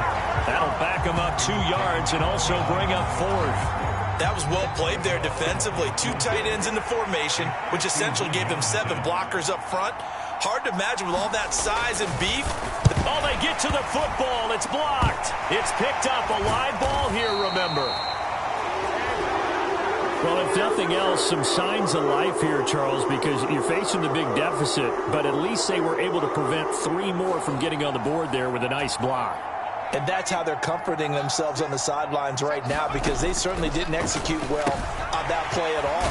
Bottom line, exactly what you said. They didn't need the 3, but they sure don't like giving up a block. They'll have something to work on as they get into practice next week. Here's 2nd and 7. He'll look to throw. Buying time to his left. And they'll work this down to the 40-yard line. Tackled there. Nothing open downfield. He keeps it himself for 11 and a 1st down. He'll look to throw. And the Steeler pressure too much here. He's going down. Nick Herbig from that outside linebacker spot gets in there. It's a loss of 9. Pass protection has been a problem all night long as they come up facing 2nd and a bundle. The throw down the field caught by his running back. And the stop here will come at the 38-yard line. They'll need to get it to the 30 for a 1st. This is 3rd down. And he fends him off. It's incomplete. Took a shot, couldn't connect. That's coverage what you'd expect to see in a tie game late. Not in a lopsided game like this. They are not letting up. And Bojorquez on to punt as he gets it away. And problems spreading to the punt team now. This one goes all the way into the end zone on the fly, so that'll come back to the 20. The Pittsburgh offense at the line to start their next drive. And this game, it could very well turn out to be the shocker of the weekend. Not too many expecting them to come in here and win. And they're not just winning, they're dominating. And now trying to finish this one off. From the 22, here's 2nd and 8.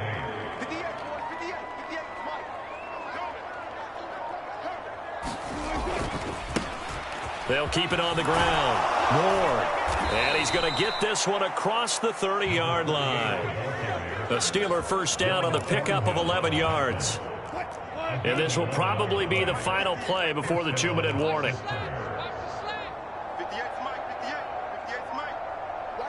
Just 2 minutes remaining here in the fourth quarter of what has been a one-sided affair. So the Steelers with the football as we get you reset. And they have just about put this one on ice as they've got it here 1st and 10. On first down, it's Ward. And he is met in his tracks behind the line of scrimmage. 2 yards the loss, 2nd and 12.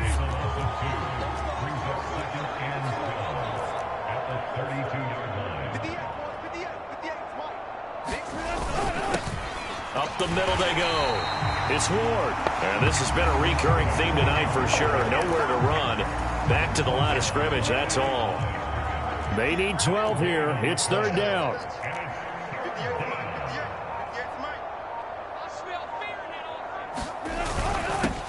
They've gone to their fullback quite a bit. He'll get it again.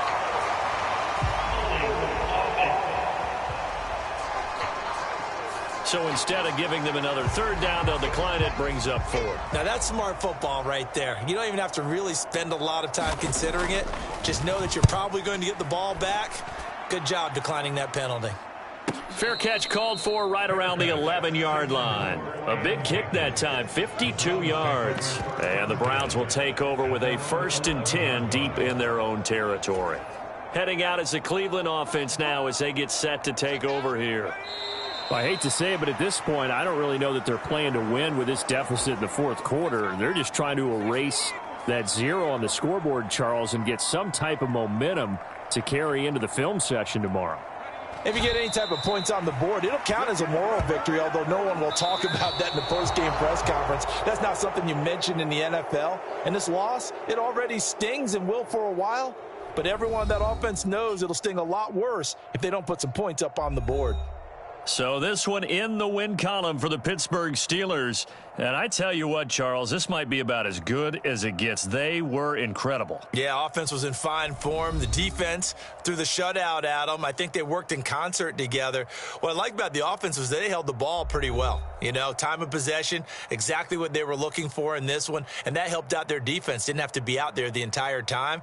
So when you do that and you're out there fresh playing, off a little extra spring in your step, and it showed up in this one. They had a ton of spring in their step. Impressive victory. So for the Steelers, the win gets them a step closer to 500 at 5-6. And now they'll have a few extra days here before they face Cincinnati next week.